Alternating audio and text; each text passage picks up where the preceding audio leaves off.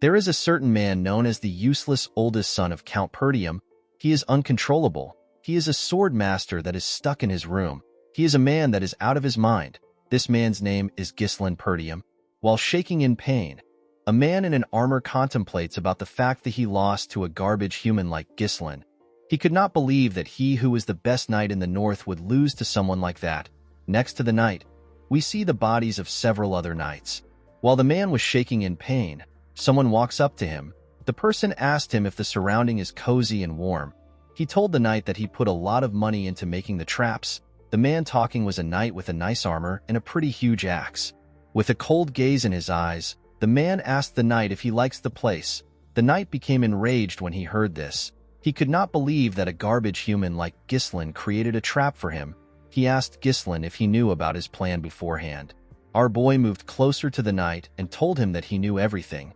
He explained to the man that he knew about how many they were, who the spies were, and who helped him with reinforcements. With a cold gaze in his eyes, Ghislain told the man that he knew it all. The knight was simply dancing in our boy's hand. The poor man could not accept this reality. He told Ghislain that he has always been a hidden ace card. The knight raised his voice and asked our boy to tell him how a useless bastard like him was able to know what was happening. Before he could finish talking, Ghislain used his leg to hit the man's face. He asked him to shut up. Our boy took off his helmet and told the man that he can continue trying to invade them. He informed the man that he is going to win the war and the next one after that. Our boy asked the knight if he knows the reason why he will win. With a smile on his face, Ghislain revealed to the man that he has all the plans. The scene shifts and we are taken back a year earlier. We are taken to a soldier's camp which is in the Luthania kingdom near Perdium estate. We see Ghislain wake up in one of the tents. Our boy was shocked to see that he is alive. He quickly placed his hand on his neck to confirm this. Ghislain was certain that he was in a different place a while ago. He remembered what happened earlier. A knight knocked his sword out of his hand. Our boy spat out some blood when the knight attacked him. When our boy fell to his knees, the knight with red hair and a golden armor said that it is now over for Ghislain, who is the mercenary king and one of the continent's 7 strongest men. With a smile on his face, the knight said that the war is over. This man is also among the continent's 7 strongest men. He is known as the noble knight Aiden. Aiden pointed his sword at Ghislain and asked him if he has any last words. Our boy told the man that he simply regrets being unable to fulfill his revenge. While breathing heavily, Ghislain told him that he hopes he dies. Aiden smiled when he heard this. He called our boy an arrogant bastard. He informed Ghislain that he never expected him to have been the oldest son of the fallen Perdium household. He reminded our boy that he left his family after his sister died. Ghislain was surprised to hear this. He asked Aiden to tell him how he knows this when he comes from a different kingdom. The noble knight asked our boy to not be surprised. He revealed to him that he knows a lot about him because he once worked his ass off to track him down. With an evil smile on his face, Aiden revealed to Ghislain that they were the ones who worked with the Delphine household to bring down his family. Our boy was shocked to hear that there were other people involved in the fall of his household other than Duke Delphine's household. Aiden moved his sword closer to Ghislain's neck. He told him that he does not need to know more since he is going to die anyway. He asked our boy to accept his fate. Ghislain was annoyed to hear this. He told the man that he will never forgive him. Aiden did not care about this. He beheaded Ghislain with a single strike. The scene shifts and we are taken back to the present. Ghislain moved closer to a barrel containing water. He wanted to see if his head was still on his neck. Our boy could not comprehend what was happening. He wondered if he was hallucinating. He noticed that he was much younger. Ghislain looked around. He wondered if he was taken captive and used as a lab rat by some mages. Our boy promised himself that he would make the arrogant bastards regret keeping him alive. While looking around, our boy saw a sword lying next to a barrel. While he was thinking, he hears someone call him young master. The person stepped into his tent and asked him to come out. He told him that he knows he is awake. This man is a soldier that belongs to the Perdium household. His name is Ricardo. Before the soldier could take another step, Ghislain appeared behind him and put a sword to his neck. The man was shocked to see this. With a serious tone in his voice, our boy informed the man that he will let him leave if he answers his questions correctly. Ricardo referred to Ghislain as young master and told him that he is crossing the line. Our boy was surprised to see how casually the man spoke. He did not expect the man to have such a weird reaction when he is being threatened. Ghislain asked the soldier to tell him what he is talking about. Ricardo pushed Ghislain back and revealed to him that he tired himself out from his tantrum earlier and fell asleep. Our boy was surprised to hear this. While touching his neck, Ricardo asked his master if he forgot everything after sleeping. He reminded Ghislain that he was throwing tantrum about how he wanted to command the group to raid the orcs. Ghislain could not comprehend what the man was saying. He asked the man to stop spouting nonsense. Ricardo picked up a bag and asked our boy to pack his stuff. He explained to him that people are waiting. With a nervous look on his face, Ghislain asked the soldier to tell him where they are going. Ricardo walked past our boy and told him that they are going to the Perdium estate. Ghislain was shocked to hear this. He quickly turned around and grabbed the man. He asked him to repeat what he said. Ghislain asked Ricardo if he is talking about the fallen Perdium estate. The scene shifts and we see our boy outside. While standing at the top of a cliff, Ghislain looked at his estate from afar. Our boy was certain that this was the Perdium estate. He did not understand why it was looking fine. He remembered that it was reduced to ashes the last time he saw it. Ricardo moved close to his master and asked him if he had a nightmare. He could not believe that Ghislain would call his household a fallen one. He told our boy that the Count will kick him out if he hears this. Our boy still wasn't convinced that everything was real. He believed that he was dreaming, pinched his cheek to confirm if he was dreaming. Seeing that he could feel pain, Ghislain realized that everything was real. Due to the fact that he had a younger face and his estate was in its original form, our boy was able to deduce that he had returned back to the past. Our boy's younger self resented his household. The immaturity born from feeling inferior led to trouble. As time passed, more people in the household avoided him. Ghislain was unable to withstand the criticism, so he ran away from home. Several years after that, our boy became a mercenary. He survived countless battles and managed to build up his skills. He eventually made a name for himself. After achieving so much, Ghislain returned to his county in order to make up for his past mistakes. Unfortunately for him, his household had already been crushed to dust by the time he returned. While looking at his family flag, Ghislain realized that everything is still here. All the people he holds dear are still here. Our boy laughed like a madman. He could not believe what had happened to him. He wanted to sing a song in joy. However, it was too early to rejoice. Ghislain remembered that Ricardo said that they came here to raid the orcs. Our boy could never forget what happened in the orc raid in his past life. This is the day that most people in the raid squad will die. In his past life, Ghislain followed the group to the raid and other to make a name for himself. At that time, the reports had said that there were only 3 orcs. Our boy believed that the fight would be easy enough for someone like him who had no experience in commanding a squad. Unfortunately for him, there were more than 20 orcs. Almost everyone died because our boy had been stubborn and wanted to command a squad. Ghislain pulled himself together. He assured himself that he could take care of the monsters since they didn't really have a strategy. The only problem our boy had was that he did not know if the soldiers would trust him because they all see him as some useless bastard. While he was thinking, Ghislain hears a loud sound. A guard post made out of wood was thrown in front of him. One of the soldiers screams and tells the others that the orcs are here. The men immediately tried to take a stance. Ghislain was shocked to see that the orcs arrived early. He was certain that this was a little more early than his past life. The orcs easily tore the soldiers apart. They overwhelmed them with their huge weapons and their bodies. A man ordered the soldiers to get into formation. The man in a blue armor asked the soldiers not to panic. He ordered them to get into a defensive formation. This man is the commander of the raid squad. His name is Skovin. Before the man could get close to an orc, it swung its sword at him. Skovin managed to block the attack with his sword. The commander realized that his squad let their guard down. He could not believe that they were ambushed when they were not prepared. He was quite shocked to see that there were more orcs than reported. While he was thinking, someone calls out to him. The person asked him to look behind him. An orc was about to crush Skovin with its weapon. Before the orc could attack the commander, someone ran to him. The person grabbed the commander's shoulder and pushed him back. The person turns out to be Ghislain. Skovin was shocked to see his young master in front of him. Before the monster's axe could touch our boy, Ghislain stabbed it in its hand and used his sword to cut off its fingers.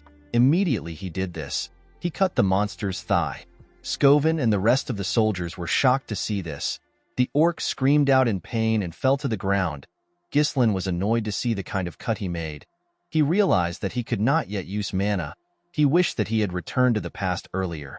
Ghislain turned to Skovin and asked him to give him something. The commander did not understand what the young master was talking about. With a confident look on his face, Ghislain asked Skovin to give him the commander's rights. Skovin could not believe that Ghislain actually asked for the right to command.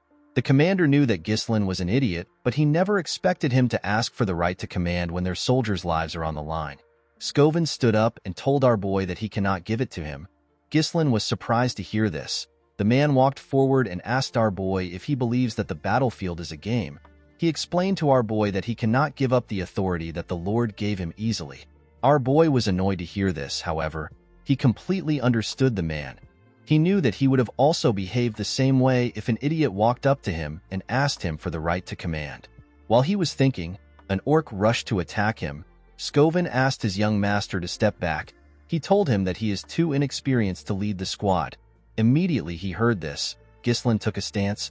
He realized that he had no choice. To our surprise, our boy threw his sword. Skovin managed to dodge the sword before it could touch him. He turned around and grabbed Ghislain. He asked him to tell him why he attacked him. The moment he said this, the commander heard something. He quickly turned around. He saw Ghislain's sword in the middle of the monster's head. The orc could not even scream out. It simply fell to the ground. Skovin was shocked to see this. He wondered about how his young master was able to hit the orc's weak spot. Our boy called out to Skovin and asked him to tell him the important thing on the battlefield. He told the commander that there is no hope in winning a battle when the troops are filled with fear. Immediately he said this. We see the soldiers trembling when some orcs scream. With a smile on his face, Ghislain told the man that they need to gain momentum. The moment he said this, our boy ran forward. He took out his sword from the orc's head. He jumped directly into the middle of the monsters. Our boy landed on one of the monsters and stabbed it on its head. The soldiers were shocked to see this. While standing on top the orc's head, Ghislain screamed at the top of his voice. He asked the other monsters to come at him. He told them that he will kill all of them. The orcs quickly turned their attention to Ghislain. Our boy cut the first two orcs in their stomach and he cut off the hand of the third orc. While looking at the heads of the orcs flying around, Skovin wondered if he was dreaming. Even though he was a mana user, it was hard for him to do anything, and yet, his skinny young master is tearing the monsters apart. The commander quickly realized that our boy was already tired. However, Ghislain was using the smallest of movements to dodge the attack, and he used his sword to strike the orcs on their weak spot. Skovin realized that Ghislain was fighting like a manaless sword master. Our boy taunted the monsters by saying that he is still not yet warmed up. While running away, Ghislain told the orcs that they are not living up to their reputation as a warrior species. Ricardo was shocked to see all the orcs charging at his master. Another soldier next to him noticed that our boy was running away despite the fact that he was talking trash. Ricardo called out to his commander. Skovin could not comprehend what Ghislain was thinking. He believed that it was a smart move for our boy to run into the orcs to get their attention. However, the commander did not understand why Ghislain would run in that direction. He was certain that the place leads to the edge of a cliff. The moment he thought of this, Skovin realized something. He understood our boy's intentions. He quickly asked his troops to raise a shield wall. He told them that they will follow our boy. When he got to the edge of the cliff, Ghislain told himself that Skovin would have understood his intention if he is a skilled commander. Our boy blocked the monster's attacks while he was waiting for Skovin. Ghislain preferred to kill all the orcs on his own. However, his awful stamina could not handle it. With a smile on his face, our boy told himself that he has done enough. Immediately he said this. The orcs heard someone coming at them from behind. When they turned around, they saw the commander and the rest of the soldiers forming a shield wall. The men held their spears tightly. Ghislain smiled when he saw this. He said that it was perfect. The moment he said this, he jumped off the cliff. Immediately our boy jumped. Skovin ordered his troops to push the orcs off the cliff.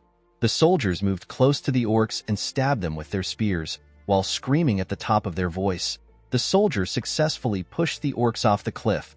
The orcs fell to the ground and covered the area in blood. The soldiers were shocked to see what they had done. They could not believe that they managed to kill all the orcs. Immediately they took care of the monsters. Skovin moved to the edge of the cliff. He called out to his young master. To the man's surprise, Ghislain had pushed his sword into the cliff and held on tightly. While breathing heavily, our boy smiled at Skovin. The commander was relieved to see Ghislain. He stretched out his hand and asked him to grab it. Unfortunately, our boy's stamina was bad. His grip slowly loosened. Before Ghislain could reach for the commander's hand, He let go of the sword and fell. Scoven and the soldiers were shocked to see this. The scene shifts and we see someone calling Ghislain. Our boy immediately recognized this voice. He called out to the girl whose name is Elena.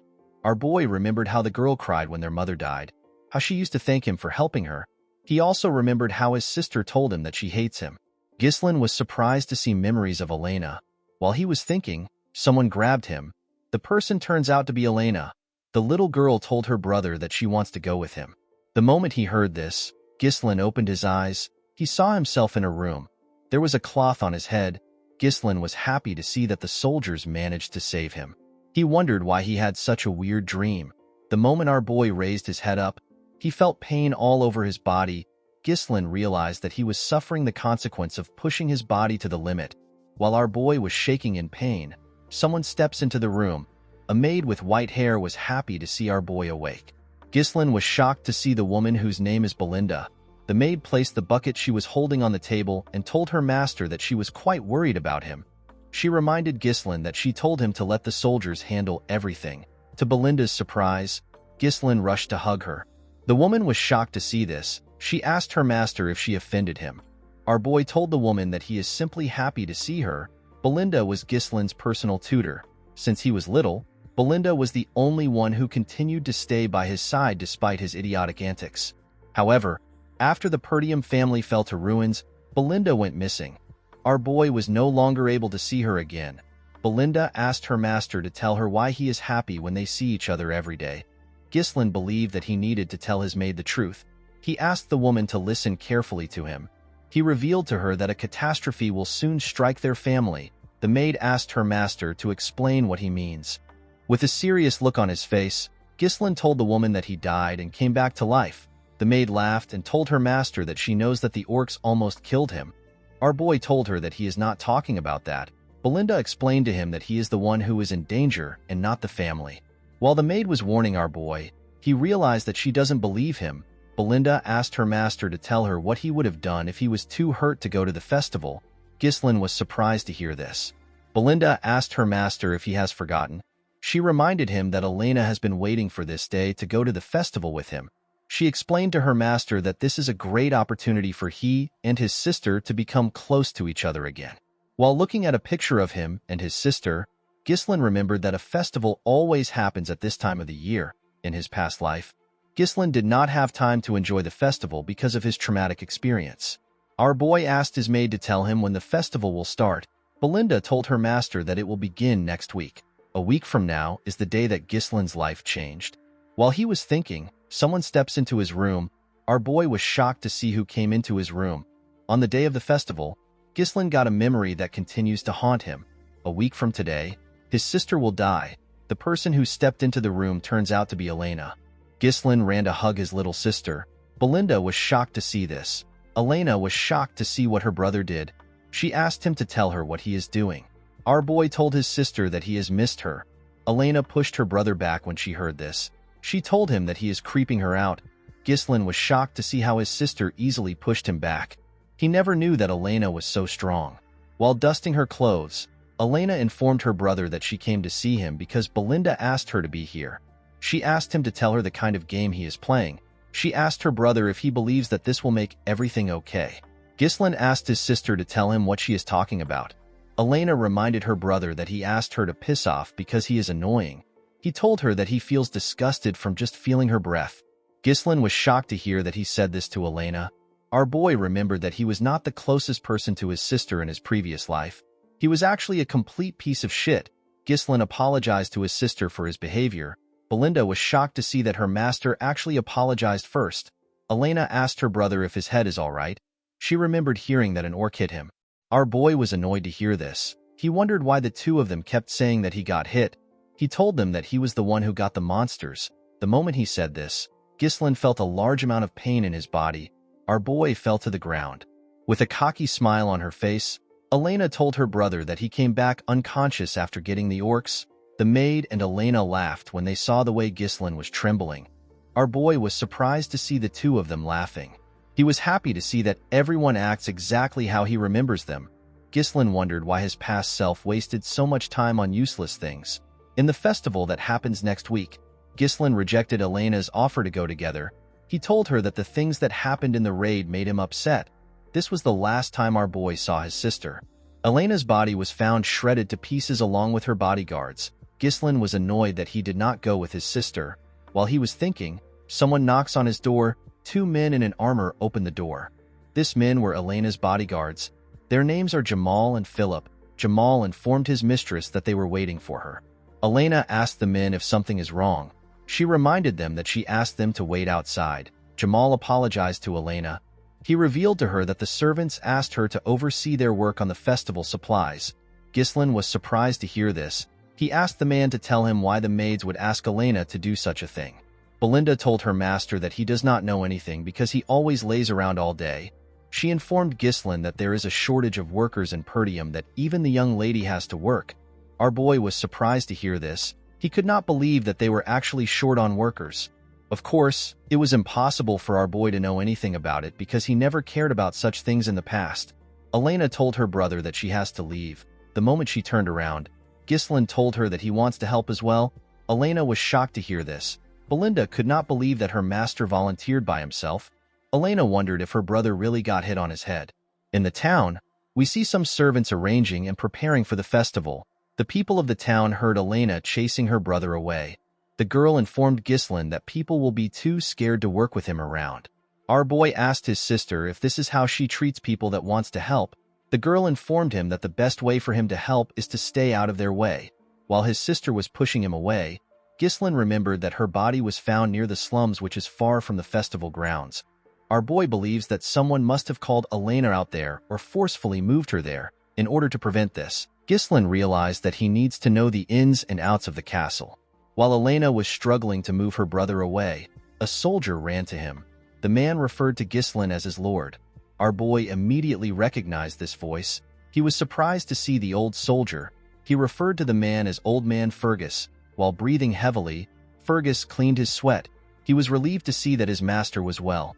The man grabbed our boy and referred to himself as a lowly servant. He told him that he ran to him immediately he heard the news about the orcs. Our boy told the man that everyone can stop talking about it now. Elena moved close to the man and commended him on his great timing. With a smile on her face, the girl explained to the man that her brother has been acting weird since he woke up. She begged Fergus to take Ghislaine to his room.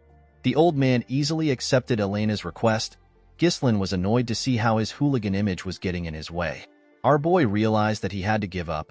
He decided to find out more about the castle the following week. Ghislaine told the old man that there is an abandoned training field in the castle. He asked him to take him there.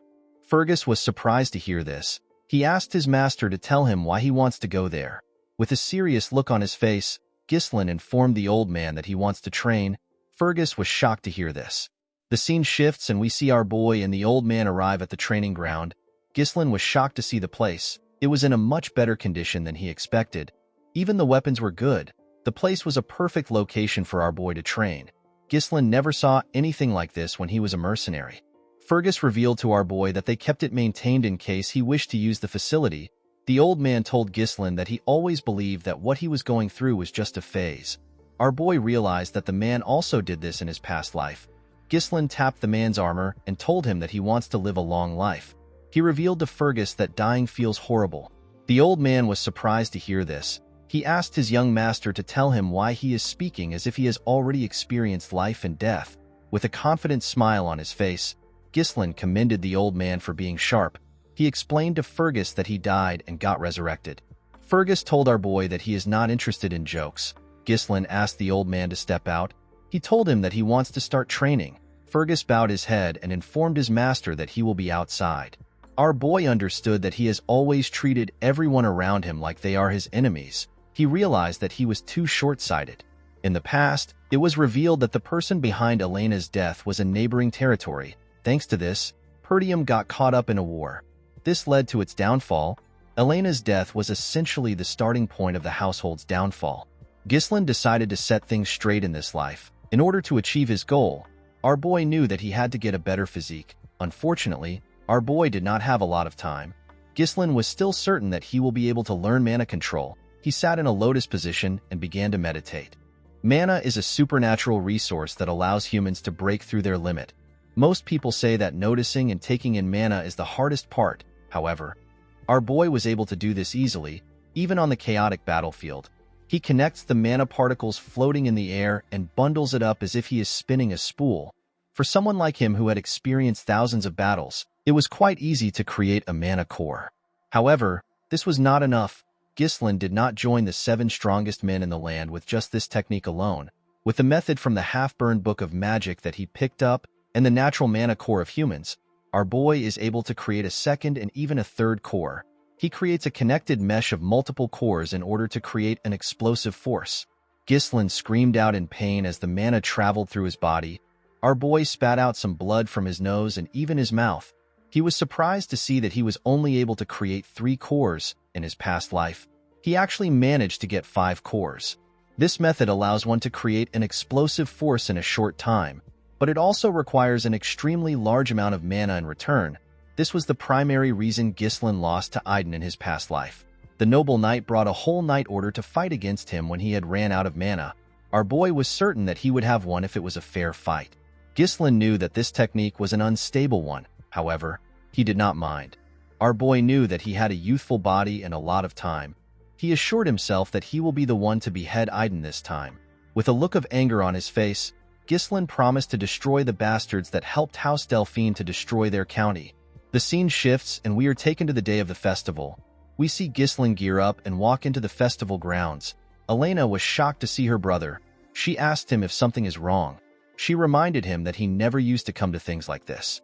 Ghislain explained to his sister that he needs to come to these things once in a while, since he is also a member of the Perdium household. Elena told her brother that he has been acting weird recently. She revealed to him that she heard that he has been training for the entire week.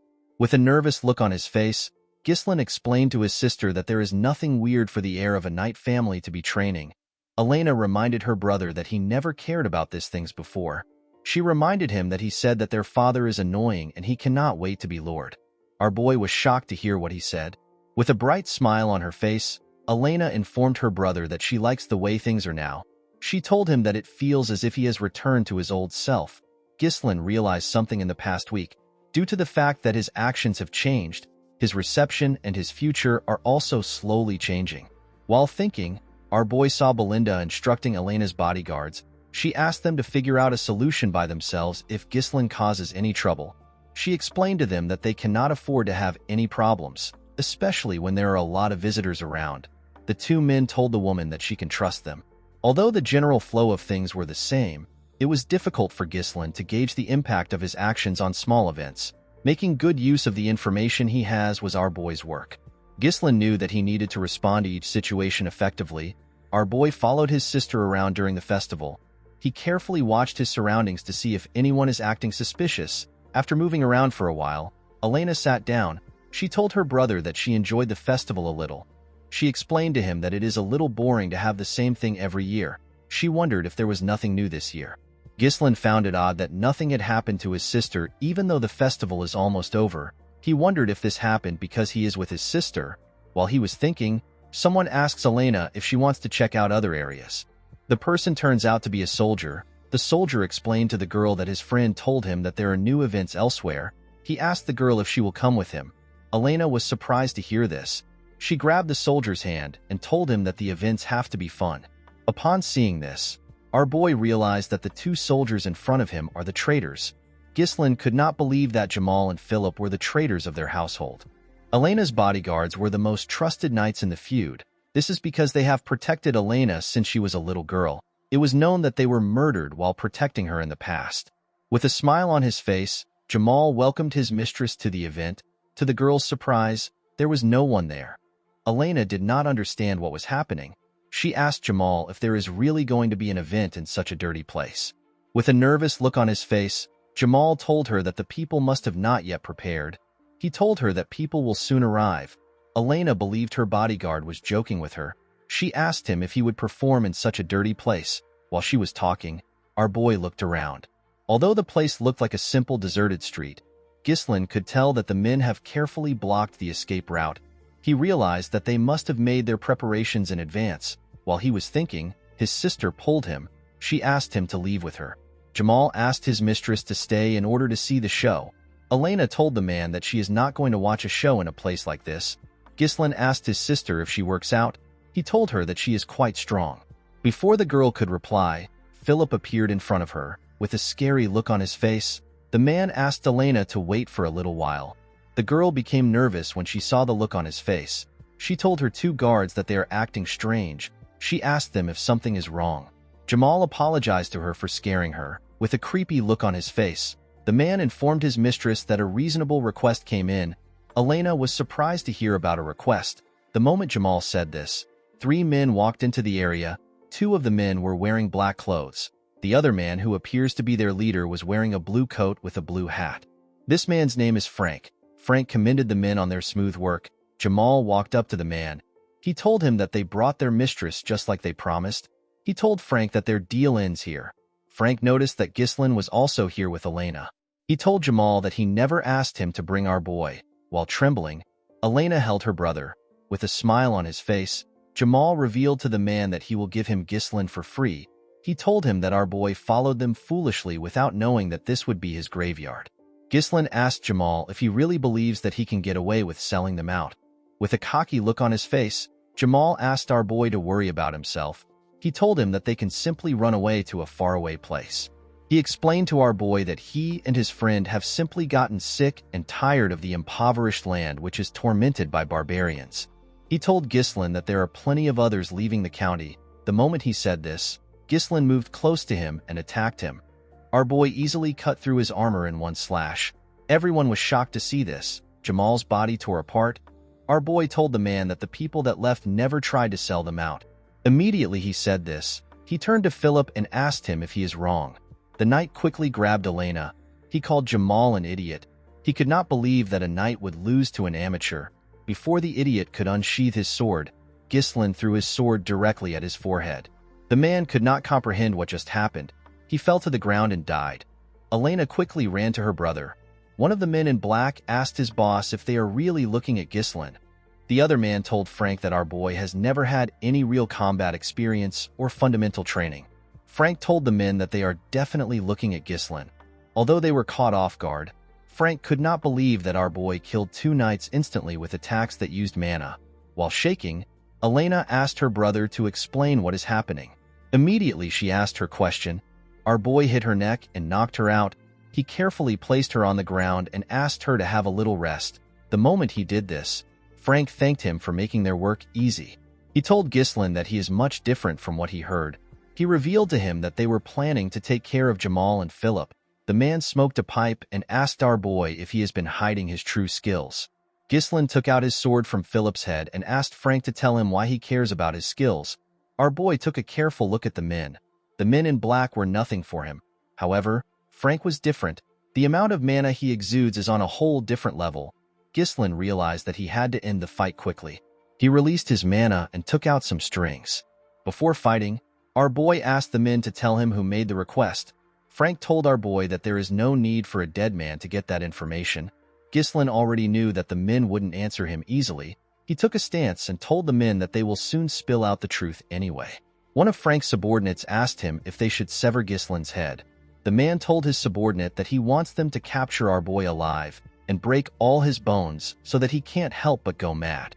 With a creepy smile on his face, Frank said that Ghislain has to be screaming in pain for the shape to come out beautifully. The moment they heard this, the 2 men rushed to attack our boy.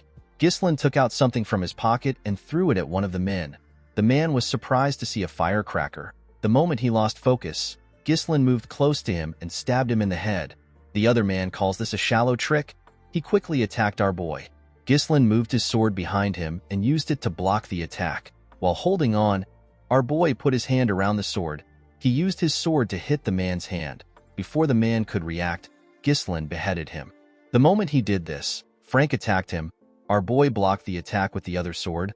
Frank was shocked to see this. He could not believe that Ghislain managed to block his attack in his position. He was certain that it was a perfect sneak attack. Ghislain quickly pushed the man's sword down and stood up. He made a clean cut on Frank's neck. The man's pipe fell to the ground. To our boy's surprise, Frank attacked him. While using mana on his neck, Frank told Ghislain that he is actually surprised. He told our boy that he would have lost his neck if he did not have enough mana. Ghislain was shocked to see that Frank survived an attack to his neck. He quickly realized that the man focused his mana around his neck to reduce the damage. Frank took a stance and told our boy that he does not know where he learned his strange swordsmanship. With a creepy smile on his face, the man promised Ghislain that he will die here. Frank pushed our boy back and told him that he cannot defeat him with his feeble mana. He assured Ghislain that he will die here. To the man's surprise, Ghislain smiled when he heard this. Frank did not understand why our boy was smiling. Ghislain pushed the man's sword away and made him lose composure. Immediately he did this. He used his leg to give Frank a kick on the face. Frank quickly stepped back after he received the attack. With a smug look on his face, Frank reminded our boy that his attacks won't work with his tiny mana. The moment he said this, Frank spat out some blood. He fell to the ground and began to cough heavily. The man could not comprehend what was happening. He realized that Ghislain's attack was much powerful than before. He was certain that it is impossible for Ghislain to pierce through his enhancement with his skill level. Our boy slowly walked up to the man. He revealed to him that he never expected anyone to be the true culprit of his sister's death. With a scary look on his face, he unleashed his third core and asked Frank to prepare himself. The man was shocked to see this. He could not believe that our boy's mana suddenly increased. Before he could think about it, he saw Ghislain in front of him. He was shocked to see how fast our boy had become. Ghislain attacked the assassin more fiercely. However, Frank was able to block the attacks, but the attacks were quite heavy. Ghislain did not hold back. Frank could not comprehend what was happening. His hands were turning numb just from blocking our boy's attacks. While looking at his almost ruined sword, the man reminded himself that there is usually a limited effect when someone draws a lot of mana. However, this was different for Ghislain. Frank had never heard of a method that increases mana so explosively. It was as if our boy had become a different person. While Frank was trying to regain his stance, Ghislain used his sword to crush the man's weapon. Immediately he did this. He landed a heavy strike on the man's body. He grit his teeth and pushed his sword into Frank's body. The assassin screamed out in pain. Before he could continue screaming, Ghislain placed his hand on his throat and pushed him to the wall. While holding onto his sword, our boy told the man that they need to continue their conversation from earlier. He asked Frank to tell him who requested for the assassination. The man did not care about responding to Ghislain. He took out a small blade and told himself that he will not go down so easily. He decided to take Elena along with him. Before the man could throw his blade, some strings grabbed his hand. Our boy was the one who took out the strings. He asked the man to make a deal with him. With a cold gaze in his eyes, Ghislain asked the man to not make any stupid moves. He told him that he will return his sword into its sheath. Frank was shocked to see that the threads were created with mana. He did not know when our boy had the time to create such a thing. Ghislain pushed his sword deeper into the man's body. He told him that someone on his level should be able to patch up this injury. With a horrifying tone in his voice, our boy told Frank that his level won't matter when his mana core is destroyed. The assassin was shocked to hear this. When he looked down, he saw our boy's sword glowing. He immediately began to scream. He could feel his mana scattering. Frank yelled at Ghislain and asked him if he has lost his mind. He told him that the backflow could cause an explosion and blow the whole area away. He asked Ghislain if he is planning to self-destruct. With a terrifying look in his eyes, our boy told the man that only those who are unskilled make such a mistake. He assured him that he can manage himself. Frank was shocked to see the look on Ghislain's face. He realized that our boy was not bluffing. He became certain that he is going to die. While screaming at the top of his voice, Frank revealed to our boy that he was sent by Count Desmond. According to the man, the Count needed a reason to start a war against the Perdium and the Degard families. Our boy was surprised to hear that it was the Count in Ghislain's previous life. This kind of work was left for the families that allied with the Duke's family. Our boy was annoyed to see that Duke Delphine orchestrated the whole thing without being involved. Ghislain asked Frank if this is the reason why he wanted to kill his sister. The man told our boy that he is correct. Immediately he answered. Our boy pushed his sword through his body. Frank spat out some blood and reminded Ghislain that he promised to put his sword away. Our boy smiled when he heard this. He asked the man to tell him why he is scared when he has also killed many people. Frank began to laugh when he heard this. Our boy was surprised to see this. The man moved close to Ghislain and revealed to him that nothing will change even if he dies. He told our boy that he has already finished the work of the Degard family. He asked our boy if people will listen to a punk like him. He assured him that Perdium will perish in war. The moment he said this, Ghislain grabbed his head and pushed it to the wall. With a smile on his face, our boy told the man that he was reborn after dying. He assured him that things will be different this time around. Immediately he said this, his sword began to shine brighter. Frank raised his head up and screamed out. The man shot out his energy through his mouth. It blew up when it got to the sky. It looked like a firework. The moment he did this, he fell to the ground and died. While breathing heavily, our boy looked around. He saw the corpses on the ground. He stared at his sister's unconscious body. After confirming that there was no one next to him, Ghislain threw his sword to the ground. He took a deep breath and fell to the ground. He began to cough out blood. While cleaning his blood from his mouth, our boy said that it was very easy for him to explode 3 cores when he was the Mercenary King. He pushed himself up and told himself that he will not fall here. Our boy rushed to a building and kicked the door open. He found 2 bodies inside the building. In Ghislain's previous life, there was another body that was found in this place besides Elena. Due to what Frank said earlier, our boy realized that the body in front of him belonged son of the Degard family. The boy was killed along with his escort knight. The 2 men were silenced and framed as Elena's killers. Our boy moved their bodies. He was certain that a war would take place if these bodies are revealed. Ghislain took out a firecracker. He decided to erase the evidence. After setting the building on fire, our boy carried his sister and slowly walked away. He assured himself that he will never let things go as planned for his enemies. As Ghislain walked forward, we see someone watching him from a tree. The person disappeared after staring at our boy for a while. The scene shifts, and we see the man reporting to his superiors who sat on a round table. The man revealed to them that the assassination was a failure. The people on the round table were shocked to hear this. They could not believe that Frank and the other 2 knights failed the mission. They asked the man if they let their guard down because they believed that the work would be easy. With a nervous look on his face, the man told them that they failed because of Ghislain. The men were shocked to hear this. They could not believe that the useless bastard of the north actually did something. One of the men on the table reminded the spy that Ghislain is actually a useless piece of shit. He asked the man to stop using our boy as an excuse. The spy revealed to the man that Ghislain is completely different from the information and rumors they have about him, while remembering how our boy dealt with their men. The spy told his superiors that Ghislain was basically a completely different person. The man revealed to his superiors that they have already taken care of the Degard family. He assured them that it will not be difficult to start a territorial war.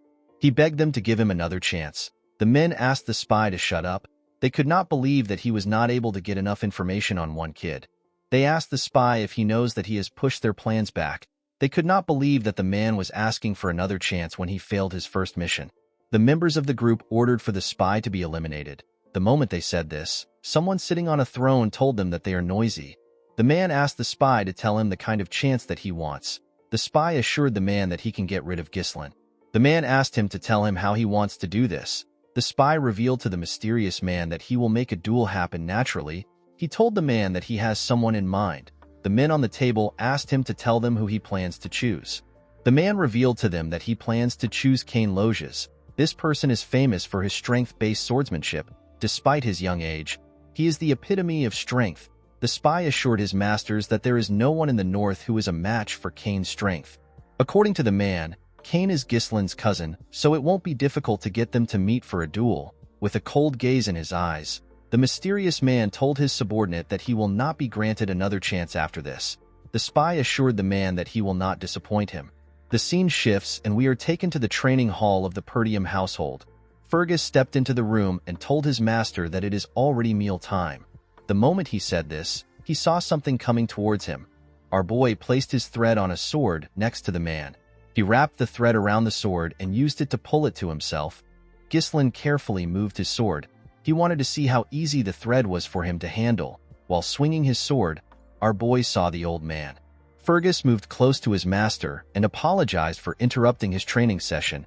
He asked his master to tell him how he was able to drag the sword. Ghislain showed the man the thread. He told his knight that the technique is known as mana thread.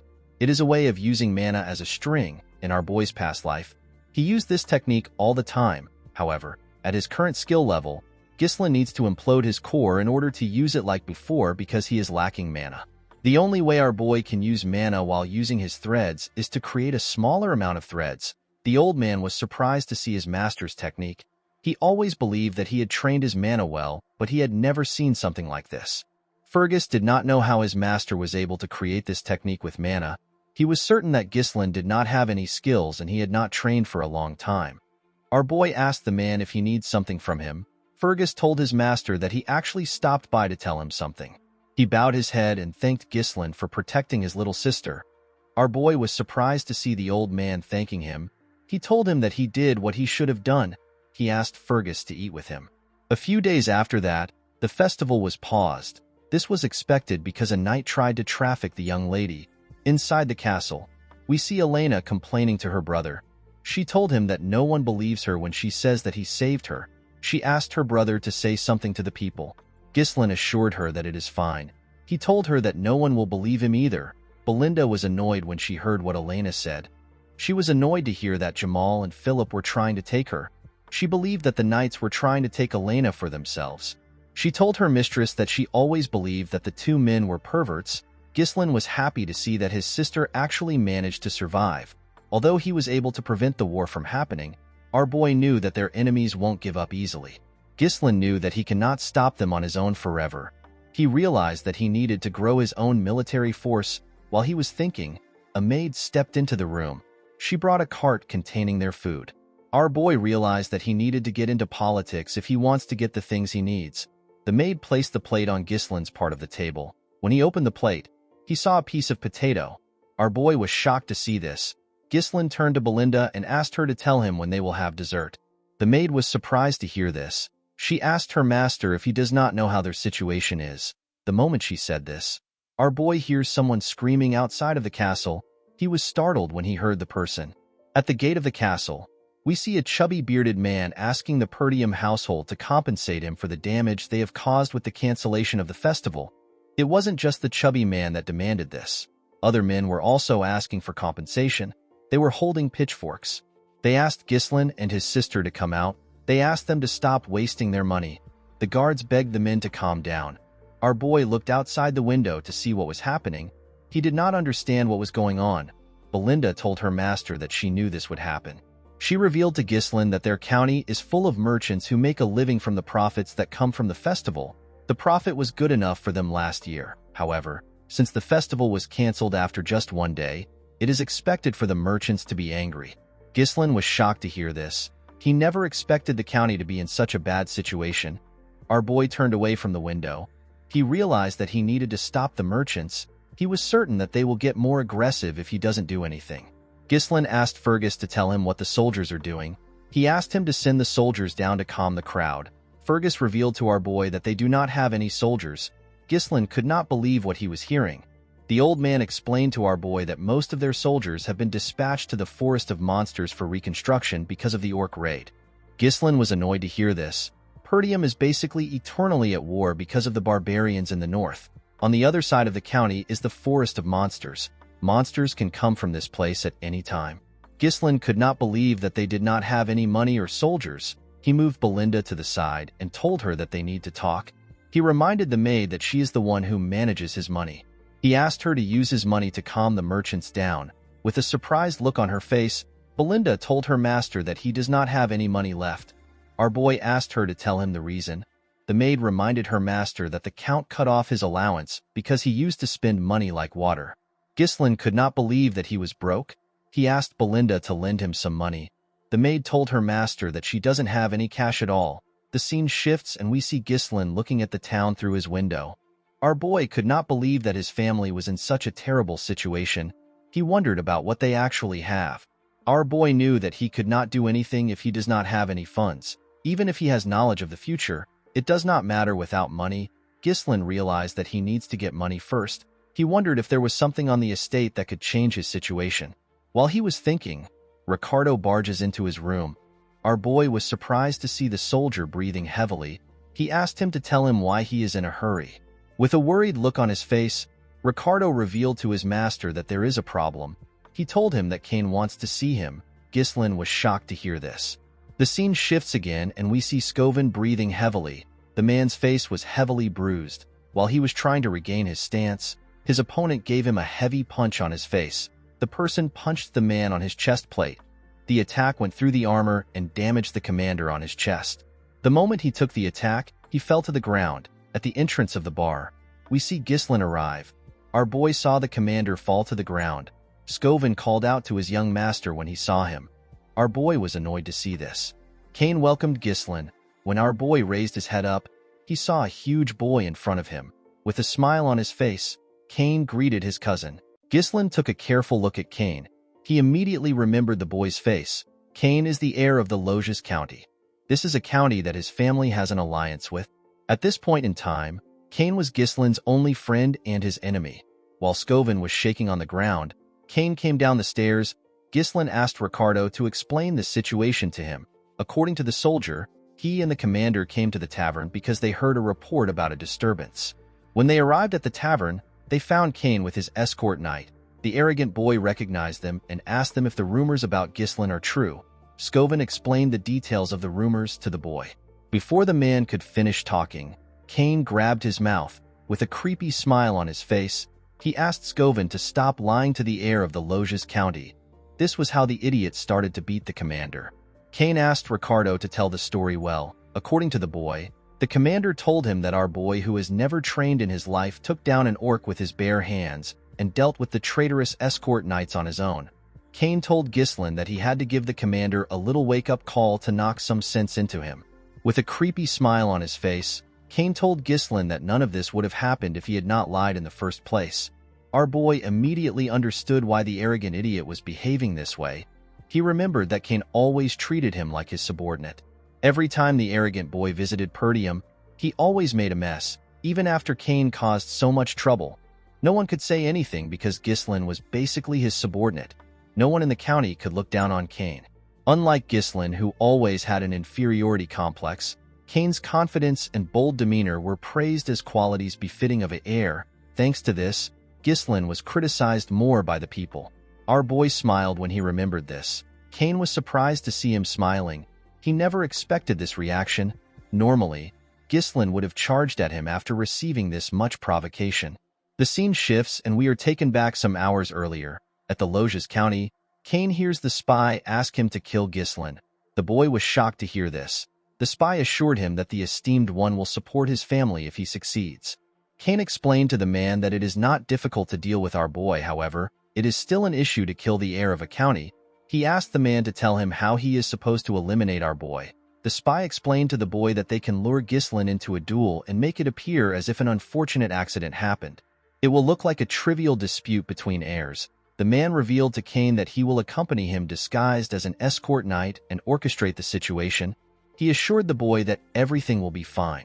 With a smile on his face, the spy told Cain that this is a very rare opportunity even for him. Cain could not believe that he has the chance to kill his own cousin. With a smile on his face, the boy told the man that they need to leave immediately. Presently, Cain wondered if the mysterious organization wants to get rid of Ghislain because something about him has changed. The boy smiled when he thought of this. He asked our boy to tell him what he is doing. He sat on the stairs and asked Ghislain to tell him why he is simply standing. He asked our boy to bring the thing that he has prepared for him. Ghislain asked the boy to tell him what he is talking about.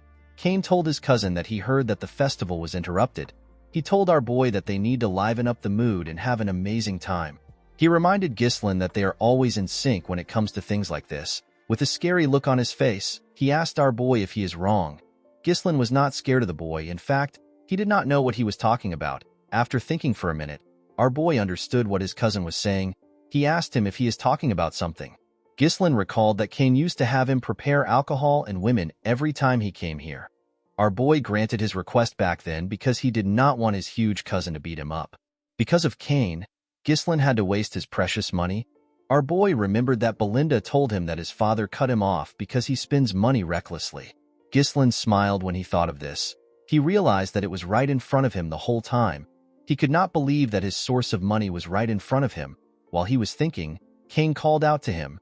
Ghislain quickly snapped back to reality.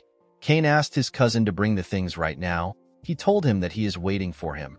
Our boy assured the idiot that he will bring it soon. With a scary look on his face, Ghislain told Cain that he has a debt to repay to him first. The spy was shocked to see the look in our boy's eyes. Cain asked Ghislain to explain what he is talking about. With a smile on his face, Gislin explained to his cousin that he has been taking care of everything he asked him to prepare with his own money. He asked Kane to pay him back now. He told the boy that he will settle for 1,000 gold. Kane was shocked to hear this. He told our boy that everything does not even cost 100 gold. He explained to Gislin that he has been spending his own money to thank him for being his friend. He referred to the money as a friendship fee. Gislin asked his cousin if he is stupid. He told him that he has always been his doormat. With a smile on his face, our boy asked his cousin to pay him back before he beats the shit out of him. He told him that he needs a lot of money right now. Everyone in the tavern was shocked to see how Gislin was speaking. Kane let out a sigh and stood up. He asked our boy if he is acting bold because he has been going easy on him. He asked Gislin if he really believes that he has gotten stronger simply because he spread a false rumor that he won against a knight. Kane called our boy a parasite that is leeching off the land. He explained to him that everyone in the north calls him a scoundrel because all he does is spout empty nonsense. Immediately he said this, he clenched his fist and asked Gislin to get himself together. Immediately he said this, he attacked our boy. Gislin easily dodged the attack by moving to the side. Kane was surprised to see this. Ricardo and the spy were also surprised. Kane quickly swung his hand at our boy's head. Gislin dodged the attack and went low. He punched the idiot in his ribs. Kane was shocked to feel the pain of the attack. Gislin stretched out his hand and tried to punch the boy in his head. Kane managed to block the attack with his hand. He smiled when he blocked the attack. Our boy was surprised to see this. Kane fell on his knees and screamed out in pain. The spy quickly rushed to the boy's side. He asked Kane if he is all right. Gislin asked the boy to stop whining. He told him that he knows he blocked the attack. The spy asked Gislin to stand back. He asked him to stay away from Kane. Everyone at the tavern was shocked to see this. They could not believe that our boy actually took down Kane. Gislin smiled when he saw this. He immediately understood Kane's intentions. Kane whispered to the spy if his acting was okay. With a smile on his face, the man told him that his acting was perfect. He told him that he has set the stage perfectly to make it appear that the fault lies with Gislin. He assured Kane that he now has enough justification to duel our boy. The idiot placed his hand into his pocket. He was certain that he had to get the backing of the esteemed one. He decided to leave a lasting impression. Kane took out a blue glove. He could not believe that he was given the opportunity to cut off Perdium, which is a falling power. He raised the glove up and told Gislin that he has tarnished the dignity of nobility with lies. He said that our boy attacked him simply for trying to verify the truth. Before Kane could finish his words, Gislin threw his glove at him. He challenged his cousin to a duel. Kane was shocked to see this. Our boy told the idiot that he insulted an heir like him in front of his people and assaulted his knight. He told him that he has tarnished the dignity of nobility. With a smile on his face, Gislin asked his cousin if he plans to deny the allegations. Kane smiled when he heard this. He always believed that our boy was stupid, but he never expected him to be stupid enough to dig his own grave. He took out his sword and told Gislin that he will accept the duel. He pointed his sword at our boy and asked him to not regret it even if he dies. Our boy smiled when he heard this. He called out to Ricardo. The soldier immediately answered him. Gislin ordered Ricardo to bring all the merchants who were protesting in front of the castle. The soldier was shocked to hear this. With a crazy smile on his face, Gislin asked Ricardo to tell the merchants that he will help them make a lot of money.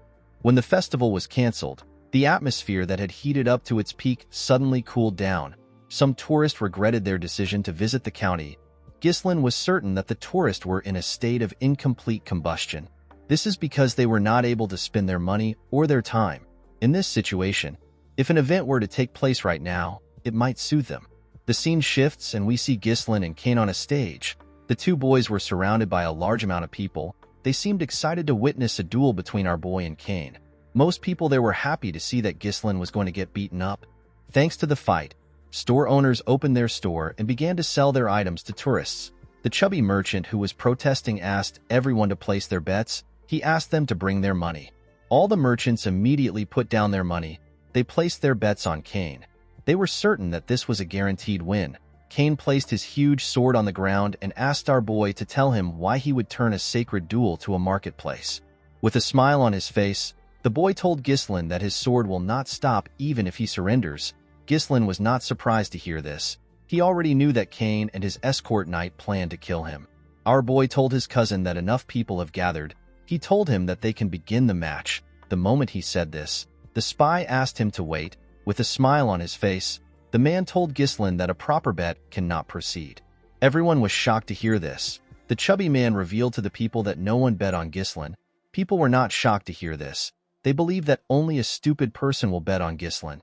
They all believed that the results were too obvious. Cain laughed when he heard this. He told our boy that even his own people don't trust him. The chubby man asked the spy if they should change the content of the bet. He told him that they should bet on how long Ghislaine can last against Cain. The moment he said this, someone dropped a bag of gold on the table. The person turns out to be the commander. He was being supported by Ricardo. The man told the merchant that he wants to bet on our boy. Ghislaine smiled when he saw this. Another person dropped a huge bag of gold on Scovin's bag. The person turns out to be Elena. The girl told the man that she wants to bet on her big brother. Ghislaine and everyone there was shocked to see this. The girl asked the merchant if the money is enough. After carefully counting it, the man told her that it is enough. Belinda reminded Elena that she advised her not to do this. Cain told them that they made him wait for no reason. The referee asked the boys to get ready. Ghislaine reminded Cain that he is older than him. He told him that it will look a little strange if he makes the first move. The boy was shocked to hear this. Ghislaine took out his sword. He asked Cain to come at him. Cain did not understand what our boy was thinking. He went down and told Ghislaine that it is a little late for him to act like an older brother. The moment he said this, they were asked to start the fight. Immediately he heard this. Cain jumped up and rushed to attack our boy. He used his momentum to hit Ghislaine with his heavy sword. Our boy managed to block the attack. He was surprised to feel the weight of the sword. With a smile on his face, Cain told him that he has already stooped too low to act like an older brother.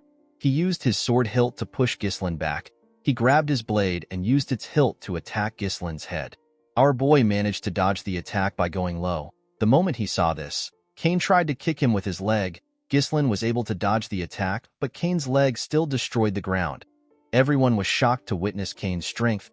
They could not believe that he did not even give our boy the chance to attack. With a cocky look on his face, the idiot smiled at our boy. Ghislaine never expected him to be so proud. Belinda began to panic after she saw Cain's strength. She grabbed Elena and told her that they need to stop the fight. The spy smiled when he heard this. He knew that it was already too late. No matter who the opponent is, they are trapped the moment they decide to cross swords with Cain. The opponent is overwhelmed by his immense strength, and they will become consumed by the thought that there is no chance to counterattack.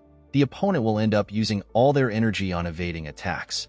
In the end, the exhausted opponent will leave an opening after dodging for a while, and they will meet their end. Cain has always won this way. The idiot began to attack Ghislaine more aggressively. Our boy managed to dodge the attacks. Cain smiled when he saw this. He told our boy that he is still as slippery as ever. He noticed that Ghislaine's skills have actually improved since the last time they met. He stopped attacking with his blade and turned it around. He grabbed the blade with his bare hands and swung his sword hilt at our boy. He told our boy that he has always been good at running since they were little. Ghislaine managed to use his sword to block the attack. To his surprise, Cain used the hilt to grab him and toss him up.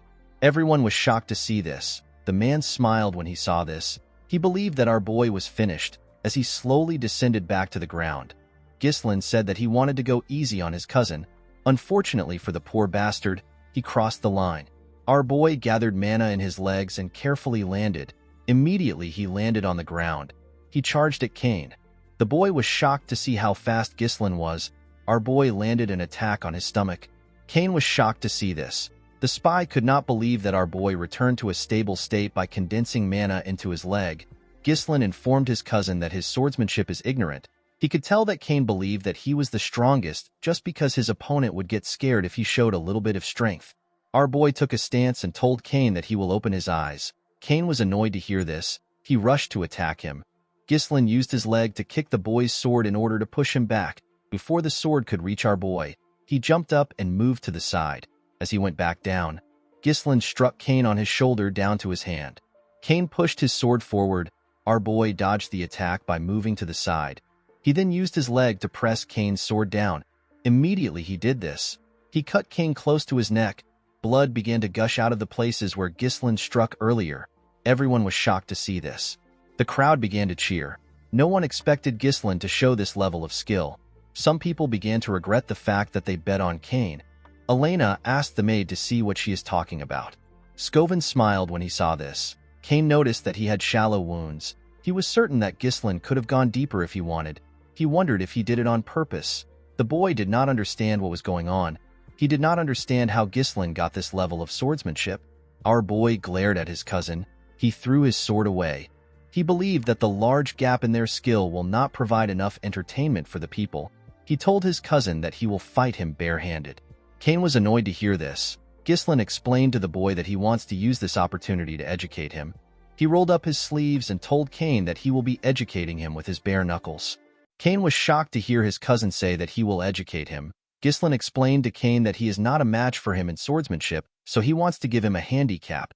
He told the boy that it is better for them to have a barehanded fight which he excels in. With a serious look on his face, Ghislain told his cousin that he will now add 2,000 gold, which is twice the original bet. He told Cain that he bet that he will win. Everyone was shocked to hear this. They could not believe that our boy added 2,000 gold to the initial bet. The spy was more shocked than everyone else. He could not believe that Ghislain actually dared to challenge Cain to a barehanded fight. The man was happy to see that our boy's insanity finally helped him. He believed that fortune was still on his side. Before the fight began, the chubby merchant asked everyone to place their additional bets. He told them that the event is now a barehanded fight between Ghislain and Cain. Some people believed that our boy was stupid for challenging Cain to a fight that involved sheer force. They decided to bet on Cain. Others believed that our boy knew what he was doing. They decided to bet on him. Cain could not believe that his cousin wanted to fight him with his bare hands. He asked Ghislain to do what he wants. He grabbed his weapon and threw away his coat. He raised his weapon up and told his cousin that he will use his sword. The moment he said this, he rushed to attack our boy. Belinda was annoyed to see this. She asked her master to pick up his sword and defeat the bastard. Immediately she said this. Cain swung his sword at his cousin with the intention of killing him. Ghislain smiled when he saw this. He realized that he needed to knock some sense into his cousin. The moment he thought of this, he went down to dodge Cain's attack. Cain tried to move his sword closer to cut our boy. Ghislain quickly moved to the boy's side. Our boy punched Cain in his lap. Before Cain could react, Ghislain gave him a heavy punch on his jaw. This attack made the boy lose his balance. He quickly fell to the ground. Cain could not comprehend what was happening. He did not know how a loser like our boy was able to display such movements. Everyone began to scream when they saw how their young master fought. They slowly understood that Ghislain might actually win. With a cold look on his face, Ghislain asked his cousin to get up. He told him that he has not even gotten started. Cain was annoyed to hear this. He raised his sword and rushed to attack our boy. He swung his huge sword at our boy when he got close to him. Ghislain easily dodged his attacks. Our boy grabbed his cousin's arms. He twisted it and locked Cain down. Before Cain could do anything, Ghislain used his knee to give him a blow in his rib. The poor boy spat out some blood. Cain could not accept what was happening. Ghislain could not even look him straight in the eyes until now. Our boy used to bow down on his own when he saw Cain. The boy could not understand what was happening.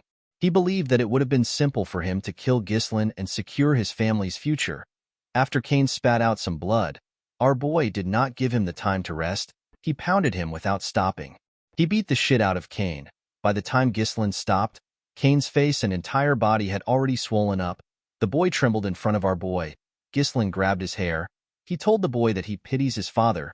He explained to his cousin that his father helped Perdium until he was on the verge of demise simply because he was friends with our boy's father. Unfortunately, his son had a different idea in his mind.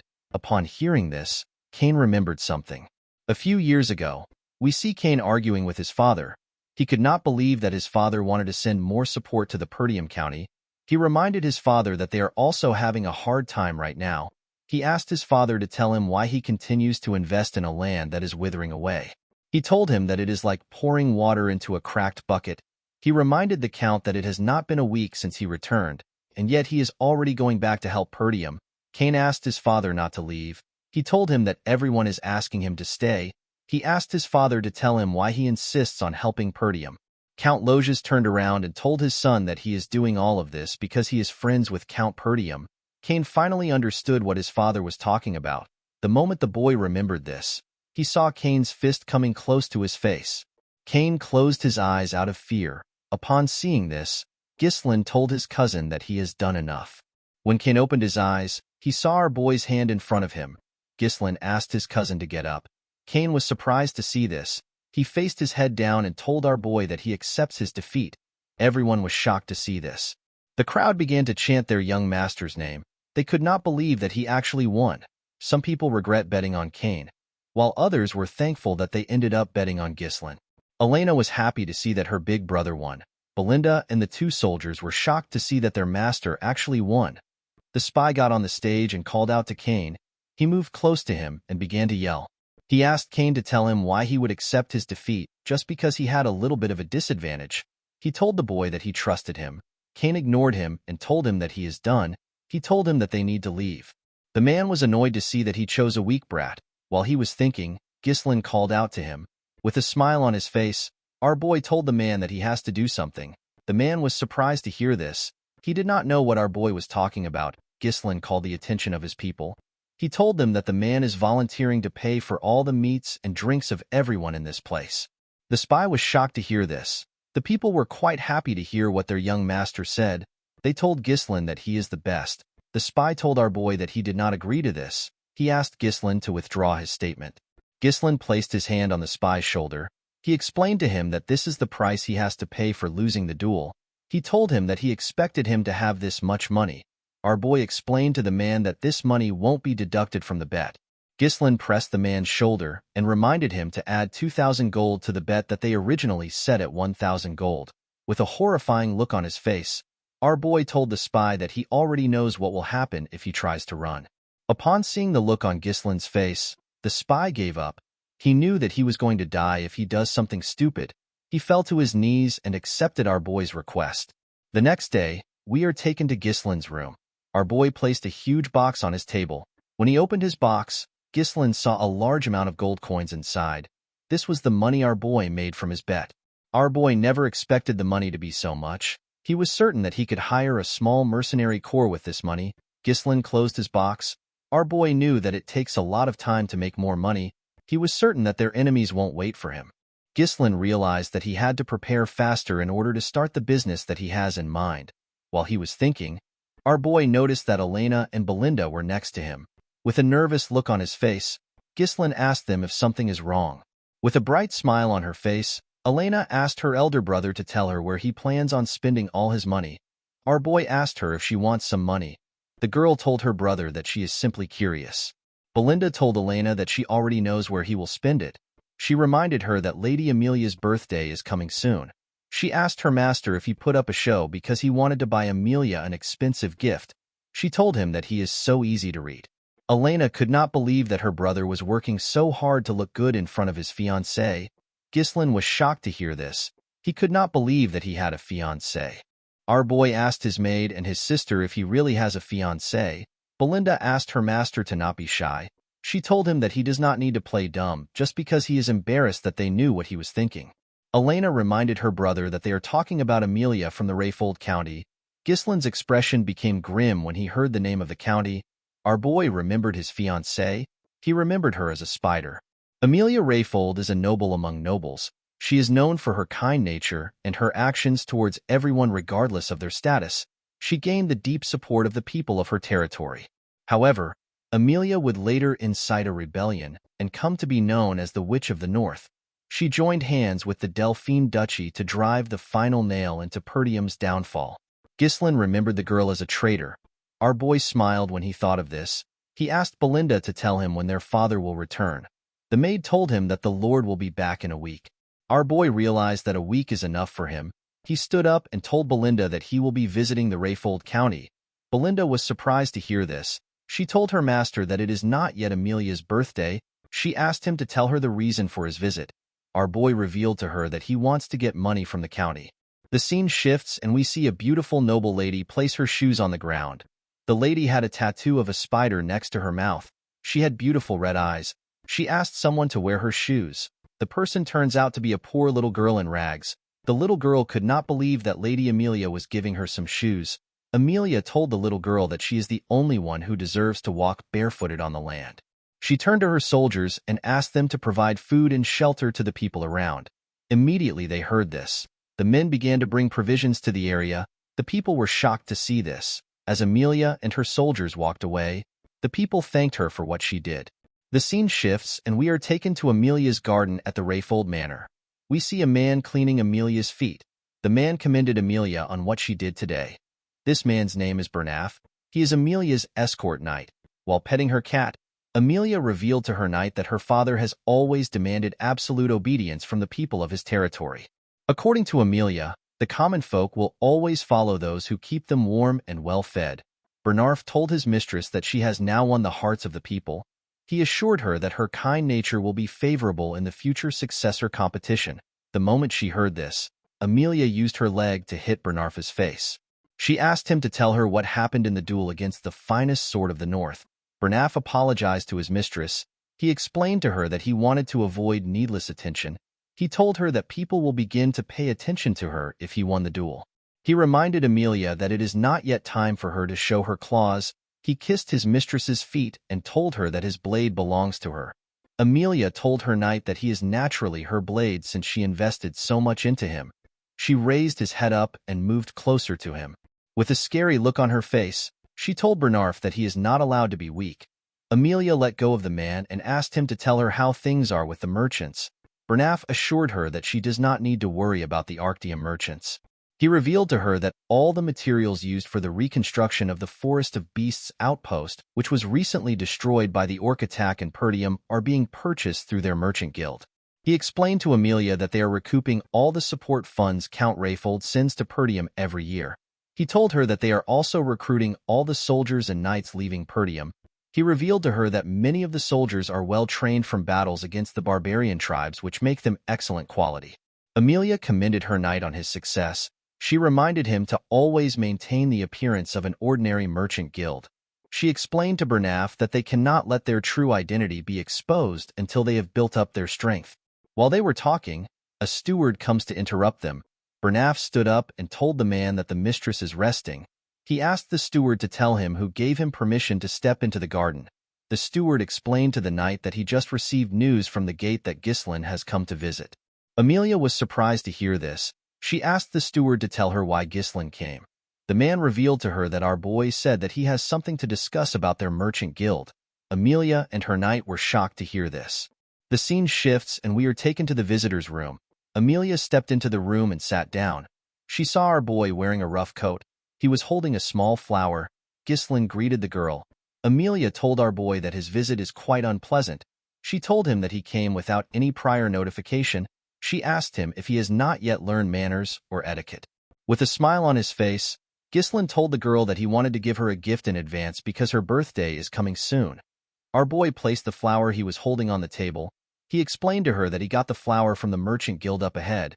He told her that the fragrance is quite nice. He explained to her that he plans to buy flowers from the guild from now on. Ghislain revealed to her that the guild is known as the Arctium Merchant Guild. Amelia could not comprehend what our boy was thinking. She stood up and told him that she does not know what he is talking about. She turned around and told Ghislain that she will be leaving now that she has received his gift. With a cold gaze in his eyes, Ghislain asked the girl to sit down. Amelia was shocked to feel the energy our boy was releasing. She could not believe that the guy who used to be barely able to speak when he stood in front of her was releasing such a powerful energy. Ghislain picked up the tea in front of him. He told Amelia that he does not want to waste her time. He revealed to her that he needs some money. He asked Amelia to give him 10,000 gold. Amelia was shocked to hear this. She could not believe that Ghislain visited her out of nowhere and is asking her to give him a large amount of money. She asked our boy if this is the will of his father. Ghislain assured her that his father has nothing to do with this. He asked her to simply give it to him. Our boy poured the tea on the floor. With a smile on his face, Ghislain told the girl that she never planned to marry him. Amelia was shocked to hear this. Our boy told her that it will be bad for her if word gets out that she is secretly building up her power, especially when the succession fight is quite fierce. The moment our boy said this, Amelia's cat jumped on the table and growled at him. Amelia told our boy that his joke is not funny. Ghislain assured the girl that he will keep her secret for a little while. He told her that his lips might be loose if he leaves the room empty-handed. With a smile on her face, Amelia assured our boy that it won't happen. Immediately she said this, she called for Bernarf. The knight opened the door and stepped into the room. He placed his hand on his chest and greeted Ghislain. Ghislain remembered Bernaf as a knight that has always stayed by Amelia's side. He remembered that Bernaf was a skilled individual who possesses the potential to be compared to the finest sword of the north. Our boy explained to Amelia that a war will break out if he dies there. He asked her if she can handle this. According to Amelia, a ruffian barged in and caused chaos. He was killed by the escort knight because of his actions. She revealed to him that this is what the world will hear about his demise. With a smile on her face, Amelia ordered Bernaf to kill Ghislain. The knight drew his sword when he heard this. Our boy did not expect Amelia to react this way. He realized that he had no choice but to get a little serious. He placed his hand on his sword hilt. Before Ghislain could attack, he noticed that Bernaf was smiling. Our boy found this to be weird. The moment he saw this, he heard a sound. An assassin jumped out of one of the knight armors that was behind Ghislain. The assassin stabbed Ghislain's chair. Fortunately, our boy managed to jump out of the chair and go low. As the assassin struggled to remove his sword, he gave him a heavy kick in his chest. The assassin was sent flying. His body broke the window. Amelia and Bernaf were shocked to see this. Ghislain turned to them. He could not believe that Amelia was feigning politeness while she launched a surprise attack. He picked up his sword and told them that they have a poor hospitality. Immediately he said this. Ghislain charged at Bernaf. He swung his sword at the knight, but he managed to block it. With a cold gaze in his eyes, Ghislain asked Bernaf if their county does not know about chivalry. Bernaf apologized to him. He reminded Ghislain that he was the first to be rude to Amelia. He told him that it is inconsiderate of him to arrive unannounced, and to make his mistress unsettled, he grabbed Ghislain's sword and locked it in his arms. He told him that he does not need to be polite to someone like him. Immediately he said this, he attacked our boy. Ghislain easily dodged the attack. He jumped and used his leg to kick Bernaf back. The two of them created some space between themselves. Bernaf had heard that our boy was all talk with no skill to back his words. However, the Ghislain in front of him did not seem like a rookie. Amelia asked her knight to tell her why he is fighting like this. With a look of anger on her face, she ordered Bernaf to bring her Ghislain's head. She told him that he has to do this if he considers himself as her sword. Upon hearing this, Bernaf took a stance and released his energy. He asked Ghislain to step forward. Our boy smiled when he heard this. He could not believe that a mere escort knight dared to order him around. Bernaf told our boy that he was actually doing him a favor. He put his leg forward and told Ghislain that he will do as he wishes. Immediately he said this, he appeared in front of our boy. He swung his sword at him. Ghislain was shocked to see him. He barely managed to dodge his attack. Even though he dodged the attack, Bernaf managed to leave a cut on his face. Our boy was shocked to see how fast he was. Bernaf began to attack Ghislain more fiercely. Our boy managed to block the attacks. Amelia was shocked to see what was happening. She could not believe that a lousy punk like Ghislain is actually fighting on equal footing with Bernaf. Even though she saw what was happening, she was certain that her knight was still stronger. Our boy blocked another one of the knight's attack. He locked his sword down and moved his sword close to his neck. Before our boy could hurt him, Bernaf moved his sword back and locked Ghislain's sword with his arm. He attacked Ghislain the moment he did this. Our boy smiled when he saw the technique. He could not believe that the knight was using the same technique as earlier. He jumped and tried to take away his sword the same way he did before. Unfortunately for him, something was different. Ghislain was shocked to see that he couldn't take out his sword. Bernaf's body was being strengthened with his mana. He told our boy that his trick won't work twice. The moment he said this, he slammed our boy to the ground. He quickly rushed to attack him. Ghislain pushed his sword away and jumped back to create some space between them. Our boy realized that the man was able to hold on to him because of his mana. The knight told Ghislain that he is actually completely different from the rumors. He said that a person never truly knows a lot until you have fought the opponent yourself. Bernaf could tell that Ghislain's swordsmanship was not something he learned systematically. He told our boy that it looks like something he picked up through real combat experiences. With an arrogant look on his face, he asked him if he has fought with the barbarians so often that he naturally adopted their style. Immediately he said this. He threw away our boy's sword. He told Ghislain that his method only works on a chaotic battlefield. With a smile on his face, Bernaf told our boy that his deviation ends now. While breathing heavily, Ghislain acknowledges the fact that things are difficult. The narrow and precise thrusts of Bernaf's blade that constantly targets the head messes with Ghislain's sense of distance and timing. And at a close range, the difference in size makes it difficult to overcome him with techniques alone. In the first place, Bernaf was not someone that Ghislain should have tried to take on yet. Our boy raised his hand. We see a mana thread attached to it. He told the knight that he also doesn't have a lot of time left. The moment he said this, he pulled the thread. Bernaf was surprised to see mana in form of a thread. He did not know what our boy was doing. Before he could react, Ghislain used his sword hilt to hit him at the back of his head. The moment the man lost his stance, our boy moved close to him and used his knee to give him a heavy blow on his face. Bernaf could not understand what was happening. He did not know how Ghislain got his sword close to him. Amelia quickly called out to her knight. Ghislain raised his sword and attacked the knight. Surprisingly, Bernaf was actually able to block the attack. He used his sword to push our boy back. Our boy managed to maintain his stance. Upon seeing how the fight was going, Bernaf asked his mistress to leave the room. He explained to her that he cannot guarantee her safety. With a serious look on his face, the knight said that he will have to start doing his best. Our boy told the man that this is what he wants to see. With a cold gaze in his eyes, Ghislain said that he has not met such an entertaining opponent in a long time. The scene shifts and we see Amelia running away with her cat. The girl was annoyed to see that Ghislain would cause her such a terrible humiliation. Amelia wondered about who leaked the information about the merchant guild to a madman like our boy. She believed that it was impossible for Ghislain to know about it in so much detail if no one told him. The girl realized that the rumors about Ghislain slaying orcs and saving his younger sister from assassins were true. Due to our boy's past, Amelia believed that her fiancé must have been lucky or he exaggerated the information. She could not believe that Ghislain actually did all these things. While running, Amelia turned to a corner. She wondered about what the guards which she stationed there were doing. When the girl looked around, she saw her guards lying on the ground. She saw a woman in a hood standing in the middle of them. The woman turned around and smiled at Amelia. She told her that it has been a while since they met. The woman turns out to be Belinda. Amelia was shocked to see the maid. She asked her about what she is doing there. Immediately she asked this question, Belinda appeared next to her with a blade to her neck. She asked her to keep quiet. Amelia was shocked to see a blade at her neck. Belinda noticed that Amelia still had a spider on her lips. The spider turns out to be real. The maid removed the spider away from her lips. With a smile on her face, Belinda revealed to her that she eavesdropped on Count Perdium and Count Rayfold during the engagement ceremony.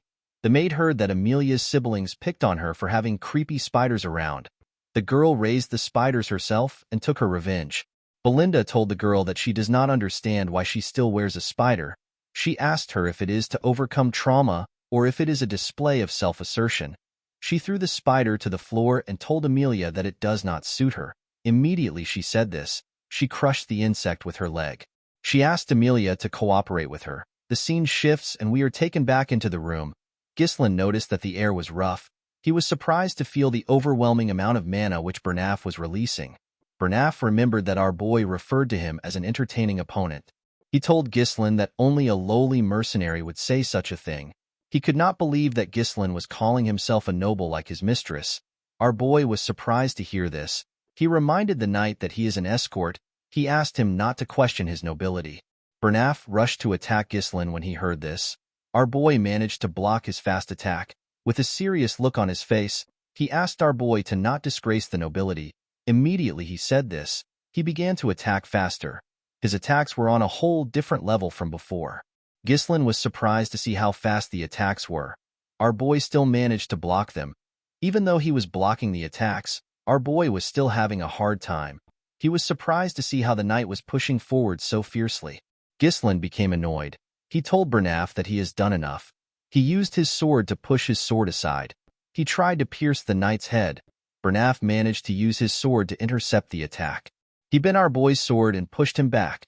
The man told Ghislain that he just used his final attack. He thrust his sword at our boy. His sword landed on Ghislain's body.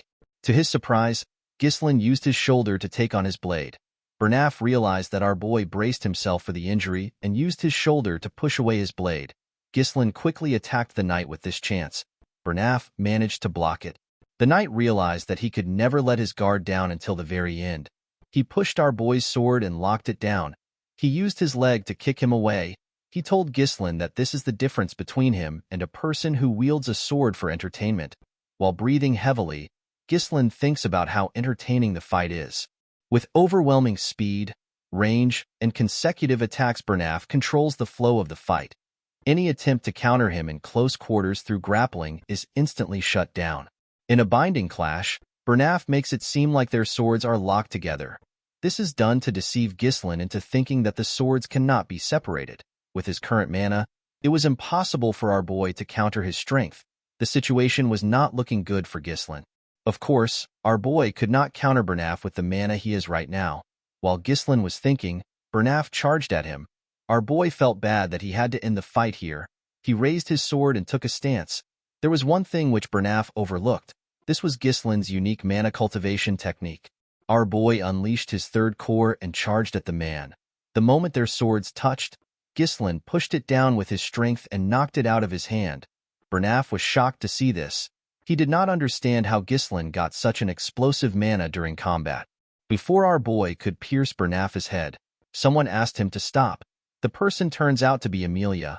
With a look of anger on her face, the girl asked Ghislain to take the 10,000 gold and to get out of her sight. Our boy felt irritated when he heard this. He told the girl that it would have been better if she had just handed over the money when he asked nicely. He removed his sword from Bernaf's head. Belinda told her master that what he has done is a bit too much to call it a lover's quarrel. Ghislain assured her that they simply had a difference in opinion. He walked up to Amelia and told her that he has some unfortunate news for her. He placed his sword on his shoulder and revealed to the girl that the fee has gone up to 20,000 gold. In the next scene, we see Amelia smash a vase on the floor. Bernaf was next to his mistress. He apologized to her for his failure. He explained to her that Ghislain is quite strong and different from the rumors. He said that it is his fault for not correctly assessing Ghislain beforehand. He revealed to her that our boy managed to emit a mana that surpassed that of an advanced level knight.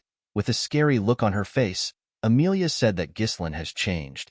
Bernaf asked her if she wants to report this change to the Delphine Duchy. Amelia slapped him when she heard this. She grabbed his shirt and asked him to watch his mouth. She asked him if he does not know how scary Duke Delphine is. She explained to him that they are finished if the Duke finds out about the incident. The reason Amelia secretly allied herself with Duke Delphine without her father's knowledge is because they had a covert agreement. The Duke promised to support the rebellion that Amelia would lead in exchange for her assistance in bringing down Perdium. Amelia told Bernaf that her siblings will kill her the moment the agreement is exposed. With a look of anger on her face, Amelia realized that Ghislain might also know about the agreement since he knew about the secret of the Merchant Guild. She told Bernaf that they need to do whatever it takes to kill our boy. The man accepted this idea. Amelia asked him about the state of Ghislain's body. Bernaf revealed to her that he managed to leave light injuries on many parts of his body and a heavy one on his shoulder. According to the knight, Ghislain will probably not be in the best condition for a while because he used an explosive amount of mana. Bernaf informed his mistress that they cannot use knights from their land in order to not leave any traces. Amelia assured him that she is aware. She reminded him that this is the reason why she trained a certain set of people. Bernaf immediately understood what she was talking about. He asked her if she will use the wildcats. According to Amelia, the wildcats consist of war orphans, those without kin and those without status. Only the most talented natural-born specialists are among them. Amelia placed a flag on the map in front of her. She asked Bernaf to send the wildcats there. She asked him to assemble a dozen of them. She told him to only use those who are proficient with mana. Bernaf quickly understood why his mistress wanted to send the wildcats there. The ravine is the only narrow path from the Rayfold territory to the Perdium County. It is an ideal place for quietly handling things. This is because the area is remote and the terrain is tight. Bernaf told his mistress that he will get the wildcats prepared. With a look of anger on her face, Amelia promised to pay Ghislain back for the humiliation he presented her. The scene shifts and we see Ghislain in a carriage. He was wrapping a cloth around his arm. Our boy sensed something. He wondered if it was Amelia's doing. Fergus asked his master if he is all right. Ghislain assured him that he is fine. The cuts weren't very deep. Our boy felt like he was doing well considering the fact that he went a little overboard. The 20,000 gold he received from Amelia was enough to cover the base funds needed to rebuild their territory. It was like receiving a few years' savings. Ghislain actually wanted to kill Amelia, but this would have caused an unavoidable war. He knew that he could not risk the safety of the territory because of his momentary whims. Perdium is already having a difficult time dealing with barbarians, so it would be smart for our boy to back off. Ghislain knew that the fact that he knows about the Arctium Merchants Guild will put enough burden on Amelia. Our boy put on his jacket and promised to make good use of Amelia. Belinda noticed that her master looked confident. She asked him if things are going exactly as he planned. She reminded him that he told her to subdue the guards once she heard fighting noises on the inside. Ghislaine also asked her to take Amelia hostage once she came out of the room. Our boy told her that he actually asked Fergus to do these things. Immediately he said this, he felt a large amount of pain in his body. Belinda and the old man quickly stood up. Our boy spat out some blood. He realized that the pain he is feeling comes from the recoil of opening up the third core. The pain he felt was still better than what he felt last time. However, it would still be troublesome for Ghislaine to go through this every time he uses his power. Our boy realized that he needed to find a way to increase his mana. While he was thinking, Belinda grabbed his hand. She took out a huge needle. The needle was covered in mana. She told her master that the flow of his mana is a mess. The moment she said this, she used the needle to hit different parts of his hand. Ghislaine was shocked to see this. He felt something coming out of his body. When he opened his mouth, he let out some air. Our boy was shocked to see that his entangled mana road has opened up a bit. He was certain that this was a method that cannot be used without a deep understanding of mana. Ghislaine knew that Belinda was not an ordinary maid because it was his mother that brought her into the family. However, he did not know her true identity. He did not understand why such a skilled individual was working as a head maid in the countryside. Although he did not know her true identity, Ghislaine did not care. He believed that it is good to have many skilled people in their territory. This is because the people he has encountered so far are simply just the beginning. Belinda assured her master that she will help him with anything because she trusts him unconditionally. She asked him to tell her why he took such a huge amount of money from Amelia. Ghislaine told her that he needs to spend money and Amelia is the only rich person he knows. Fergus and Belinda were shocked to hear this. She could not believe that he broke off his engagement for this reason. She told him that he will be in trouble once Count Rayfold finds out about it. Ghislaine told her that it is fine. He assured her that Amelia will never tell her father about it. With a smile on his face, he reminded Belinda that she said that she trusts him. The maid was annoyed to hear this. She asked her master to tell her what he wants to spend the money on since she took the risk with him. Ghislaine revealed to her that he wants to spend the money on the Forest of Beasts. Belinda was shocked to hear this. Our boy told her that he will pioneer the Forest of Beasts. Fergus could not believe what he was hearing. He told his master that development has been attempted there ever since his great-grandfather. Ghislaine asked the old man if he remembers the request he made before they entered the castle. Fergus became nervous when he heard this. He revealed to his master that the person he asked him to find was at the location he mentioned. He asked Ghislaine if he is certain about the person. He told him that the man is not right in the head. Our boy told Fergus that everything is fine as long as the man is alive. He told him that they need to go there right now. Belinda told her master that they need to return home. She reminded him that he cannot wander around in his current condition. Ghislaine asked his maid if she believes that Amelia will let them go easily after what they have done. Our boy knew that the crazy girl will try to kill him to silence him. Belinda tapped her shoulder and told her master that she is good at fighting. She reminded him that Fergus is also a knight. Ghislaine told her that she is reliable but she cannot take the role he wants. He told her that it is a different field. With a smile on his face, he revealed to her that he needs a vanguard. He said that they are on their way to meet the vanguard. The scene shifts and we see the group arrive at a wooden house next to a forest. Belinda said that the house looks abandoned. Fergus assured her that this is the address. Ricardo knocked on the door. A huge old man opened the door. The man had really long hair. He asked them about who they are. Everyone except Ghislaine was shocked to see the man. Belinda moved close to her master and whispered to him. She asked him if this is truly the person he is talking about. She said that the man does not look like he is in the right condition to fight. He looked like he would not survive till the next day. Ghislaine assured her that they are in the right place. The man realized that our boy was a noble. He believed that Ghislaine was a bored young noble. He turned around and asked him to get lost. Our boy referred to him as the ex-captain of the Ratatosk mercenaries. He called out to the man known as Gillian. The man was shocked to hear his name. He quickly turned around. With a smile on his face, Ghislaine told the man that he has been wanting to see him. The group was shocked to hear that this man was the former captain of the Ratatosk mercenaries. The Ratatosk mercenaries is a group that only those who have mastered most weapons can join. Although they no longer exist, their bravery is such that any knight, even in foreign lands, is bound to hear their name at least once. The captain of this mercenary group is Gillian. Gillian threw an axe at Ghislaine. The axe cut his jacket. The group was shocked to see this. They quickly took out their weapons and stood in front of their master. With a scary look on his face, Gillian asked Ghislaine to state his business. Belinda asked her master to stand back. She told him that Gillian is not in the right state of mind. Our boy mentioned something called the eternal punishment to the man. Gillian was shocked to hear this. Ghislaine revealed to him that he knows the cure to the incurable disease his daughter is suffering from. He asked the man if he has piqued his interest. High fever, coughing up blood, red spots blooming like flower petals on the skin. The sight of the patient writhing in pain resembles a prisoner under punishment. This is why the incurable disease is known as the eternal punishment. Gillian allowed the group to step into his house. His daughter was screaming on the bed. The man grabbed the girl known as Rachel. While staring at the girl, our boy realized that it was not too late.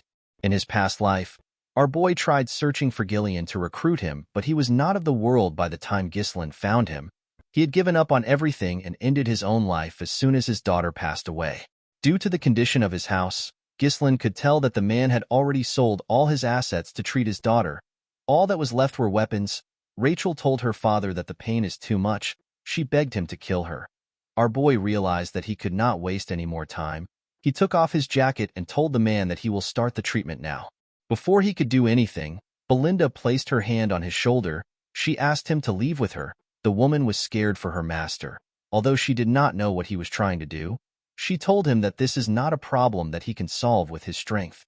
She explained to him that the disease is so severe that even priests can't cure it and call it a punishment from God.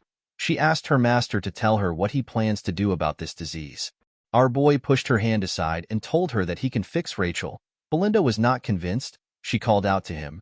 Ghislaine turned around and reminded her that she said that she will trust him. Belinda remembered that she said this. Our boy took out a paper and gave it to her. He asked her to purchase all the medicinal herbs on the list and bring them back. Belinda was surprised to see what was on the list. The maid quickly got the items and returned. For wandering mercenaries without a home, knowledge is directly tied to survival. Although the eternal punishment is an incurable disease right now, a cure will later be discovered in the future. The cure became quite the hot topic, especially since the method was relatively simple. Thanks to the easy method, Ghislaine was able to remember it clearly. The only problem was the exorbitant cost of ingredients. The fairy's blessing is an important item needed for the cure. The first step is to finely chop the fairy's blessing and the herbs, pack them tightly into a bottle, and pour distilled alcohol over them. The next step is to shake it to mix it thoroughly and to let it sit for a while. Once this is done, add the remaining ingredients and stir. When he was done, Ghislaine stretched out his hand and asked the man to give his daughter the purple glowing liquid. He asked him to let her drink it. Gillian did not have any other choice. He quickly fed his daughter the liquid. Immediately she swallowed it. The red spots on her face slowly disappeared. Everyone was shocked to see this. The group could not believe that the spots were fading. Gillian was more shocked than everyone. He could not believe that the medicine was working. Ghislaine said that it worked as he expected. With a nervous look on his face, Gillian asked him about how he did it. He told him that even holy power couldn't cure her. According to Ghislaine, the priest's divine power isn't omnipotent. It enhances the body's vitality and strengthens a person's regenerative abilities to help overcome the illness. It is different from a fundamental cure. Gillian's hands began to tremble. He grabbed Ghislaine and asked him if his daughter can truly be cured.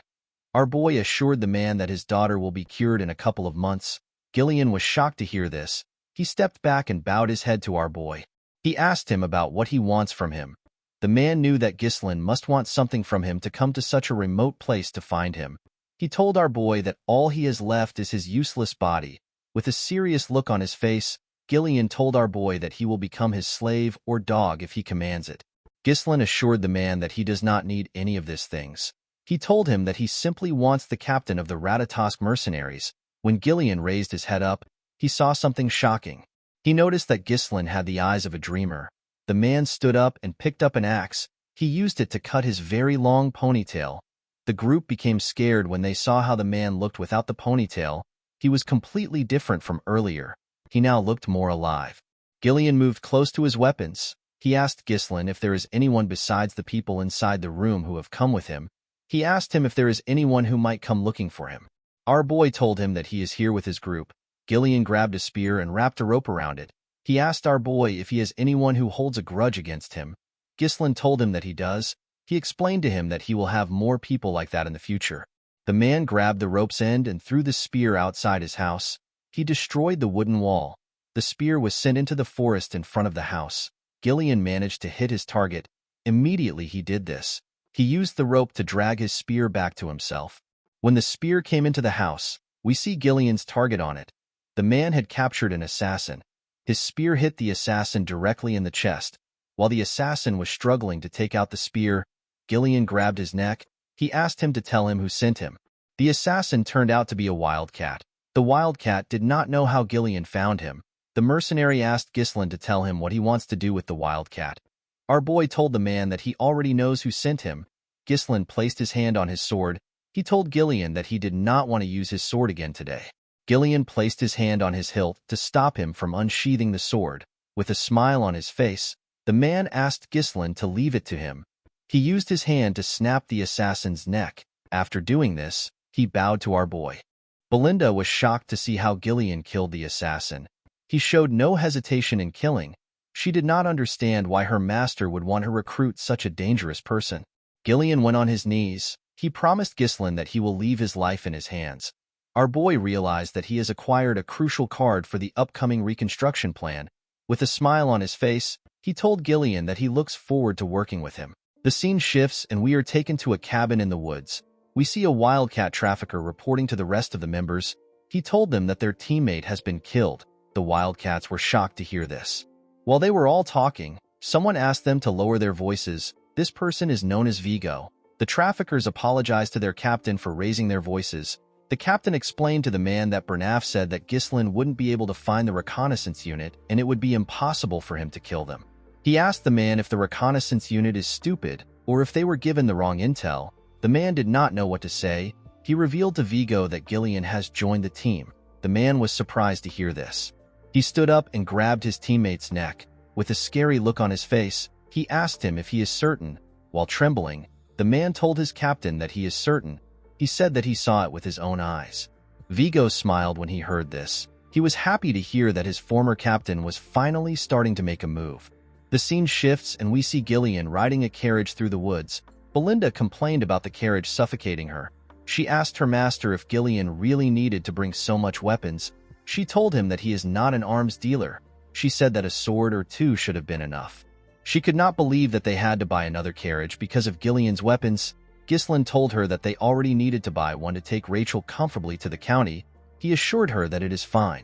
Fergus and Ricardo carried Rachel in their carriage. Ghislain told his maid that Gillian has a use for the weapons. He asked her to bear with it for now. He reminded her that the important thing now is for them to escape the rift. Belinda asked her master if the watcher they caught was sent by Amelia. Our boy told her that he was. Belinda realized that this could be a problem for them. She explained to Ghislain that the mask the man was wearing is a symbol used by the Wildcats traffickers. She said that the Wildcats are a fairly powerful guild in Rayfold. Our boy was surprised to hear this. According to Belinda, the Wildcat traffickers' main trade is smuggling.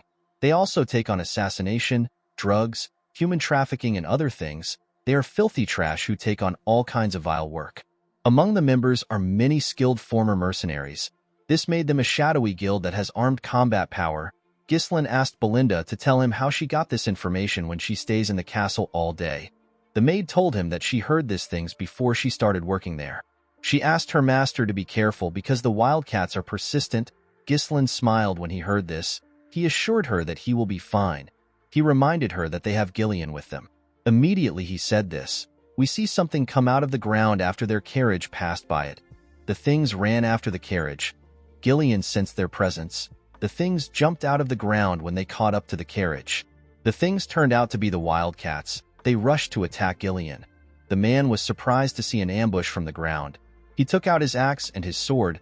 He used it to block the attacks of the Wildcats. He used his axe to cut off one's hand and quickly used it to stab the other one in his chest. Before the man who lost his hand could react, Gillian tore his head apart. Their bodies fell to the ground. The moment the men died, their teammates cut some ropes. The ropes released some huge trees on the carriage. Gillian was surprised to see the trap. Belinda said that the trees would crush them. Gillian quickly grabbed the ropes and slowed the horses down. They managed to avoid getting crushed, however. Their path was blocked. Ghislain said that he already expected the ambush. Next to their carriage were some Wildcat traffickers. Vigo called out to the former captain of the Ratatosk mercenaries. Gillian was surprised to hear his title. Vigo referred to him as a coward who disbanded an entire group of mercenaries because of his daughter. Gillian stepped down from the carriage. He told the man that he does not know what he is talking about. Vigo was annoyed to hear this. He revealed to his former captain that he ended up living a life that he never wanted because of him. He asked him if he has gotten so senile that he can't even remember his former peer. Gillian did not know what to say. Vigo believed that the man was playing dumb. With a smile on his face, he told him that he will make him remember him. He ordered his men to kill the group. They quickly rushed to attack them. Ghislain asked Gillian if he needs help. The man told him that he is fine. He told him that the captain seems to have business with him. He asked Ghislain to rest for the meantime. He assured him that he will be fine on his own. Before the wildcat's swords could touch him, Gillian covered his huge axe with his mana. He tore all 4 of them apart in one swing. The others were shocked to see this. They rushed to attack the man. Gillian took out his short sword. He tore the first person that got close to him with his axe. He stabbed the second person in the neck with his sword. He blocked the third person's attack and used his axe to tear him in half. Vigo was not surprised to see how strong his former captain was. He could tell that he still had his same strength. He ordered his unit to spread into 2 groups. He asked them to take Gillian from both sides. The wildcats quickly followed their captain's order. Gillian got on a horse. The wildcats were surprised to see this. Gillian grabbed a much bigger axe and spun it in the air. He charged at the wildcats. He covered his axe with his mana. With a single swing, the man tore several wildcats apart. Some of them got pushed back. One of them said that he cannot get near the man. Another one advised everyone to aim for the horse. Before the men could even get to the horse, Gillian attached a rope to his axe handle and swung it around him. He split their bodies apart in one swing. Belinda was shocked to see this. The moment he took care of his subordinates, Vigo rushed to attack him. Gillian grabbed a shield when he sensed the man's energy. He used the shield to block the captain's attack. Vigo told Gillian that he should not hinder his work since he ruined his life. With a scary look on his face, the man promised his former captain that he will kill him. He took out 3 blades. He threw the blades at the horse. The blades stabbed the horse. It fell to the ground. Before he could lose his balance, Gillian jumped off the horse. The moment he landed on the ground, he saw a blade in front of him. Gillian quickly took out his smaller axe. He used it to block the attack. He told the man that he is not the captain of the Ratatosk mercenaries. Immediately he said this. He used his shield to hit the man in his rib. Vigo quickly moved back. He asked Gillian to stop spouting nonsense.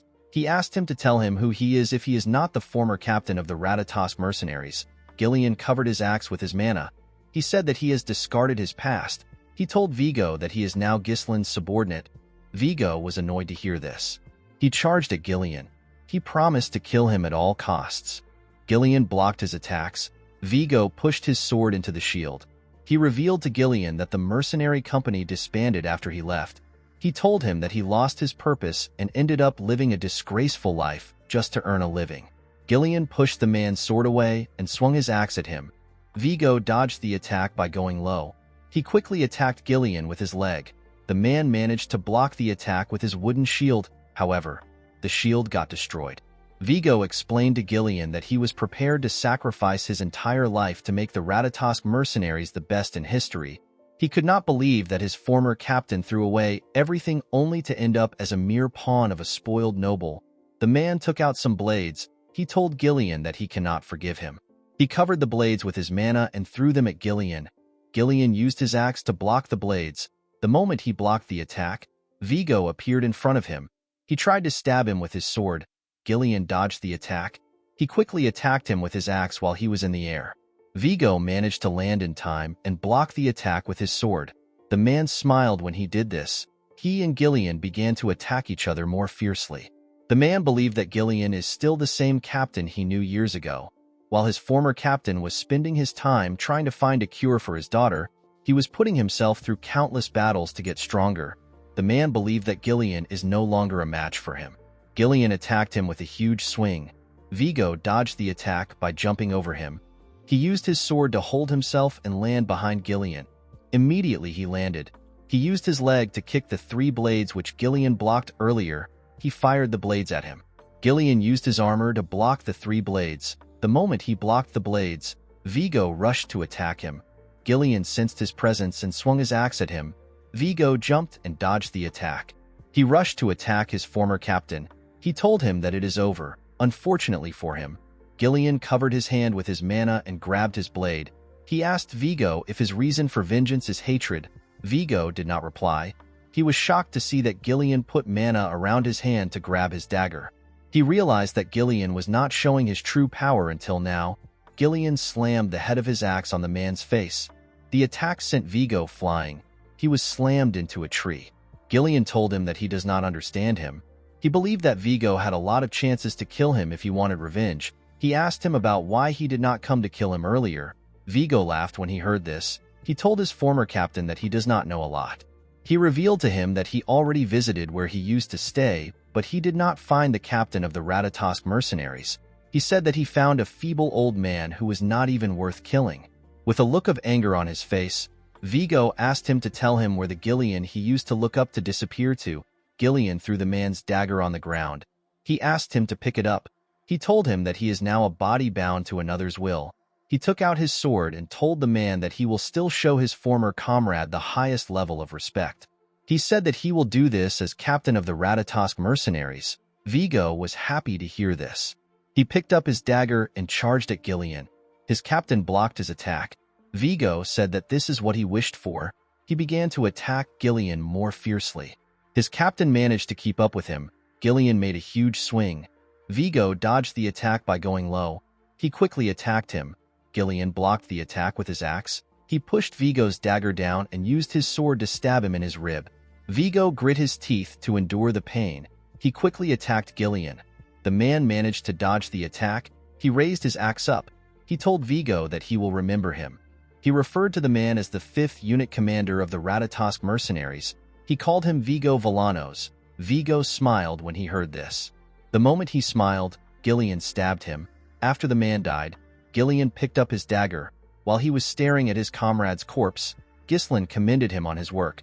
Belinda said that they will make some money from selling the Wildcat's loot. Gillian apologized to our boy for causing more delays than necessary. Ghislain assured him that it is fine. He never expected Gillian to be so exceptional. When our boy first left home to start mercenary work, the stories he heard about Gillian from his seniors helped lay the foundations for him to become the mercenary king. Ghislain became more certain that he made the right choice by moving quickly. He was happy that he gained a reliable comrade. Our boy asked Gillian if he remembers who Vigo was. The man told him that he does. He raised Vigo's sword and said that he was an old comrade. This words resonated with Ghislain. He wondered about what his old comrades were doing right now. He was certain that they are living a life of their own because this was before they met him. He knew that he would have to scout this people at some point. Ghislain told the group that they should follow Belinda's suggestion and gather anything valuable from the Wildcats. Belinda ordered Gillian to take lead and start collecting for them. The man reminded the maid that he is not her subordinate. 2 days later, we see the group enter the Perdium territory. Belinda was relieved to see that they had finally arrived. Gillian looked at the city and asked his master if that is Perdium. Our boy told him that it is. Ghislain felt happy that he had a home to return to. When he first ran away from home, he thought that he would be able to come back any time. Gillian carefully looked at the county. Our boy asked him if he likes their land. Gillian was startled when he heard this. With a nervous tone in his voice, he said that the county is great. Ghislain told him that the county is really bad. Gillian was surprised to hear this. Our boy said that all the houses are outdated and renovations are out of the question. He revealed to Gillian that the fields are uncultivated. This is because all the farmers have been conscripted into the military. They left the land forcibly fallow. Gillian explained to Ghislain that he has heard that Perdium is always at war because of the northern barbarians. He said that the situation is worse than he expected. Ghislain told the man that he will fix all these problems. He told him that he needs his strength to fix the problems. Belinda and Gillian were surprised to hear this. Our boy knew that the battle ahead is going to be a very long one. It is a battle to eliminate everything connected to Duke Delphine and to protect what was taken for granted. Ghislain promised to revive the land no matter what he has to do. When they arrived into the county, Belinda saw something shocking. She asked her master to look in front of them. When Ghislain raised his head, he saw someone he did not expect to see. He quickly recognized this person's silhouette. Our boy saw a man in an armor who had a coat on his shoulder. This man is his father. At the Perdium castle, We see some men talking to the Count. The Count suggested that they reduce their forces. The men were surprised to hear this. One of them said that it will be difficult to maintain the front lines properly if they cut their forces down. Another man advised the Count to request more support from the Rayfold family. The general administrator revealed to the men that the Rayfolds were the one who reduced the support fund. He said that the Rayfolds are gathering soldiers and stockpiling food right now. The knight in the room was surprised to hear this. Another man said that they need the funds because they need to rebuild the Forest of Beasts garrison that got partially destroyed during the last battle against the orcs. According to the man, reducing the Night Order's forces is barely enough to give them some breathing space. He said that reducing the forces poses a significant risk. Ghislain watched the men as they argued. He found this to be normal. The knight in front of him was the knight captain. His name is Randolph. The man with a lot of beards is the treasurer. His name is Albert. The general administrator's name is Homer. Our boy wondered about how long it has been since he saw his father, as the young lord of Perdium. It has only been a few months, however, it has been several decades for him as the mercenary king. Ghislain called out to his father and welcomed him back home. The Count found it odd that his son did this. The Count's name is Walter Perdium. As a child, Ghislain never liked his father for being so strict and serious all the time. But now it was different for him. He could now see it. He could see the countless burdens of exhaustion and fatigue weighing on the Count's shoulders. He understood the responsibilities of the lord of the land. Zwalter took a sip of his tea and revealed to his son that he heard he left the castle for a week. Ghislain told him that he visited the Rayfolds. Zwalter asked him if he did not cause trouble there. Our boy told him that he didn't. The treasurer turned to Ghislain. He told him that he heard that he won a duel against Cain and won some money. He actually found this hard to believe. With a serious look on his face, Albert asked him if he went to Rayfold to gamble. Ghislain was annoyed to hear that the man thought that he went to gamble when he actually went to invest. He told him that he actually had some business with Amelia. Homer told Ghislain that he needs to think before he acts. He reminded him that he will be the one to take over Perdium. With an unbothered look on his face, our boy told him that he understands. He asked him not to worry about it. Homer was annoyed to see that Ghislain was ignoring his advice. This simply made him more worried. The Count placed his tea down and asked his subordinates to stop. He told his son that he heard that he made some good trouble while he was away. Ghislain wondered about what his father was talking about. Zwalter asked his son if it is true that he executed Jamal and Philip for trying to sell Elena away. Ghislain was surprised to see that his father was referring to those worthless knights. The knight captain said that it was impossible for our boy to kill the two knights by himself. He said that the two knights must have fought against each other and the story got exaggerated. He believed that Ghislain only delivered the final blow. Ghislain understood why Randolph seemed to be angry. Despite the knights being traitors, the fact that they died at our boy's hand did not sit well with the captain. Ghislain decided to avoid any trouble. He went with the story that Randolph concocted. With an arrogant smile on his face, Randolph said that he knew it. The Count told his son that he did a great job. He was shocked to hear this. Zwalter did not care about how his son took care of them. He said that the most important thing is that Elena is alive. This was the first compliment that Ghislain has ever gotten from his father. He told his father that he has a request to make. Zwalter was surprised to hear this.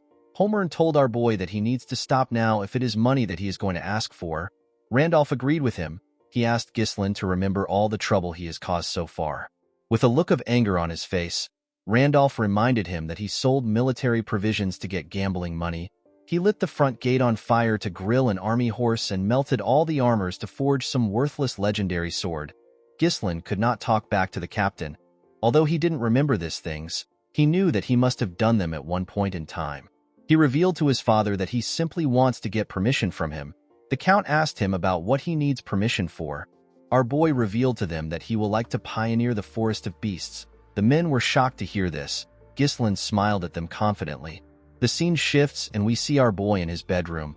With a confident look on his face, he revealed to them that his father denied his request. According to him, Zwalter freaked out and began to yell at him.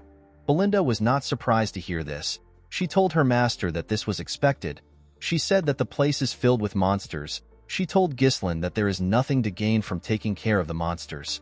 Ghislain asked Gillian if he has heard his plan from Belinda. The man said that he has. He said that our boy plans to pioneer the Forest of Beasts with the funds he received from Amelia. Gillian explained to his master that the forest is a forest of death which no one can return alive from. Because of this, Nothing is known about the place and everyone avoids it. The forest's notoriety is already well known in other regions. With a smile on his face, Ghislain told his guard that he is well informed about the forest. He told him that there is actually nothing to gain from entering the forest. He stood up and walked towards his door. He told Gillian that they need to get started. Belinda reminded her master that he did not receive permission from the Count. She asked him if he is still going to proceed anyway. Ghislain turned around and explained to her that he did not actually need his father's permission. He said that he simply asked out of courtesy. He told her that he needs to do this. Belinda did not understand why her master was adamant about going there.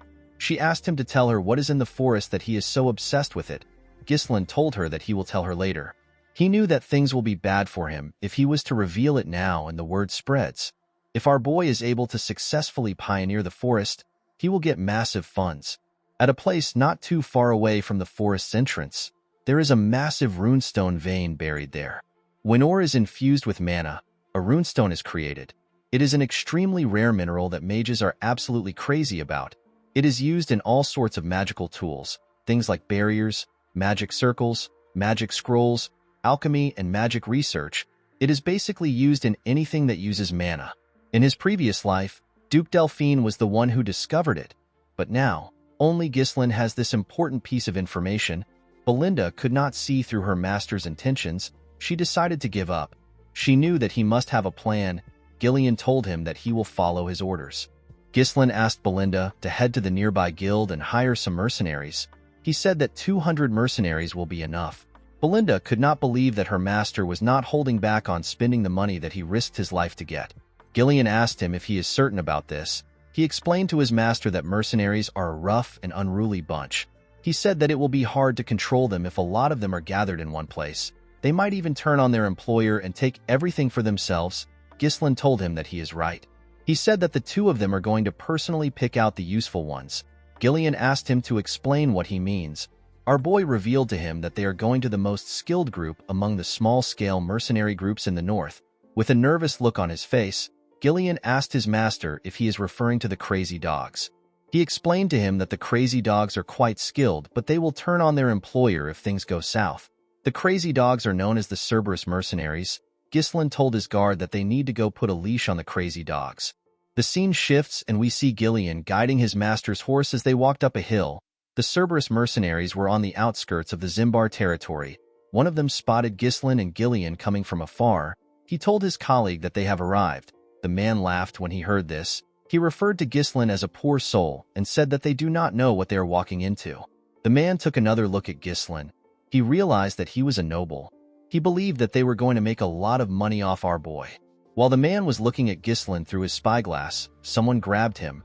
The man screamed out in pain. The men in the camp were surprised to hear his voice. Gillian was the one who grabbed his head. He raised him up with one hand. The man called Gillian a bastard and asked him about what he is doing. Gillian threw the man with so much force that the upper half of his body got pushed into the sand. The mercenaries were annoyed to see what was done to their comrade. They began to yell at Gillian. They asked him if he has lost his mind. A mercenary stepped out of the crowd. He told Gillian that he can't act reckless just because he is from a noble family. The mercenary held a chain and a hook. With a smile on his face, he told Gillian that he should not expect to return home alive. Unfortunately, this dumbass did not know who he was talking to. The man noticed that someone else was coming into the camp. He saw Ghislain on a horse. Our boy asked him to shut up and bring his captain. The man laughed when he heard this. He began to spin his chain. He said that the noble brat has lost his mind. He told Ghislain that it is time for him to understand what it means to take responsibility. The moment he said this, he threw his chain at him. Before the spiked ball could touch our boy, something hit it and stopped it from moving. The person who stopped it turns out to be Gillian. The man stopped it with a dagger. He put the dagger into a part of the chain. The man was shocked to see that Gillian shoved his blade into the chain. The spiked ball fell to the ground. Ghislain smiled when he saw this. He already knew that words won't get through to them. He asked Gillian to do enough so that the men won't die. Gillian took a stance and grabbed the chain. He told his master that he understands. He pulled the man in front of him with the chain. The man flew to his side without any resistance. The moment the man got close to him, he swung the spiked ball at him. The ball hit him in his stomach. The man screamed out in pain. The mercenaries were annoyed to see this. They called Gillian a bastard. They said that they won't go easy on him because he works for a noble. They charged at the man. Gillian twisted his blade around the chain. He used it to raise the injured man up. He threw him at the mercenaries that charged at him. The man's body pushed them to the side. The other mercenaries were surprised to see this. Gillian turned to the side and glared at them. The men were terrified to see the look on his face.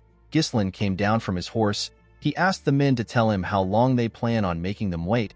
He asked them to go get their captain. The moment he said this, someone said that he was sleeping. He asked them about what caused the commotion. The mercenaries immediately cleared the road and arranged themselves when they saw this man. The red-haired man introduced himself as the captain of the Cerberus mercenaries. He said that his name is Kair. He asked them about why they were looking for him. Ghislain believed that this was a stupid question. There is only one reason why anyone would look for a mercenary group. He said that he came to entrust a request to him. Kair was surprised to hear this. He asked Ghislain about why a client would beat up his subordinate. He told our boy that a noble should be more knowledgeable when it comes to manners. With a smile on his face, Ghislain told the captain that this is his own way of greeting him. He told him that this is the best way to properly tame him. Kair smiled when he heard this. He wondered about what would happen if Ghislain had greeted them twice. The scene shifts and we see everyone in Kair's tent. He had some mercenaries with him. He asked Ghislain to tell him the kind of request he has. Our boy revealed to him that he would like to hire him to pioneer the forest of beasts. The mercenaries behind Kair were shocked to hear this. They could not believe that our boy wanted to send them to the forest filled with beasts. They knew that the forest was near the Perdium territory. With a smile on his face, Kair asked Ghislain to tell him the kind of person he is for him to try disturbing such a dangerous forest. Our boy revealed to him that he is the young lord of Perdium. Kair was surprised to hear this. He and his men began to laugh. They could not believe that they were looking at the insane young lord from the rumors. They became certain that he had lost his mind. Kair told our boy that he does not know what the forest of beasts is like because he was raised in a greenhouse. He told him that it is not a place for rookies like him. The captain said that he is no longer interested in hearing anything from Ghislain. He signaled his men and told them that the negotiation is over. The men raised their weapons. Gillian raised his axe when he saw this. Ghislain asked Kair if he is scared. The man was shocked to hear this. With a smile on his face, he said that he is disappointed because he heard that his mercenary group is quite skilled. He told Kair that it is just a hoax. Kair placed his leg on his table. He asked Ghislain to not mess with him. He reminded him that they are mercenaries. He told him that they do not take jobs that don't pay off. Ghislain said that weaklings usually like to come up with excuses. Kair was annoyed to hear this. He told our boy that the mood is ruined.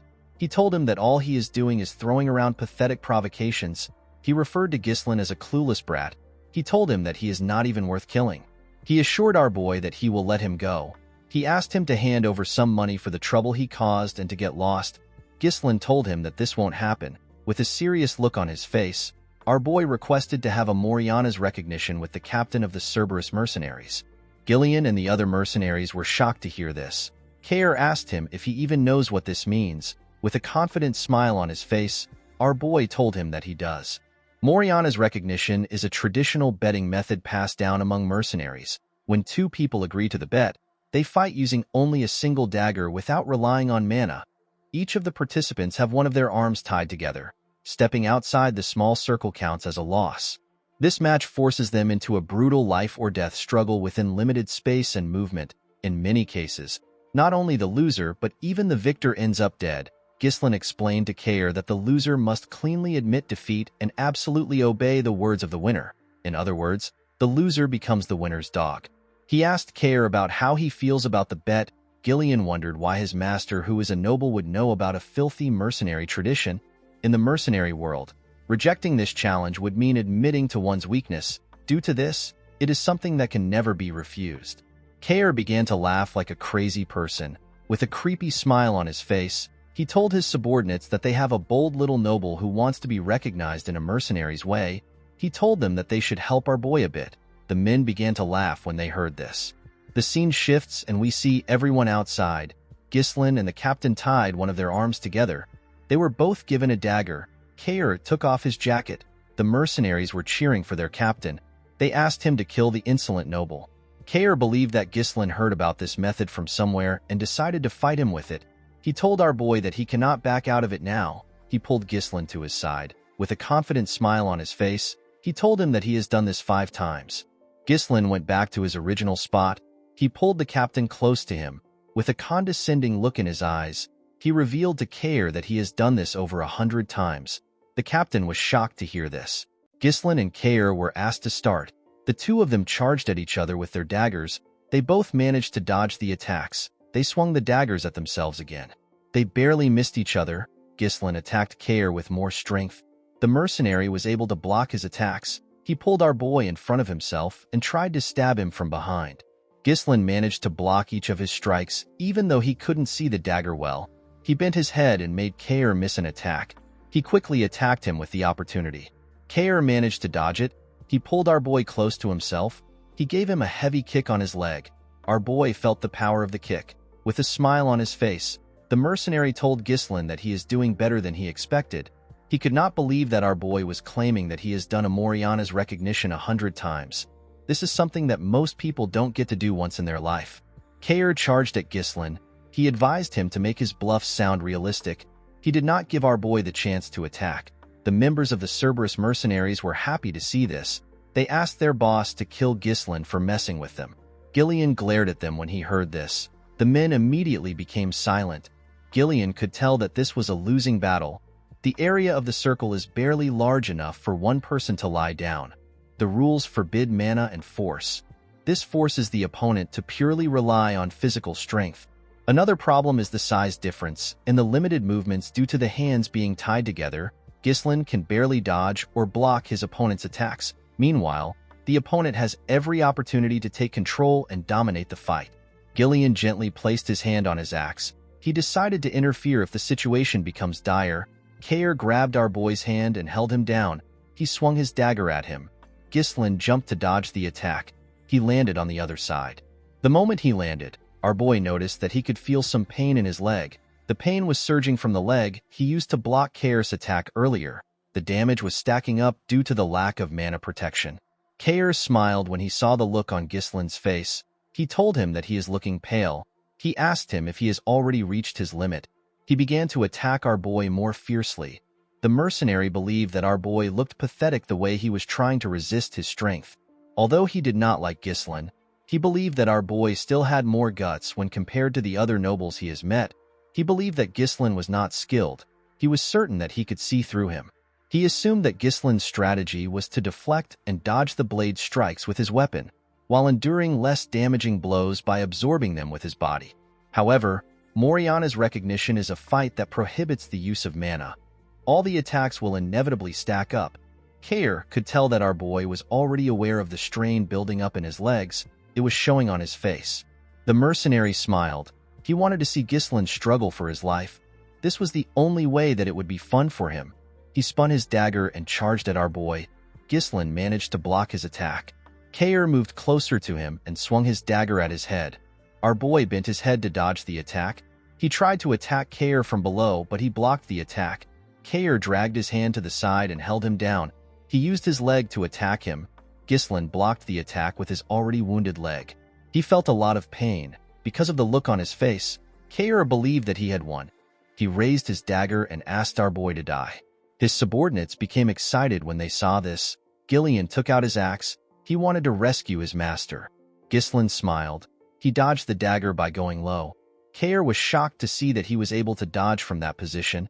Our boy pushed himself to the other side and gave Kair a cut near his ribs. Kair was shocked to see what just happened. The Cerberus mercenaries and Gillian were also shocked to see this. Kair charged at Ghislain out of anger. Our boy skillfully went low. He gave Kair another cut on his chest while he was below him.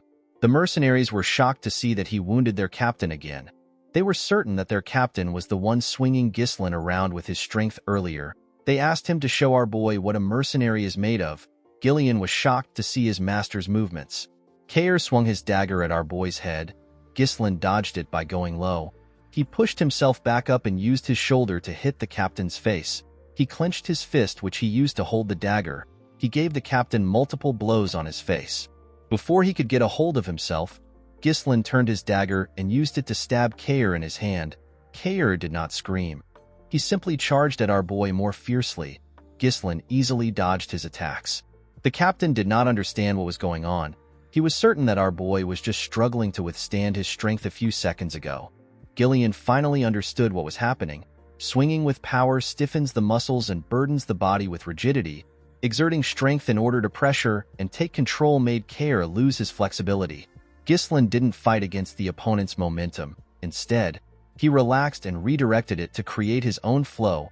Gillian never expected his master to overcome the disadvantage of size in this manner. He put his axe back. While Kair was breathing heavily, his men asked him to stop playing around. They told him that he is not making anyone laugh. Our boy commended the captain on his resolve. He told him that many opponents would break the rules and use mana when cornered. Kair smiled when he heard this. He believed that Ghislain was talking like someone who had actually done this 100 times. He told him that he won the position of captain with this very method. He explained to Ghislain that mercenaries who break the rules don't last in this line of work. Our boy smiled when he heard this. He told the man that he likes his spirit. Kair admitted that he is at a disadvantage in a head-to-head match. With a smile on his face, he told our boy that the conditions for victory is not limited to simply overpowering him. In Moriana's recognition, if even 1 foot steps outside the circle, it is an automatic loss. Kair grabbed Ghislain's hand. He raised him up. He wanted to throw him outside the circle. He was certain that he will be able to win if he sends Ghislain's entire body outside the circle. Before Ghislain's leg could touch the ground, he tightened his grip on Kair's hand. He pushed his legs to his knees and stopped his body from touching the ground. He basically used Kair's body to support himself. He pulled the captain with his hand. Kair did not expect it. He climbed his leg and wrapped his own hand around his neck. The moment he got behind him, he slammed his head to the ground. His head was pushed outside the circle. The mercenaries were shocked to see this. Kair was annoyed to see that he lost. Ghislain gently smiled and told him that he won. The captain turned around. He asked our boy for his identity. He did not believe that someone this skilled was a noble. With a cold gaze in his eyes, Ghislain told him that he does not like his attitude. He reminded him that he is now talking to his new master. Ghislain pulled him up with his hand. The captain asked him about what he wants. He told him that the fight is over. Our boy told him that it is not yet over. He said that he hasn't gone outside the circle yet. Kair was surprised to hear this. Ghislain clenched his fist. He said that he is going to discipline his subordinate. He gave the captain a punch on his face. The punch knocked him down. The man quickly asked our boy to wait. He reminded him that the fight is over once a combatant steps out of the circle. Ghislain gave him another punch on his face. He asked him if he is going to fight according to the rules on the battlefield. Kair called him a bastard. He said that a noble is not supposed to behave this way. With a serious look on his face, Ghislain asked him to not talk back to his master. Kair called him a lunatic. Our boy gave him another punch. Ghislain did not stop. He continued hitting the captain on his face. His hand was covered with his blood. The mercenaries were not happy to see this. They believed that our boy would let their captain go since he won the bet.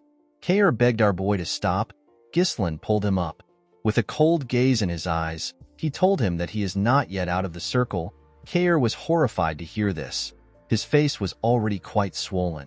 He quickly turned to his men. He asked them if they are going to allow this to happen. He asked them to kill Ghislain. The mercenaries immediately grabbed their swords. Before they could move close to their captain, Gillian took out his axe. They quickly stopped moving. With a scary tone in his voice, Gillian told them that anyone who hinders his master's disciplinary measure will be killed. Everyone knew that Gillian was not messing around. Kair was shocked to see what happened. While trembling like a scared dog, he turned to his new master. Ghislain asked him if he is done. The next thing Kair saw was our boy's fist. The captain laughed out of fear. He knew that he messed up. The punch pushed him back. All the nobles Kair had met in his life were simply losers. They were overconfident pigs, traitors, narcissists. A little scare tactic worked wonders for them.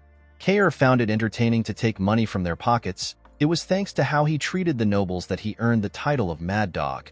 But now, the Mad Dog was taking a beating from some noble brat who he did not think much of. The mercenaries became worried when they saw the state their captain was in. Unfortunately, they couldn't do anything. Ghislain took a look at Kair's body. He wondered if he had done enough. He asked the men to stop standing around. He ordered them to bring him some water, a bandage, and a towel. The men were surprised to hear this. Ghislain told them that their captain will die soon if they don't act quickly. The men were shocked to hear this. They accepted his order. Gillian carefully watched his master.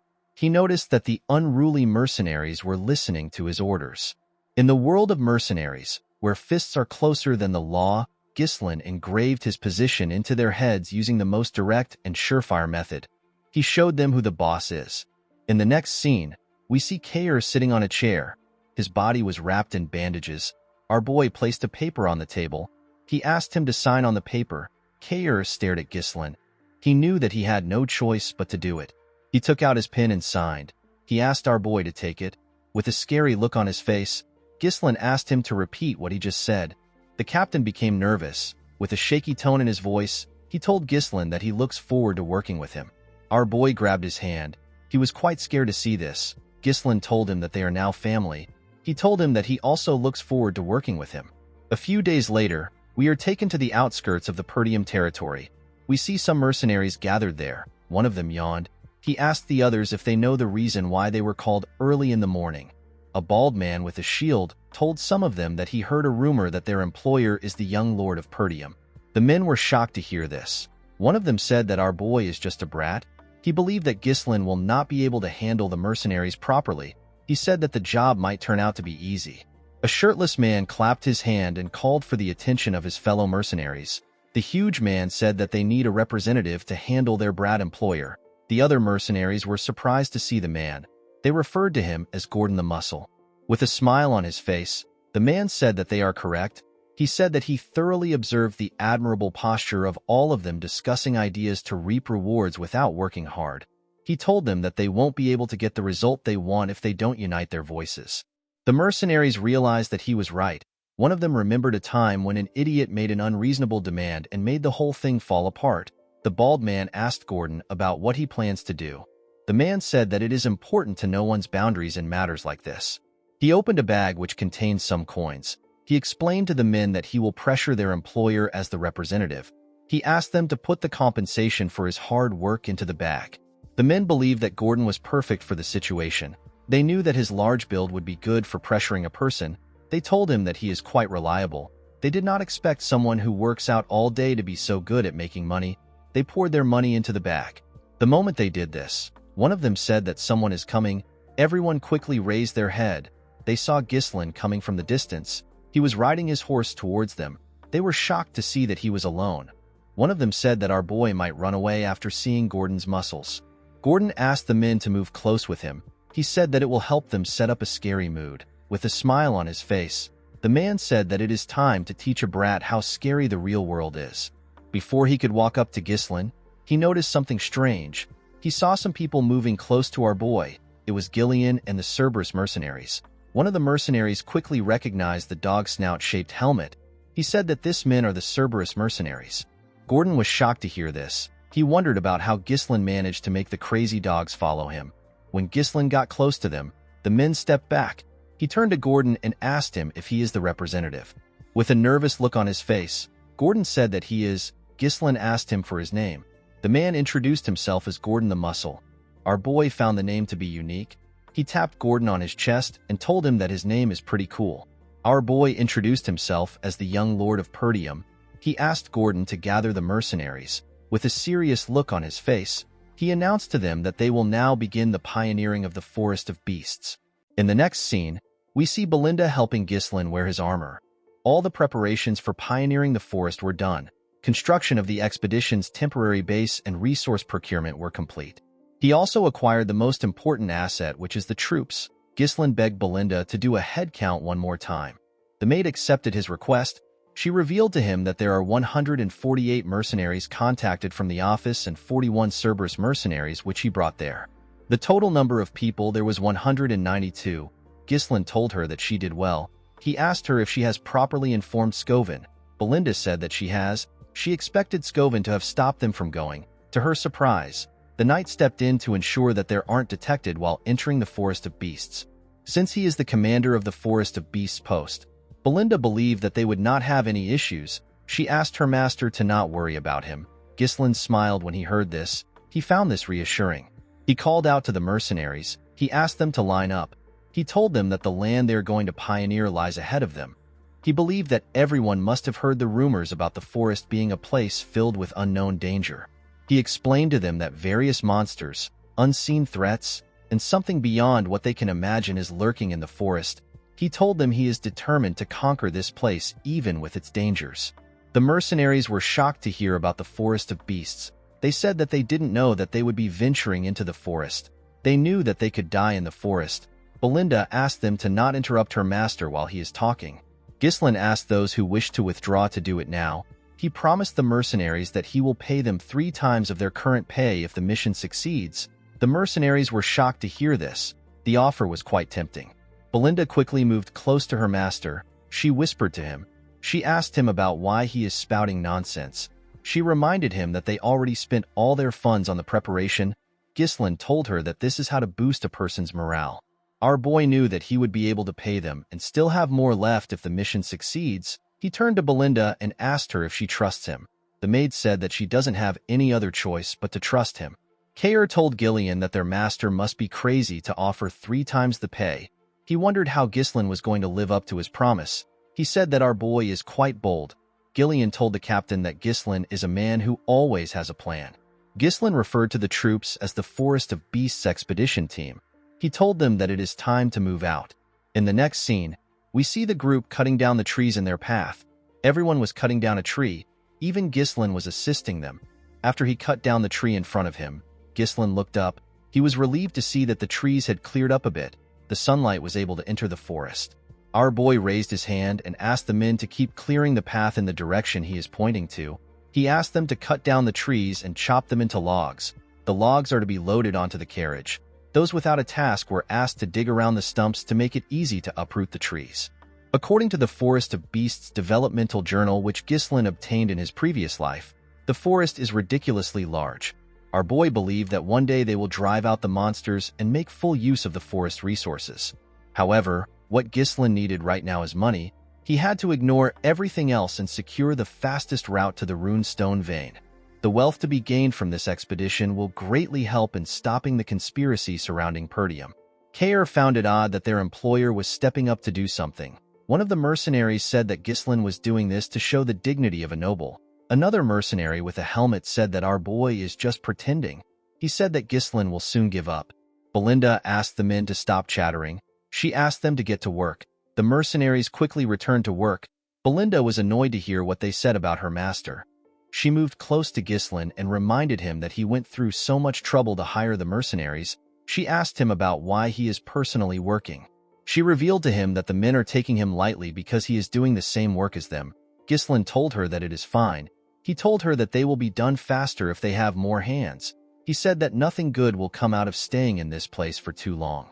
Belinda decided to accept her master's explanation. She told him that he talks as if he already knows everything in advance.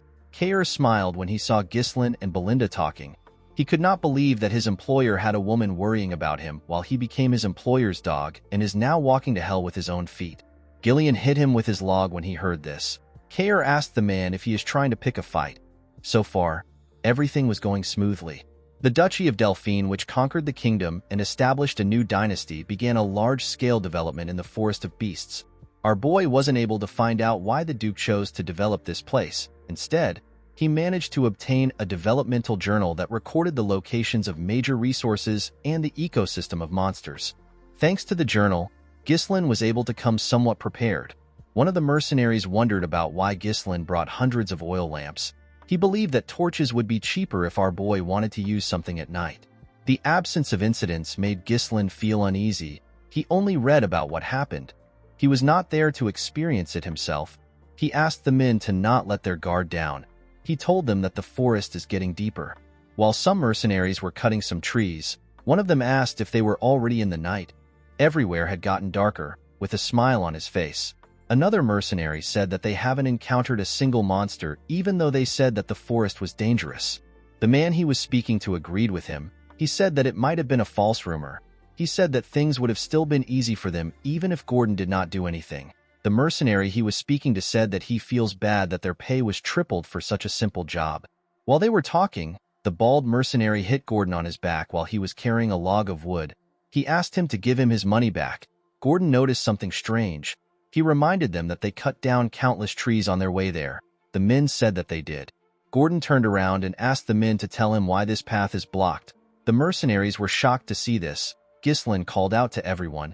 He asked them to pay attention. The troops quickly grabbed their swords. The mercenaries who were talking about how easy the work was began to panic. They noticed the sudden change in the atmosphere. Ghislain called out to Gordon. He told him that he will die if he stays there. He asked him to slowly walk to them.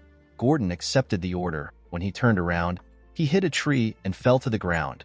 The group quickly took a stance. They called the man an idiot. Gordon quickly turned around. To his surprise, nothing happened. The mercenaries were confused. They did not know what was happening. With a smile on his face, the bald man said that their employer gets scared easily. He said that there is nothing there. He told everyone that it only seems like there is no path because the scenery is similar. He said that Gordon was mistaken. He told them that the Forest of Beasts is just a grand name. In reality, it is just a slightly dense forest. With a serious look on his face, Ghislain asked the man to move close to them if he doesn't want to die. The man was annoyed to hear this. He asked our boy to tell him why he keeps trying to create a scary atmosphere. He told him that they know that he is trying to intimidate them. The moment he said this, some vines got wrapped around his waist. Before the man could react, the vines pulled him to the top of the tree in front of them. At the top of the tree, we see a large mouth filled with sharp teeth. The monster threw the man inside its mouth. This monster had no presence at all. There was no way to predict how it would move. It was a being that you can only fall victim to if you are unaware. The huge monster tree opened its eye. Ghislain realized that he was looking at a Derusant. A large amount of Derusants surrounded the group. Gordon and the rest of the mercenaries began to panic. They wanted to run away. They believed that they were going to be eaten. Before Gordon and the mercenaries could get away, the monsters stretched out their vines and grabbed them. They managed to throw the mercenaries into their mouths. Fortunately for Gordon, he was able to hold on to a tree. He screamed out for help. One of them moved close to him with his axe. He asked him to hold on tight. He hit the vine with his axe. He wanted to cut it. To his surprise, the vine was not affected. Instead, his axe began to slowly break. The man wondered why the vine was so sturdy. While he was looking at his axe, the monster pulled Gordon. The huge man began to scream.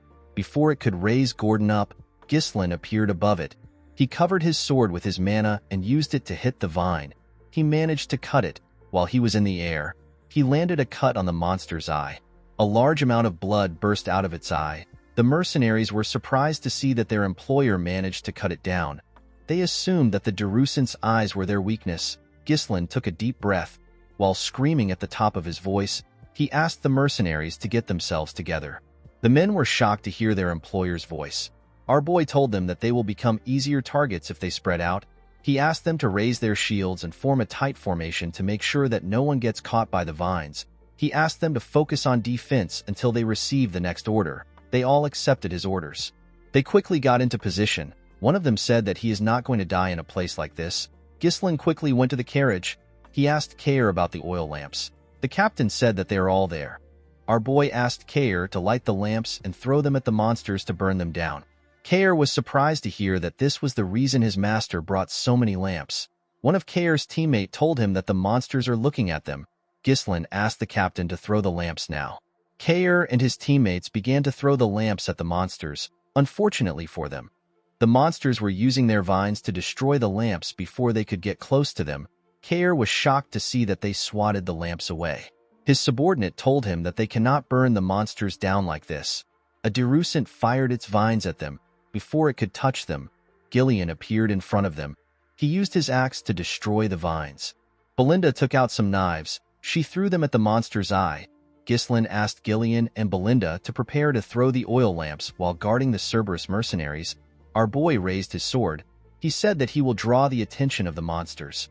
The moment he said this, a Derusant fired its vines at him. Belinda called out to her master. She asked him to look out. Ghislain swung his sword and managed to cut through the vines. The other Derusants began to attack him. Our boy skillfully dodged their attacks. One of the Derusants raised its leg to crush him. The mercenaries were shocked to see that the monsters had legs even though they were trees. They believed that their employer was going to get stomped on. Ghislain covered his sword with mana and used it to cut the monster's leg. He jumped and stabbed the Derusant directly in the eye. The other Derusants turned their attention to Ghislain. The mercenaries were surprised to see this. Belinda ordered the Cerberus mercenaries to throw the lamps now.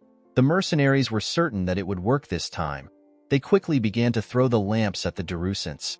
The monsters screamed out in pain when the lamps touched them. The Cerberus mercenaries were happy to see this. Ghislain asked them not to stop. He asked them to keep throwing the lamps until they burn all the Darusants down. The flames spread on the monster's body. The mercenaries were shocked to see what was happening. They could not believe that they were able to fight against them. One of them said that the entire forest will burn at this rate. With a nervous look on his face, Gordon said that the Darusants aren't anything big. He said that it is natural that they are weak to fire because they are trees. Ghislain asked the men to not let their guard down. He told them that it is not over yet. The mercenaries were shocked to hear this. With a serious look on his face, Ghislain informed them that the Darusants will now show their true appearance. The Darusants released some steam into the surroundings. The mercenaries did not understand why there was steam there. They wondered if the fire has already been extinguished. Belinda and Gillian quickly ran to their master. Belinda asked Ghislain about what is happening. Our boy explained to her that the shells of the monsters are weak against fire, but their insides are different. He said that the fire that is burning the shell is meeting the moist flesh and causing them to release steam. When the steam cleared up, we see the true form of the monsters. The Darusants screamed at them. The mercenaries were shocked to see this. They could not believe that the monsters were still alive. Ghislain raised his sword and called for everyone's attention. He asked them to raise their weapons. He told them that it will be a close-quarters battle from now on. He ordered them to charge. He also ran to attack the Darusants. The mercenaries were shocked to see Ghislain running towards the monsters. They could not believe that he wanted them to have a close-quarters battle against this massive monsters. They were scared that the monsters would stomp on them to death. Unlike Gordon and his friends, the Cerberus mercenaries and their leader charged at the monsters. They said that they have been waiting for this moment. The men seemed to be excited. Belinda also ran to her master. Gillian asked Gordon and the other men to tell him why they are hesitating. He reminded them that Ghislain gave an order. With a serious look on his face, he asked the mercenaries to trust our boy. The moment he said this, Ghislain cut one of the Darusants down. The mercenaries were shocked to hear what Gillian said. They decided to follow their employer. They believed that Ghislain was going to do something about the monsters. Gordon asked his teammates to trust their employer. They all raised their weapons and charged at the monsters. Ghislain raised his sword and pointed it at the monsters. He revealed to his men that they will be able to cut the monsters without mana because their barks has burned away. He asked them to not be afraid. He told them that the Darusants are nothing but huge target dummies. The mercenaries followed his orders and ganged up on the monsters. Kair was enjoying killing the Darusants. Belinda and Gillian also helped in taking care of the monsters. The group did not relent. They fought every single monster that surrounded them. Ghislain knew that hesitation in this situation is death. He believed that his role is to eradicate all hesitation from his followers. The moment he thought of this, he stabbed a Darusant in its mouth. He used his sword to tear it open. Our boy believed that he needs to instill them with the will for making the impossible possible. He wanted to instill this will into his men. When the monster which our boy killed fell to the ground, the mercenaries looked around. They realized that nothing was around them. The men could not believe that they killed all the Darusants. Ghislain asked them to line up. The mercenaries quickly followed his order. Our boy asked them to look around. He told them that this is the reality of the forest of beasts.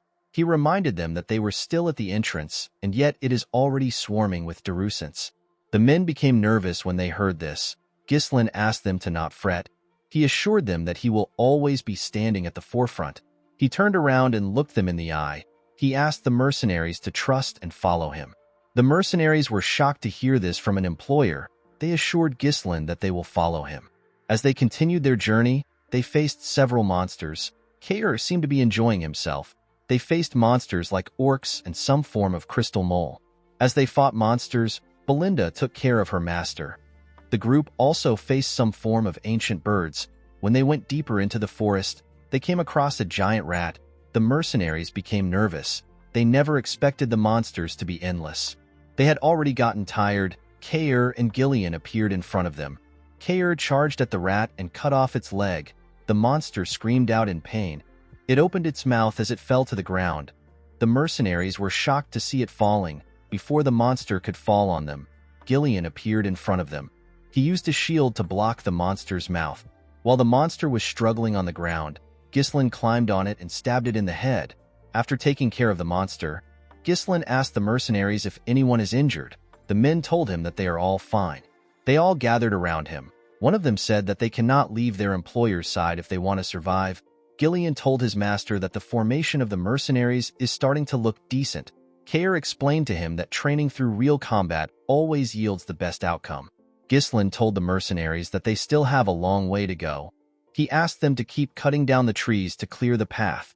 One of the mercenaries watched as the others worked. He was breathing heavily. The man said that everyone is insane. He believed that everyone had lost their mind because they were in a crazy forest. At night, we see the group arrive at a lake. The mercenaries were extremely happy to see a water source. They quickly ran to the lake. They could not believe that the water was so clean. Belinda was not happy to see the mercenaries close to the lake. She told her master that something can come out of the water. Ghislain realized that they have taken the right path so far. The lake is the most important milestone in reaching the runestone mine. He asked the men to set up camp. He told them that they will be taking a break. The mercenaries quickly followed his orders. The scene shifts and we see some mercenaries sitting together. One of them asked the others to tell him what they are doing. He could not believe that they were already facing this amount of monsters when they are only at the entrance. He told his teammates that he cannot imagine what is waiting for them ahead. Another one said that they are lucky that nothing happened in the last 2 nights. In another part of the camp, we see the man who was breathing heavily earlier talking to Gordon and some men. The man suggested that they sneak out of the forest with him. One of them asked the man whose name is Manus to explain himself. Manus told the men that they do not need to risk their lives anymore.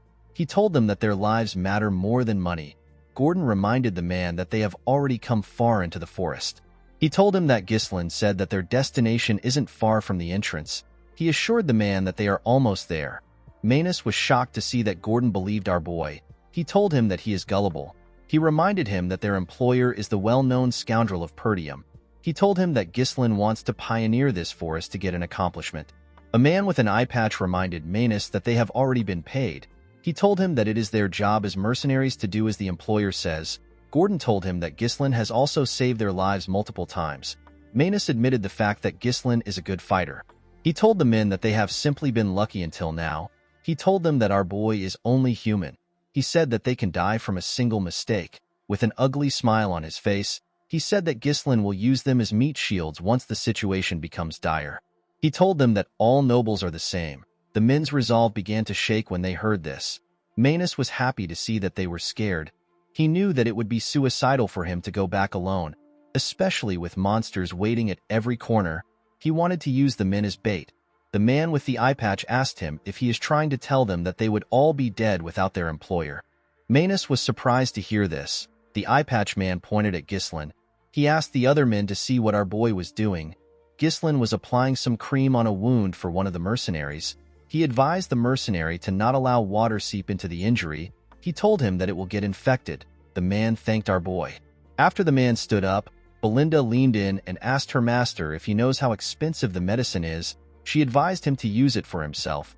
Ghislain told her that this is what the medicine is meant to be used for. After saying this, he called for the next person. Manus was shocked to see how nice Ghislain was. The eye patch man told the bastard that the medicine and potions that their employer is using on them is more expensive than them. He asked Manus if he really believes that our boy would use such medicine on them just so that they can be meat shields. The other mercenaries agreed that Ghislain is different. They were certain that he wouldn't abandon them. Manus had to turn around. He hated the eye patch man for interfering in his plan. He wanted to persuade a few men to get out, but the man was making it difficult for him. Ghislain walked up to Gordon and the other men. He asked them to stop chit-chatting. He told them that they need to get some rest. He moved close to Gillian and Kair. He told them that he needs to speak with them for a moment. Kair asked Ghislain if he is sure about leaving Manus alone.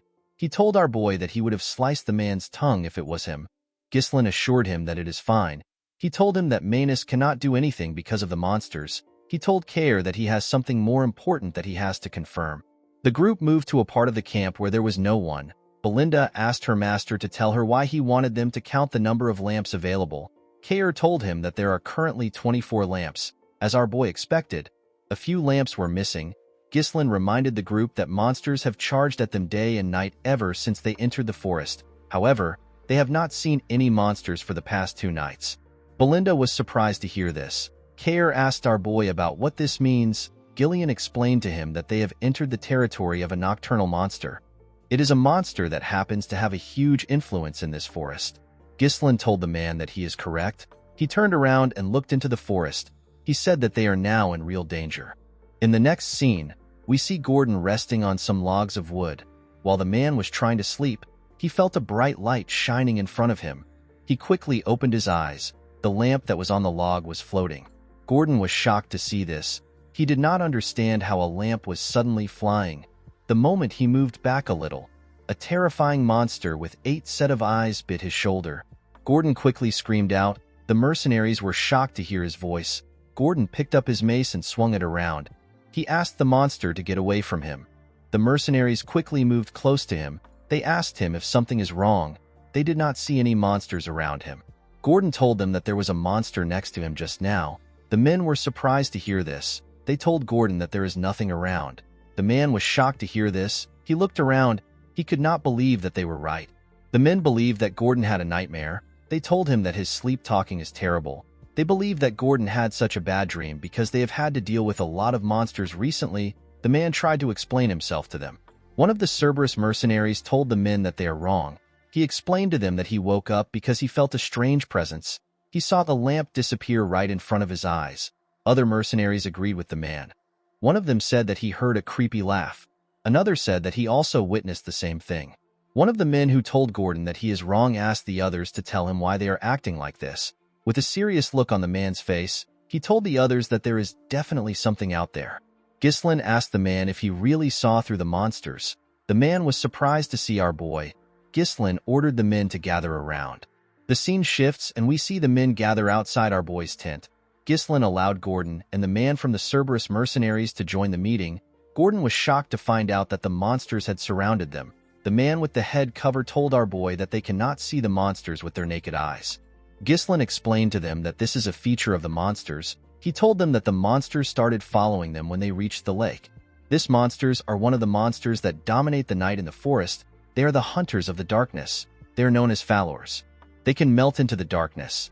This means that you cannot see them and physical attacks don't work on them. A few hundred of them follow their prey and take away their light. Luring their prey into the darkness is what they excel at. It is their hunting method. The head coverman and Gordon were shocked to find out that a few hundred Falors surrounded them. Belinda was surprised to find out that this was the reason why they have been losing their lamps. Kair was annoyed to hear what Ghislain said. He wondered if the monsters were trying to play with them before killing them. He suggested that they take care of the monsters now. He told our boy that it will be better for them to strike first before the monsters start toying with them. Ghislain told him that they need to wait until the monsters start attacking them. He said that it will be the best time to counterattack. Belinda reminded her master that they have already lost more than half of their lamps. She told him that they cannot just wait around. Ghislain explained to her that attacking the monsters recklessly would only stimulate their sadistic tendencies. The Falors would fall back for a bit and harass them more thoroughly later. He told Belinda that they would be losing their chance to wipe out all the monsters at once. Gillian was surprised to hear this. He asked his master if there is a way to achieve this against hundreds of invisible monsters. Our boy told him that there is a way. He asked Belinda if she has prepared the magic scrolls. The maid said that she has given out one to each of the mercenaries. Ghislain told the group that he will now explain how they are to fight the monsters. The group was surprised to hear this. Our boy drew some images on the ground to signify their current position. He told them that a herd of Falors has surrounded their camp from 3 different directions. The monsters are stealing their lamps to slowly tighten their position. Since they were vastly outnumbered, it will be impossible to cover the entire area, especially since what they are up against isn't human. Ghislain told them that they will start collapsing from the sides if they start fighting them head-on. Gillian explained to Ghislain that due to the fact that they set up their camp with a lake in the back, they avoided being surrounded from all directions. Our boy told him that he is correct. Although it looked like they were at a disadvantage, Ghislain assured them that it is not the case. He told them that they have the initiative of this fight. The group was surprised to hear this. Our boy explained to them that they need to first divide their forces into 3 groups. The defenders will take on the monsters' attacks, the crossbow unit will stop them, and the elite assault unit, which Ghislain is part of, will do the rest. The defenders and the crossbow unit will gather in the middle and push away the enemies. In the meantime, the assault unit will attack them from the left. They will be focusing all their firepower on that side. If they are able to surround them with the forces in the middle, It will be their victory. Gillian quickly understood his master's plan. Gordon asked if this is even possible. Kayer said that it is possible as long as the units in the middle hold out long enough. Belinda interrupted the men. She reminded them that Ghislain said that followers are immune to physical attacks because they can melt into the darkness. She asked them about how they plan on dealing with the monsters. Everyone turned to Ghislain. Kayer assumed that they just have to use mana. Ghislain asked her not to worry about it. With a smile on his face, he told her that they have magic scrolls. Later in the night, we see the defense unit standing in front of the monsters with their shields up. One of them asked the others to not break the formation. He asked them to remember what their employer said. One of them announced that the followers have taken their last lamp. He said that something is coming. In the Pioneer Journal of the Delphine, it was stated that the followers are extremely vulnerable to light. When they shone intense light on them, they revealed their true selves. The moment he thought of this, Ghislain raised his magic scroll and tore it. He asked the others to do the same. Gillian, Belinda, and the rest of the group followed his order. They all tore their first circle magic scrolls. The spell is known as light. The magic scrolls fired some energy into the sky. The energy turned into a ridiculously bright light. The followers screamed when they saw the bright light. The mercenaries were surprised to see that the darkness has been repelled. They could not believe that this was what the monsters looked like. They never expected this eel-looking monsters to be the ones surrounding them this whole time. Immediately they thought of this. The followers charged at them. The crossbow unit quickly raised their crossbows. They were ordered to stop the monsters' charge. They were asked to hold on for as long as possible. The men fired their arrows at the monsters. Ghislain raised his sword. He told his men that the true appearance of the followers has been revealed. He covered his sword with mana and swung it. He pointed his sword at the monsters and ordered the assault unit to charge at them. The team immediately charged at the monsters. They tore them apart when they got close to them. Ghislain made a huge swing and tore through them. Although followers possess the ability to assimilate into the darkness, their actual defense is extremely weak. Our boy was certain that he can tear through the followers with this unit. He ordered the group to cut down as many monsters as they can. They overtook him and charged at the monsters. Gillian was taking their attacks and keeping their attention on himself. While he was doing this, Kayer disrupted their formation. Belinda was responsible for creating an opening. She threw her knives at the monsters' heads. Immediately she did this, she called out to her master. Our boy jumped and made a huge swing when he landed. His attack was able to cut through a large amount of monsters because of how big his sword is. This team was the elite unit of Perdium, while Ghislain and his unit were taking care of the monsters in their path. The crossbow unit fired their arrows at followers. Unfortunately, this did not slow down the monsters a lot. There were quite much. The crossbow unit began to panic. They were almost out of arrows. They wondered about when the assault unit were going to reach them. While they were panicking, the followers got close to the defenders. Before the followers could ruin the formation, the assault unit arrived and cut through them. Ghislain turned to the men. He told them that they have done well. Gordon and the rest of the mercenaries were extremely happy to see their employer. They knew that they were saved. Ghislain ordered them to widen their formation and surround the followers from all directions. He said that it is now their turn to overrun the followers. The mercenaries quickly followed his order. One of the followers screamed and signaled the rest of the group. The moment it did this, the followers began to run. The mercenaries were shocked to see this. Our boy did not expect them to retreat before they were surrounded. He realized that the monsters are very quick-witted. He turned to Belinda and asked her to find their leader. He said that the monster has a horn on its head. It was the one that was sending out the retreat signal. As they ran after the monsters, Kayer asked our boy if they need to chase the monsters. Belinda told her master that it is better if they retreat. Ghislain explained to them that followers tend to obsess over their prey. Even if they retreat now, they will still come back and harass them for days. Our boy told the team that there is no reason to give the followers a second chance. He said that they must avoid a war of attrition at all cost. He explained to them that their system will collapse once they lose their leader. He said that they need to kill every single follower here. Belinda was surprised to hear this. She gently smiled and took out a rope. She realized that her master has changed a lot. She took a stance and told Ghislain that she understands. She threw the rope at a tree and held onto it with a hook. She used the rope to drag herself up. While she was in the air, she got a look at everything in the surroundings. She easily spotted the leader. She quickly threw her rope at it and held it down. She told her master that she has caught the monster. Ghislain covered his body with mana. He charged at the monster with his sword pointed at it. He moved at a crazy speed, so he cut through every monster in his path. He stabbed the leader in its chest. The monster tried to struggle. Our boy told it that it is over. He tore the Fowler apart. The moment he did this, he announced that the leader was dead. He ordered his mercenaries to wipe them out. The mercenaries quickly charged at them. They told the monsters that they will make them regret hunting them in the dark. Kair ordered his mercenaries to attack. He told them that they must not lose to Gillian. At sunrise, we see Ghislain kill the last monster. He commended his mercenaries on their efforts. He told them that it is their victory. The men raised their swords and cheered. They could not believe that they survived and won the fight. Belinda quickly ran to our boy. She asked him if he is hurt anywhere. Gillian commended his master on his efforts. Ghislain told them that they all did well. He asked Belinda to do a head count. He ordered Kair to gather his mercenaries. He said that he needs the men to go with him and Gillian to spread the corpses of the Fowlers around the camp. Kair was surprised to hear this. He asked Ghislain if this has some sort of effect. Our boy explained to him that the smell of the corpses will chase away the other monsters. Fowlers are one of the monsters that are at the top of the food pyramid at the forest entrance. Gillian referred to Kair as Kid and told him that the corpses will make the camp safer. Kair was annoyed to hear this. He took a stance and asked Gillian if he wants to settle their issues now.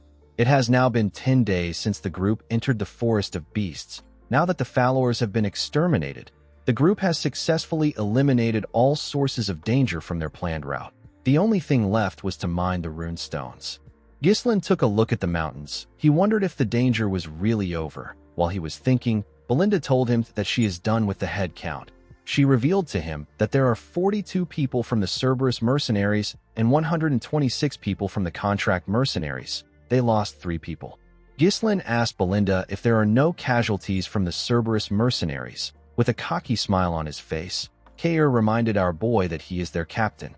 Ghislain asked the maid if the 3 dead people are among the contract mercenaries. Belinda said that she cannot confirm it because they cannot find the bodies of the 3 mercenaries. Gordon noticed something odd. He asked his teammates if they know where Manus is. One of them said that he might have died fighting. Another person said that they can't find Manus' body. The man with the eye patch said that Manus must have fled. The scene shifts, and we see Manus and the 2 other mercenaries who were missing. They were running away from the camp. One of them said that he heard a fierce battle sound. He said that they would have died if they stayed at to fight. The other man suggested that they slow down, since they are quite far away from the battle. Manus turned around and called them fools. He asked them to get themselves together. He told them that they need to get out of the forest while the group was busy fighting. He asked them to keep running if they want to leave. The moment he said this, he noticed that the men stopped moving. He moved close to them and asked them if they are deaf. The men began to tremble. One of the men pointed up and asked Manus to look behind him.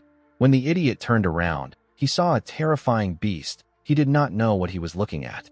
In the next scene, we see a ridiculously huge snake on the rune stones. The snake had a large amount of bones in front of it. It opened its mouth and let out something. It dropped the bodies of Manus and the stupid men on the bones. The scene shifts, and we see the group cutting down the trees in their path. The mercenaries wanted to end their journey and return back to the town. They were working extra hard. Kair noticed that they were working well without someone ordering them around. He said that he has never seen the lazy mercenaries working so hard. Gillian told him that the mercenaries are different from him. Kair decided to ignore him. He asked Ghislain if he is going to let the mercenaries go once the mission is over. He told our boy that it is a waste to only use the mercenaries once. Ghislain asked him not to worry about it. He pushed a tree down and revealed to Kair that he is going to hire the men as his personal mercenaries. Mercenaries naturally have weak organizational skills. It is impossible for them to win against a regular army in large-scale battles. However, these men have already surpassed the limits of mercenaries just through the experience they gained in this forest. Ghislain knew that they will be an excellent foundation for expanding his power. The man with the head cover told his captain that they spread the corpses of the Fowlers around their path. Kair commended the man known as Gazelle for his efforts. He turned to Ghislain and told him that the effect of the corpses has been really good. He said that they have not seen a single monster ever since they left the camp. They did not even encounter a lone monster that has lost its path. Ghislain looked into the forest. He got an eerie feeling. He hoped that it was just a needless worry. While he was looking around, Belinda jumps down from a tree. She called out to him. Ghislain asked her if she saw anything up ahead. With a bright smile on her face, Belinda said that she did. Ghislain was shocked to hear what she found. He turned around and ordered the mercenaries to pave the path with all their might. They all accepted his orders. As they moved closer to their destination, they saw a bright light through the trees. When they walked out of the woods, they saw something shocking. The mercenaries were shocked to see what was in front of them. With a confident look on his face, Ghislain told them that this is the reason why they started the expedition. He told them that they came for the highest quality runestone mine. Around the mine, there was some fog. Kair could not believe that the forest really had something that was worth a lot of money. Gillian told him that his master always acts upon reason. Belinda hugged our boy. She asked him about how he knew about the runestone mine. The mercenaries could not believe that they were actually looking at rune stones. They were stones that most people don't see in their entire lives. They knew that they were going to be rich once they take it back to the town.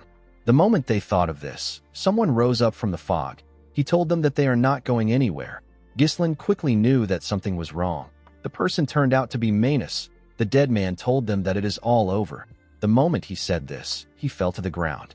Gordon and the other mercenaries wanted to run to him.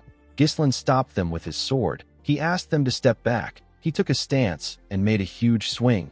His sword pushed away the fog. The men were able to see the bones of the monsters and humans. They were shocked to see the amount of corpses that were there. They wondered about what happened there. Kair, Belinda, and Gillian quickly grabbed their weapons. They called out to our boy. Ghislain told them that they cannot mine the rune stones for free due to the amount of bones. Our boy was able to tell that this was the nest of a high-class monster. Since some corpses are yet to be corroded, the monster must still be staying there. Ghislain was not able to figure it out immediately because the harmful gases from the corpses were mixed in with the fog. Our boy did not like the situation. There was no particular recording that stated that the mine itself had any danger factors. He turned around and asked everyone to prepare for battle. Immediately he said this. He saw something on the rune stones. He saw the python. The monster quickly charged at them. Ghislain ordered everyone to scatter. He charged at the python. He dodged its mouth by going above it and made a slash on its head. When he landed on its body, he covered his sword with mana and charged at its head. He pushed his sword into its head. Unfortunately, it barely damaged the monster. Gillian and Kair were shocked to see this. They could not believe that Ghislain only left a scratch on the python even after using many. Kair had never seen such scales. The monster tried to push Ghislain down. Our boy jumped off its head. While he was in the air, the snake fired its venom at him. Ghislain could tell that its venom is extremely poisonous. He turned around and used his coat to block the attack. The venom melted it. Before our boy could get in a good position, the snake charged at him with its tail. Ghislain used his sword to stand his ground. He tried to push the tail back. Unfortunately, the monster was much stronger. It pushed him into the ground. Belinda quickly called out to our boy. The snake spread its body around the group. The men quickly realized that it was trying to squash them. Before the monster was able to crush them, Gillian, Belinda, and Kair saved them. They were trying to save as many men as they could. As the group struggled to put themselves together, they called out to Ghislain. They wondered about where he was. Our boy was standing on top of the bones. Now that he had seen the monster with his own eyes, his bad feeling went away. He knew that this monster is the master of the runestone mine. It is known as the blood python. It is one of the monsters he considered impossible to hunt down in this expedition. Ghislain didn't think that he would have to face the monster because it lives in the deepest part of the forest. Our boy knew that the chances of them winning against this monster is very low. It would be best for them to retreat for now and come back prepared next time. However, our boy had no time for delays. He believes that everything he has done up until now will become meaningless if he gives up now. A bright light shined from his chest, and he took a stance. He asked the monster to not get in his way. He said that he has too many things on his back. Ghislain opened his third core after saying this. The blood python turned to him and charged at him. Our boy managed to block its head and landed a cut on it. Before letting the monster go back up, he landed a cut in its eye. The moment he did this, the blood python used its tail to attack him. Ghislain quickly used his sword to shield himself from the crushing weight of the monster. He managed to push the tail back. However, the monster did not stop attacking him. It used its tail to aggressively attack our boy. Ghislain managed to block off the attacks. Even when winning is unlikely, there are battles that one must not avoid. This is the definition of responsibility. Kair, Belinda, and Gillian watched as their master fought for their lives. Ghislain jumped and landed a cut on the python's mouth. Our boy knew that this was the time for him to fulfill his responsibility. When he landed, he took a deep breath and took a look at the monster. He realized that the blood python was not showing any signs of faltering. This was a problem for him because unleashing the third core for a long period of time is too risky.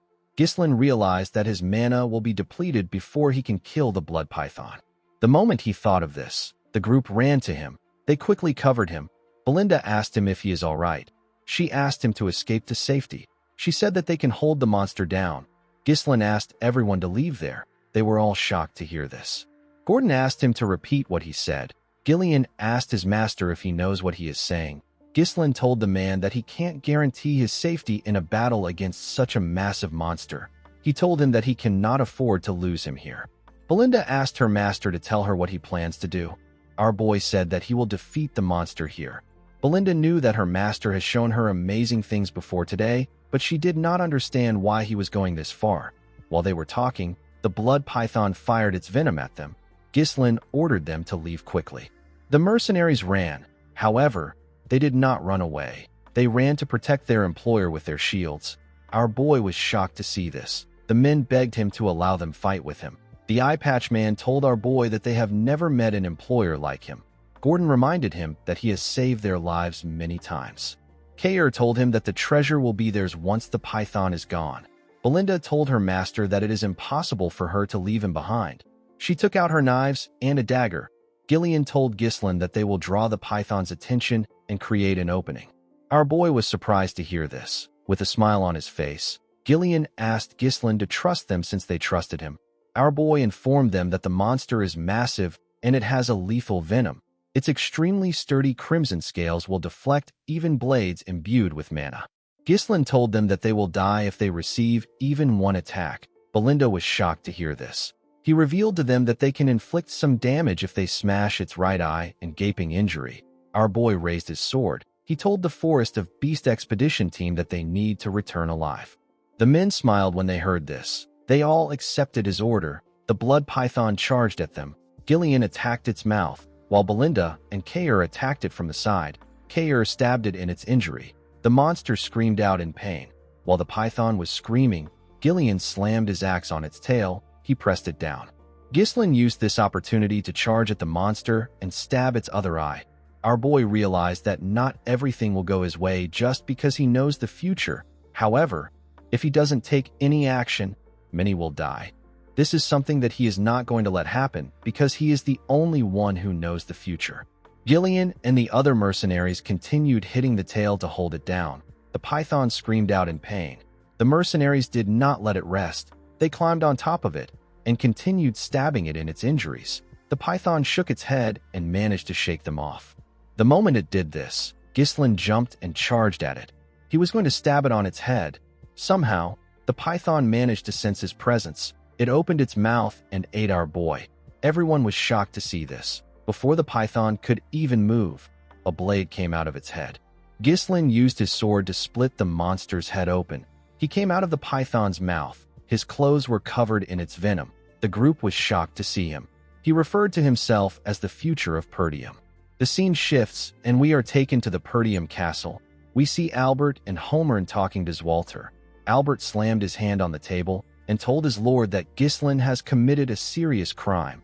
He could not believe that our boy ignored his father's order and went into the forest. Holmern asked Albert to calm down. Albert said that he always knew that Ghislain acts unruly. He told the count that our boy thinks that he is the lord of the land because of his long absence.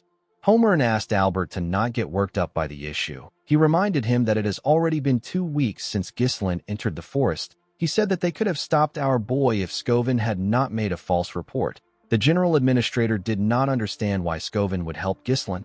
A crime like this could cost him his knight status. Albert told the Count that he cannot let our boy continue to behave as he wishes.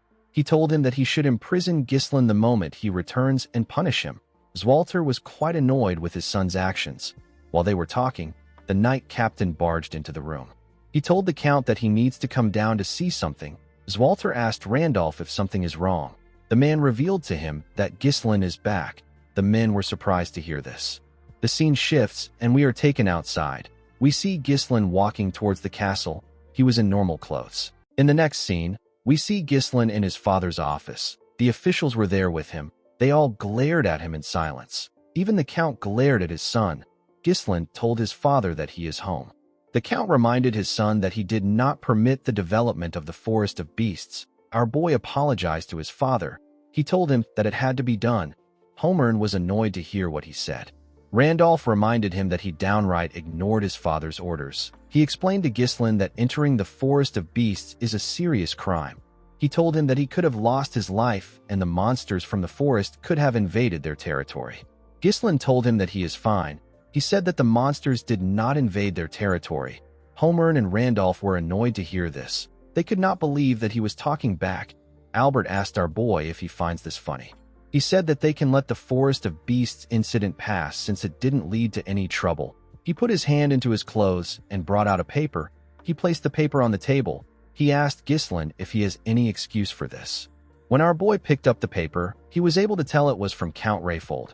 Albert said that he felt uneasy when he heard about our boy's visit to the county. He told Ghislain that they found out about how he extorted 20,000 gold, which is the estate support funds that is given to Perdium regularly from Amelia, by threatening her. Albert told our boy that Count Rayfold was absolutely furious, and he has decided to cut off all forms of support to their territory and cancel the engagement as if it never happened. The treasurer told Ghislain that this will negatively affect their entire land. Ghislain was surprised to see a letter written by Count Rayfold who doesn't get along with Amelia well. The letter did not seem to be fabricated. Our boy knew that it isn't difficult for Amelia to pull this off by manipulating the Count's money-driven mindset. The only thing Ghislain did not expect was that Amelia was willing to join hands with her enemies just to screw him over. This means that she will stop at nothing to get what she wants. Our boy had a feeling that the assassins weren't going to be the end of things. Unfortunately for him, he no longer has a leverage over the girl. If he was to reveal the secret deal with the Duke and the merchant guild that she controls, everything he will say will be dismissed as nonsense meant to cover up the incident. Ghislain realized that he would be tied down in the territory if he had been a little late. He became more certain that time was not on his side. Albert asked Ghislain to say something. Homern told our boy that they are in an urgent situation. He said that they need to ask him to return the money first. Randolph said that the 20,000 gold will be enough to run the entire night order for months. Ghislain revealed to them that he has used it all. He said that he used it for the development of the Forest of Beasts. The room became silent. Albert asked him if he wasted the entire money on a useless forest filled with monsters. Our boy apologized to the man. He said that he doesn't have much to say about the Rayfold incident. Randolph grabbed Ghislain's shirt. He called him a stupid little brat. He reminded him that he is supposed to be the successor of the land. He could not believe that Ghislain sold the future of their land with his own hands. Homern told Ghislain that he is no longer the young lord of their land. He said that he is now a filthy criminal. He asked Randolph to tie him down and throw him in a cell. Ghislain asked the man not to worry. He said that they will receive support funds from him. He told him that he will also add the 20,000 gold. The Count asked him to explain what he means. Our boy called out to Belinda. The woman entered the room with a box. Ghislain told the men that he won't have started the development if he wasn't going to bring anything back. Belinda opened the box and showed the men the runestones. Ghislain revealed to them that these are the highest quality runestones. Albert was surprised to see the runestones. Homern held one of the runestones. He asked our boy to tell him where he got such a valuable thing. Randolph said that he might have spent the 20,000 gold on it. Ghislain revealed to them that they mined it from the Forest of Beasts. Albert explained to our boy that the stones are worth a fortune, but they are nowhere near enough to run the land. With a smile on his face, Ghislain told the man that this isn't the end of it. Our boy took the officials to the entrance of the Forest of Beasts where his camp was. They saw the body of the blood python and hundreds of runestones. They saw the mercenaries working hard to transport the runestones. They were moving fast and carefully in order not to scratch the runestones. They were also separating the corpses of the monsters into different sections. Homern could not believe his eyes. He could not believe that Ghislain and this men managed to get all of this in 2 weeks. Randolph asked Homern if he is seeing things. The Count asked Belinda if all of this truly came from the expedition. The woman said that it did. She said that Ghislain led the expedition himself. Ghislain told the men that they obtained the inner hide of the Darusants, and they got some byproducts from the blood python. He revealed to them that the amount of runestones here is merely a fraction of what they found in the mine. He told them that the reason for his expedition was to help the land. He said that he will use the gains for their land. Albert revealed to the Count that they won't have to struggle with the lack of support funds with the amount of items available here. He said that this is only a rough estimation. Homern and Randolph were shocked to hear what the man said. They both tapped Ghislain on his shoulders. Randolph commended him on his efforts. He asked him if he is tired from his expedition. Homern asked our boy to let them know if he needs anything. Ghislain revealed to the men that he has a few conditions for the support funds. Randolph was shocked to hear this. He asked them to release Scovin and Ricardo. He said that they were just following his orders.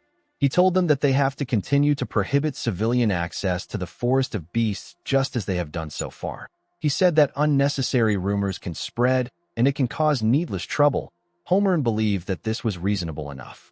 For his last condition, Ghislain told the men that he will take care of recruiting and managing the mercenaries and security forces by himself. He said that having interference every time he moves troops within the territory would be a waste of time. The general administrator asked him if he intends on maintaining a private army. Randolph was against this idea. He told our boy that they do not know what he is plotting. Albert told Ghislain that he seems to have misunderstood something. He said that he will explain it to him. He told our boy that he is currently in a position where he should be begging for forgiveness. He told Ghislain that he sounds as if he is saying that he will do as he pleases, so they should stay out of his way. Ghislain told the man that this is a misunderstanding. He said that he is simply laying out the conditions necessary for him to provide financial support to Perdium in place of Rayfold. He explained to the man that if such trivial issues were to disrupt their operations, it will also negatively affect Perdium's finances. He asked the treasurer if he is okay with this. Albert was shocked to hear this. He called out to the Count. He asked him to say something. He told him that they are currently making a deal with the future of their land. The Count was simply looking around. Kair, Gillian, and the other mercenaries came up to Ghislain. They wanted to report to him. Gillian explained to our boy that the runestone loading process is almost complete. He asked Ghislain to give the order. He said that they will be ready to move at any time. Kair revealed to him that the hides of the Darusants have been stored without any preservatives. He asked Ghislain to tell him what he plans to do with the blood python. Our boy told him that the blood python will soon be dismantled. The venom, blood, flesh, and hides will all be separated and preserved to prevent decay. Kair told him that he understands. The Count called out to Randolph. The man revealed to him that the mercenaries are individually formidable and they have an overwhelming presence. He said that he has no clue on how Ghislain could have such people under him. He said that it is just like an elite force. Zwalter moved close to his son. He commended our boy for getting such difficult mercenaries to follow his orders willingly. He told our boy that he must have put in a lot of efforts. Ghislain said that the expedition wouldn't have prevailed without them. Upon hearing this, the Count turned around. He told his officials that they should return back to the castle. Before leaving, Zwalter told Ghislain that he will let things slide this time. He asked our boy to prepare to face the consequences if he ever defies his order again. With a nervous smile on his face, Ghislain thanked his father. The Count reminded his son that he is the successor who will inherit the land in the future. He told Ghislain that he seems to possess the spirit of the Northern Wolf. The Northern Wolf is the alias given to Count Perdium, the one who guards the frontier of the Lithania kingdom. Zwalter was a lonely person. He had weak military forces and a treasury plagued by poverty. Yet in the northernmost reaches where war never ceases, the Count dedicated his entire life to protecting the land even without his wife, his son, or his daughter. In the end, he was met with a miserable death, and he was forgotten by all. Belinda moved close to her master and asked him if he is headed straight for the castle. Ghislain said that he is not yet going to the castle. He asked her to get everything ready so that they can leave immediately. Belinda was shocked to hear this. She asked him if he is not going to rest. Gillian told him that he has overworked himself. He advised his master to rest. Belinda told him that it is a miracle he made it out alive from the blood python's body. She asked him if he knows how hard she worked to detoxify the poison from his system. Ghislain tapped the woman on her shoulder and begged her to do it. Belinda was surprised to see this.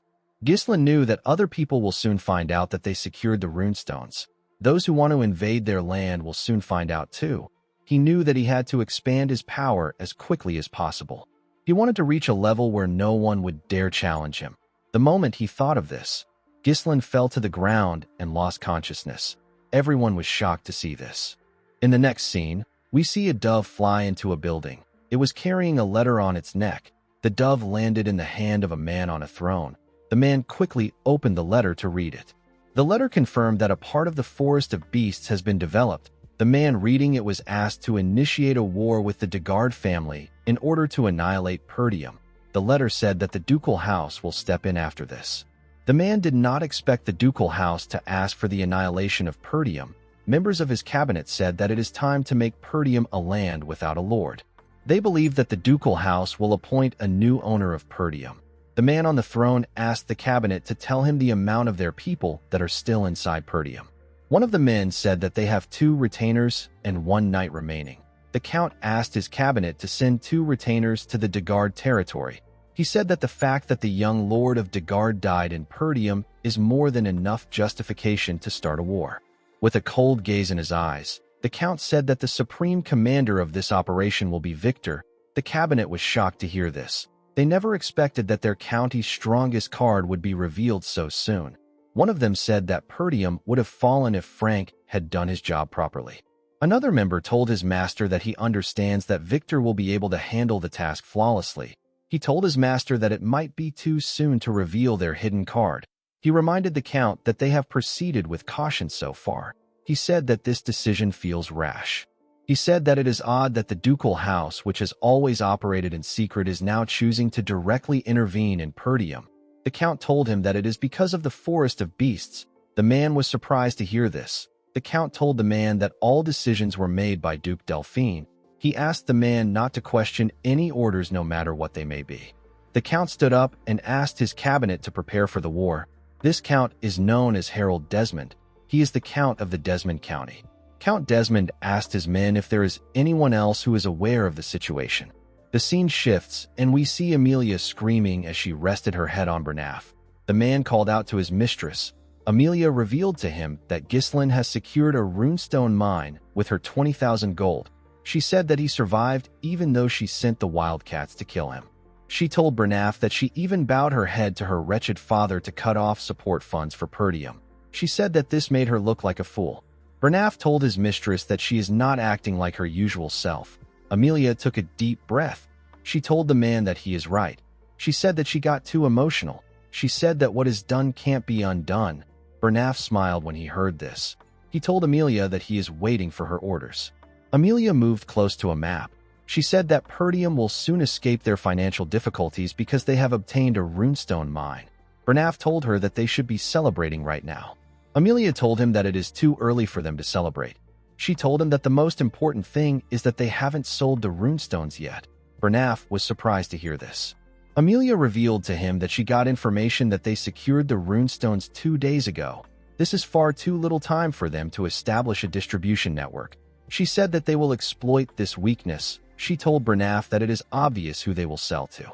Bernaf realized that his mistress intends on acting before they can sell the runestones. He asked her about where she wants to intervene. Amelia revealed to her knight that there is only one place in the northern region that Ghislain will sell to. She believed that our boy was going to go to the finest magic tower in the north, which is dominated by the 7th Circle Archmage. The magic tower is known as the Crimson Magic Tower.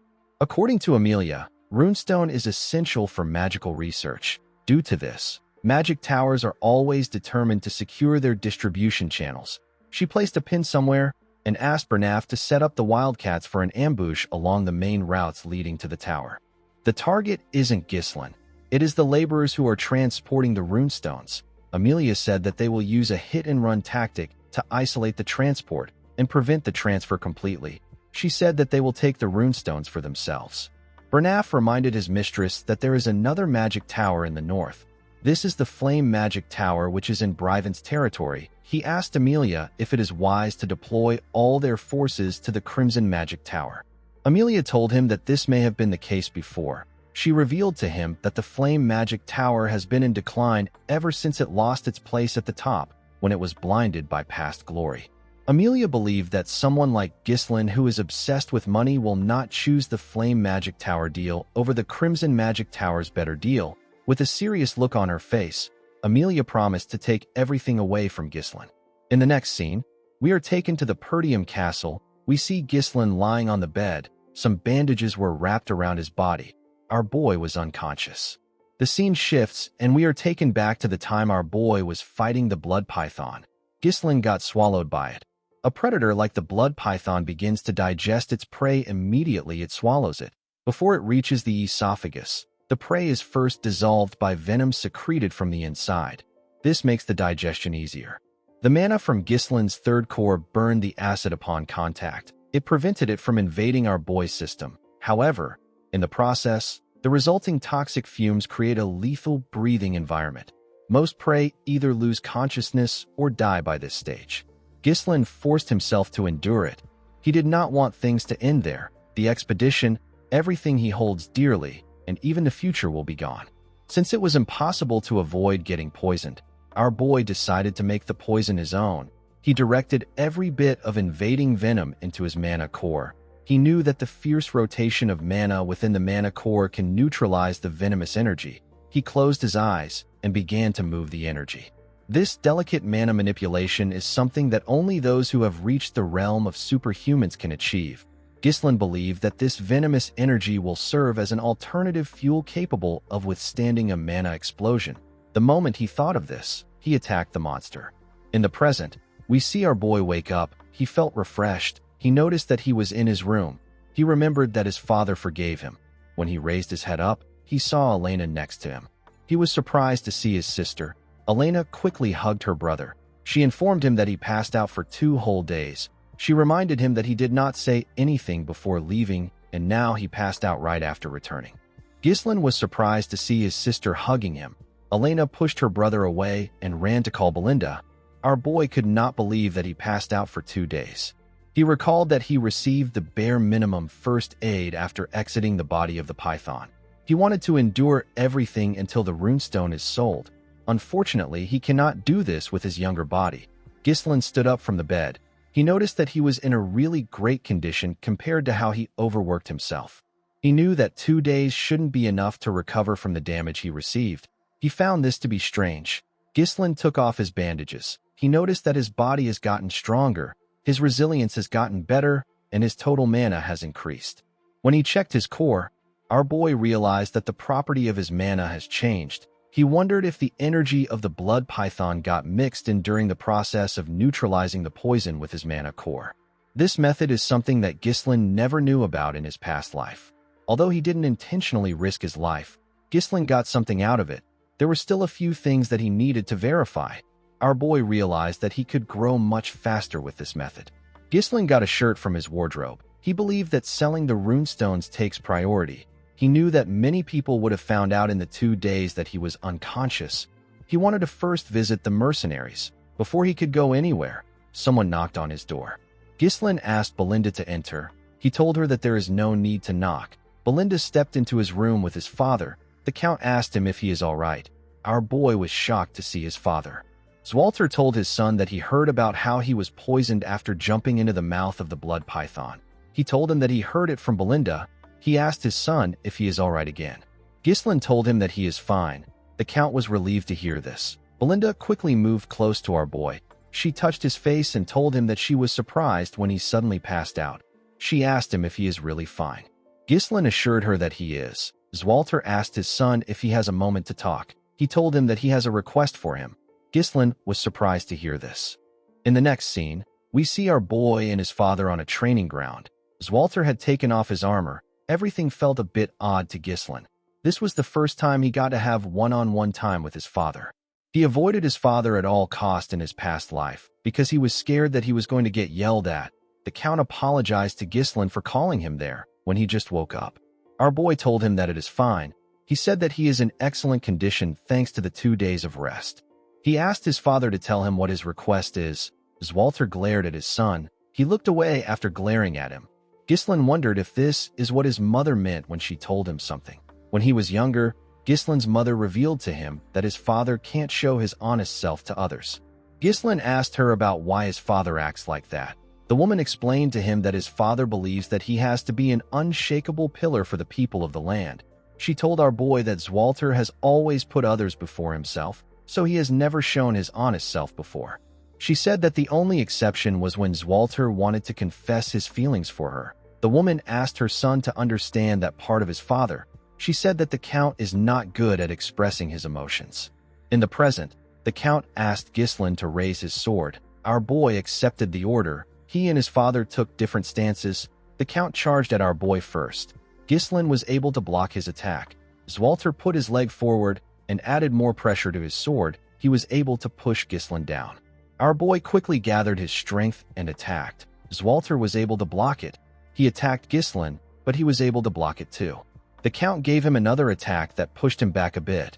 Our boy noticed that it was heavy. He noticed that his father's sword was heavy as Walter charged at his son again. Ghislain was able to block the attacks, but he was getting pushed back. He realized that his father's strikes have enough strength to subdue the savage barbarians of the north, yet they have been tempered with the gentleness to protect all. When Walter got close to him and attacked him, Ghislain was able to push his sword down. He attacked his father from the side. The Count was able to block it. He and Ghislain ended up pointing their swords at their necks at the same time. Walter was surprised to see this. He commended his son on his efforts. He told him that he has improved a lot. Our boy thanked him for the compliment. The Count advised his son to loosen his sword pressure slightly when he is locked in a blade clash. He told Ghislain that he has the strength and reflexes to take down massive monsters in the forest. He told him that his intent might become too easy for his opponent to read if he is not careful. Ghislain was surprised to hear this. He usually gets a feel for his opponent's movements as the fight goes on. Our boy realized that this is his first time receiving guidance from someone. Our boy's swordsmanship is instinctual, born from real combat and experience. Ghislain realized that there must be some things that he overlooked and never learned because he never followed formal training. His father pointed them out precisely to make him aware of this flaws. Ghislain always believed that he could only rely on himself. He believed that he will struggle through everything alone. He now realized that receiving guidance isn't such a bad thing. He thanked his father for teaching him. The Count revealed to his son that he actually intended on scolding him today. Our boy was surprised to hear this. He explained to Ghislain that no matter how great his contribution is, he still broke the rules. He told him that if everyone starts disregarding the rules under the pretense of making a contribution, the only thing that will follow is greater chaos. Walter told his son that he has actually changed, unlike the past incidents which he caused in his reckless pursuit of merit. Ghislain was actually looking beyond this towards something greater. The Count advised his son to keep acting the same way. He asked him to think of Perdium and those around him. He asked him to fulfill his responsibilities as a successor. After saying this, Walter walked towards the exit. Ghislain thought about his responsibilities. While he was thinking, he remembered something. He reminded his father that he said that he has a request. He told the Count that he has not yet told him what it is. Walter stopped walking when he heard this. With a nervous look on his face, he asked his son if he has some extra funds. In the next scene, we see our boy arrive at the Forest of Beasts outpost. His men were waiting for him. Ghislain smiled when he saw them line up. He asked them if they have all been well. While screaming at the top of their voices, the men said that they are good. Gillian asked his master if he has gotten better. Kair told him that he is looking much healthier now. Ghislain apologized to them for making them wait so long. He asked Gillian about how Rachel is. The man bowed his head. He said that he never thought a day would come when he would see her walk again. He told Ghislain that it is all thanks to him. Ghislain was happy to hear this. He told Belinda, Kair, and Gillian that he has something to tell them. With a serious look on his face, our boy revealed to them that their land is in danger right now. The three of them were shocked to hear this. They all went into a tent. Ghislain told them everything about what happened on the day Elena was attacked. He told them about how he stopped them from killing her and using her death to start a war. He also told them about how he discovered the corpse of the Degard's young lord. He also mentioned the existence of those who are eyeing Perdium. He explained to them that this people are currently surveilling them right now. He said that they have probably been active for a long time. He said that they have neither the time nor the resources to prepare for an attack. Belinda finally understood why her master was in a hurry. She said that she thought that they could catch their breath after securing the runestones. First it was the forest of beasts, and now it is war. Kair said that this land never gives him a chance to be bored. Gillian told our boy that this is the perfect time to attack Perdium. In a territory known for its weak military and poverty, the discovery of a runestone mine, which is a highly valuable resource, can change everything. Ghislain told the man that he is correct. He said that their enemies won't let them be. Belinda told our boy that he should have mentioned this earlier. She told him that they need to tell his father and the vassals. Ghislain told her that it is not yet time to do this. He explained to her that Elena's bodyguards betrayed them. He said that they could be traitors among the vassals. There is no way to confirm who is on their side, so they need to keep it to themselves. Belinda knew that our boy was right. He told them that he bought some time with Elena's survival, but now that they have found the runestone, there is no reason for their enemies to sit still. With a serious look on his face, Ghislain told them that it will be a tough fight. Everyone became silent. Kair asked our boy to order them around. He told Ghislain that staying around him has been fun so far. Gillian reminded our boy that he already swore his life to him. He promised to fight with him until the very end. Belinda told him that no one is going to protect him if she is not around. Ghislain smiled when he heard this. The biggest enemy of Perdium is Duke Delphine, as well as Count Desmond and Amelia, who are taking orders from him. Ghislain promised to not let things go as they planned. He told the group that they will now head to the Flame Magic Tower. Kair was happy to hear that they were finally going to sell the runestones. He said that they will be rich. Belinda asked her master if he is certain. She told him that the Crimson Magic Tower is closer to them, and they will probably pay them a higher amount. Ghislain explained to her that the Flame Magic Tower will cause less friction. Gillian told him that he is right. He explained to them that when transporting high-value goods, unwanted guests are bound to appear. Since their payload is filled with runestones, staying one step ahead of the enemy is the only rational course of action. Belinda realized that they could be ambushed like last time. Ever since Delmuth of the Crimson Magic Tower ascended to a 7th Circle Archmage and made his name known, the Flame Magic Tower has been on a downward spiral. Ghislain knew that it will be more profitable for them to sell the runestones to the Crimson Magic Tower, which is the greatest in the north. The Flame Magic Tower is making its own efforts, but it won't be easy for them to return to their former glory. Yet, despite all this, Ghislain still chose to head for the Flame Magic Tower for his own reasons. Our boy wanted to meet someone.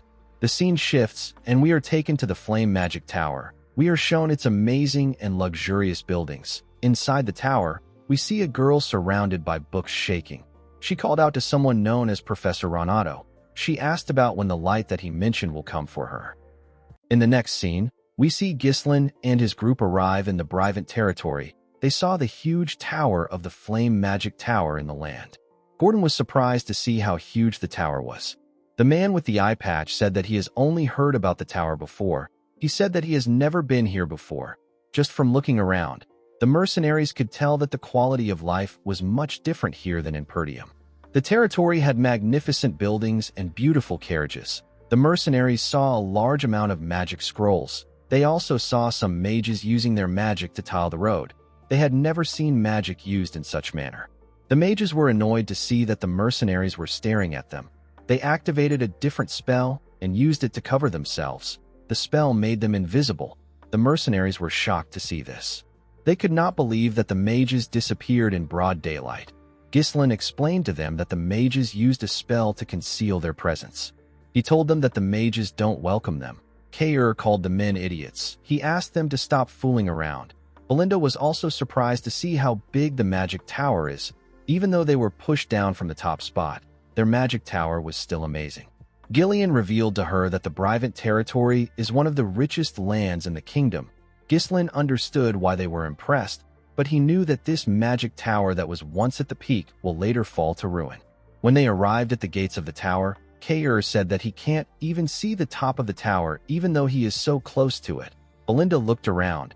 She asked about where the gatekeepers were. Only armors were lying at the entrance. The moment she asked this question, someone at the top of the gates raised his hand and asked them to stop.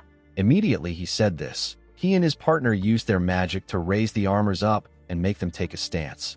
The armors were holding huge axes. The mage announced that nobody can just enter the magic tower. He asked them to reveal their identity and state their business. Belinda was surprised to see that they control the armors like puppets. Kair could not believe that the mages couldn't come down to greet them. Gillian stepped down from his horse and introduced his master as the young Lord of Perdium. He asked them to bring their trade officer. He told them that they have some fine goods to sell. With an arrogant look on his face, the mage told Gillian that they are not buying anything. Belinda was annoyed to hear this. She told the man that he has not even looked at their product.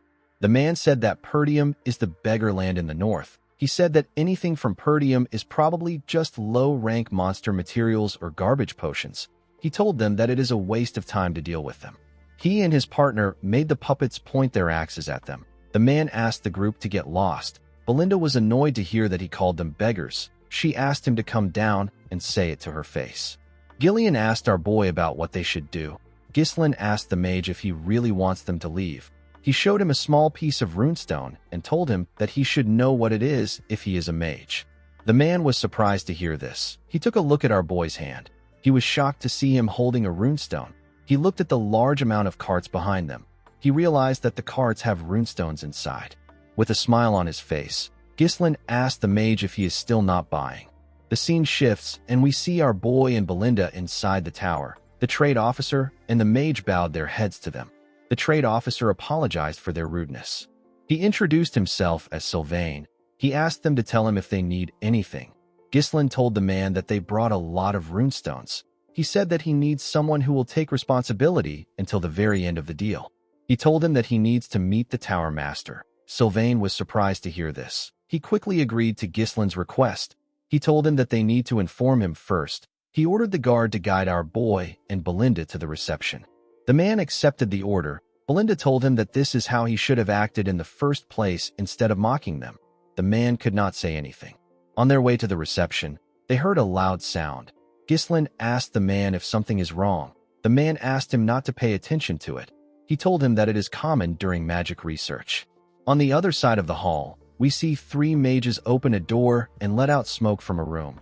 We see the beautiful girl from earlier on the ground. The leader of the mages reminded the girl that he asked her to never set foot into the laboratory again.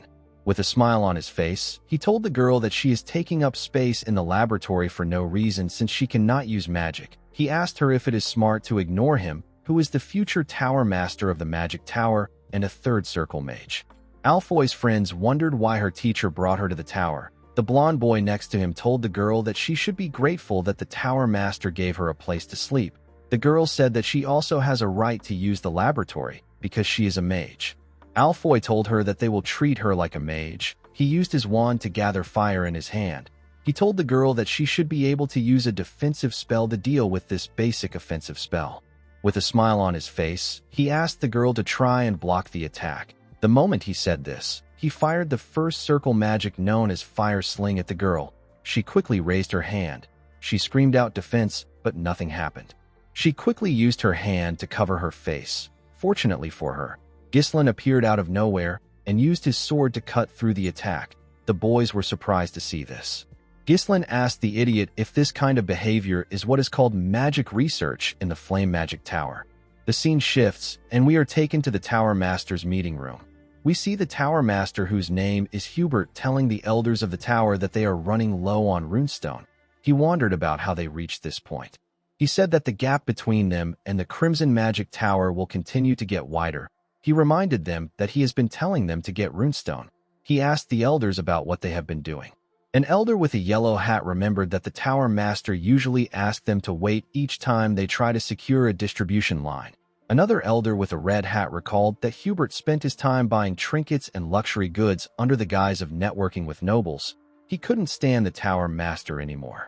An elder with a green hat informed Hubert that the Tower Master of the Crimson Magic Tower has reached the 7th circle. He reminded Hubert that he is still a 6th circle mage. Hubert asked the elders to not talk about the Tower Master of the Crimson Magic Tower. He said that he will reach the 7th circle if he has more runestone. Hubert could not believe that Delmuth reached the 7th circle before him. He told himself that Delmuth must be buying all the runestone for himself. He did not like the fact that the stone was very expensive. The moment he thought of this, Sylvain barged into his meeting room. He told him that they need his attention right now. Hubert told the man that he is rude. He asked him if he can't knock. When they are having a meeting, Sylvain apologized to him. He said that they need his attention now. He revealed to him that someone brought a massive amount of runestone. Hubert and the elders were shocked to hear this. The scene shifts and we see Alfoy firing more attacks at Ghislain. Our boy easily used his sword to block the attacks. Alfoy made a huge fireball and shot it at Ghislain. Our boy cut through the fire with his sword. Alfoy's friends and the girl were shocked to see this. Alfoy could not believe that Ghislain sliced his attack in half. He did not think that this was possible. Before he could make another move, a rope went around his body and tied him up. Belinda was the one using the rope. She made the idiot get on his knees. She told the idiot that he has a lot of guts to attack her master. Alfoy was shocked to hear this. He asked them about who they are. Before Belinda could do anything, someone asked everyone to stop. The person turns out to be Hubert. The man asked them to explain what is happening. The girl became nervous when she saw Hubert. She called him Tower Master. Upon hearing this, Ghislain asked Belinda to release the idiot. The maid let go of him. Alfoy stood up and called out to his teacher. He ran into his arms. Hubert asked his disciple to tell him what is happening. Alfoy told his teacher that Ghislain and Belinda are intruders. He said that he was trying to make sure that the girl whose name is Vanessa doesn't enter the laboratory again, but Ghislain and Belinda attacked him. While shaking like a little girl, Alfoy told his master that he wanted to stop Vanessa from entering the laboratory because he didn't want her to get hurt since she doesn't have any mana. Belinda told the idiot that he is crying like a little girl. Alfoy was annoyed to hear this. He told the maid that he is a man. With a shaky tone in her voice, Vanessa said that she just wanted to use the laboratory. Upon hearing this, Ghislain became certain that she is the one he is looking for. This girl will later be known as the Red Nightmare. Our boy was surprised to see that this is what she was like before she became a total nightmare. Hubert took out his wand and gathered fire in his hand. He was annoyed to hear that they tried to harm his student after intruding into the magic tower. He told our boy that he will burn him into a crisp. Belinda asked her master about what they should do. She said that the man looks a little dangerous. Our boy moved forward and placed his hand on his chest. He introduced himself as the heir of the Perdium family. He said that he came to sell runestone to them. Hubert was shocked to hear this. He could not believe that he was looking at his guest. Alfoy was shocked to hear that Ghislain had runestones. He could not believe it. Our boy told Hubert that the runestone is at the front of the castle. He asked him if he will like to see it for himself. When Hubert and the elders arrived at the front, they saw several carts containing runestone. They were all shocked to see the amount of runestone that Ghislain had. An elder with a red hat wondered about where our boy got it from. An elder with a yellow hat told the tower master that there are more than 10 cartful of runestone. He asked him about what he wants to do. Hubert did not respond to him. The man cheered like a little girl. He did not expect to get this amount of runestone. He knew that this was a once-in-a-lifetime opportunity. He believed that he will be able to crush the Crimson Magic Tower with this runestone. Hubert actually cheered in his imagination. He didn't want to lose his cool in front of the elders. He put himself together and told Ghislain that the quality doesn't seem very good. Kair was annoyed to hear this. He grabbed his sword. He could not believe that Hubert was spouting nonsense after they worked hard to mine the stones. Vanessa was surprised to hear this. She said that one cart should last them for some weeks. Hubert was annoyed to hear this. He could not believe that she was talking at this moment. He told her that she doesn't know anything. He ordered her to get inside. As he watched Vanessa walk into the tower, he cursed a man named Renato for leaving Vanessa with him. He believed that the girl should have the ability to read the room even if she doesn't have talent. He turned to the elders and carefully winked at them. He asked them if they agree with Vanessa. The elders immediately understood what he was trying to tell them. The green hat elder picked up one of the stones and said that the quality is not very good. The yellow hat elder said that runestone from a poor territory has a possibility of being fake. Belinda was annoyed to hear this. She asked the old idiots if they know how hard her master worked to get them. The yellow hat elder said that their efforts is not his business. He asked Belinda if she knows how many scammers there are today. The Green Hat Elder said that they can't judge solely on what the seller says. Ghislain told them that he believes that they don't want to buy his product. The elders were shocked to hear this. Our boy turned around. He said that the flame magic tower doesn't need it. He said that they can sell it somewhere else. Hubert panicked when he saw this. He quickly asked them to wait. He turned to the elders and signaled them. The Blue Hat Elder told Hubert that they will take the carts off his hands since he went through so much trouble to bring them there. He said that he doesn't want Ghislain to leave empty-handed after coming so far. He begged Hubert to show them some mercy. The Tower Master decided to play the role of Messiah. He told the Blue Hat Elder that he will do it since the elders agreed on it. With a smile on his face, he told Ghislain that he will buy all of them out of the generosity of his heart. He said that he has to buy it below the market price. Ghislain told him that he is misunderstanding something. He asked Kair to take all the carts back except one. With a smile on his face, our boy told the mercenary that they only planned on selling one cart. Hubert and the elders were shocked to hear this. With an evil smile on Kair's face, he apologized to Ghislain. He said that he forgot about this. Kair ordered the men to take the carts away. The mercenaries immediately began to move. Hubert quickly moved close to Ghislain. He asked him about what he is doing. Our boy apologized to him for the confusion. He said that his subordinates made a mistake and brought too much goods.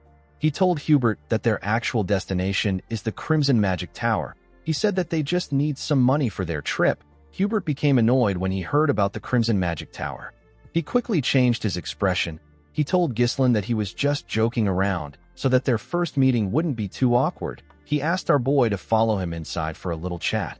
The elders were disappointed when they heard this. They could not believe that he quickly stopped bluffing. With a smile on his face, our boy told him that a meeting will be fine.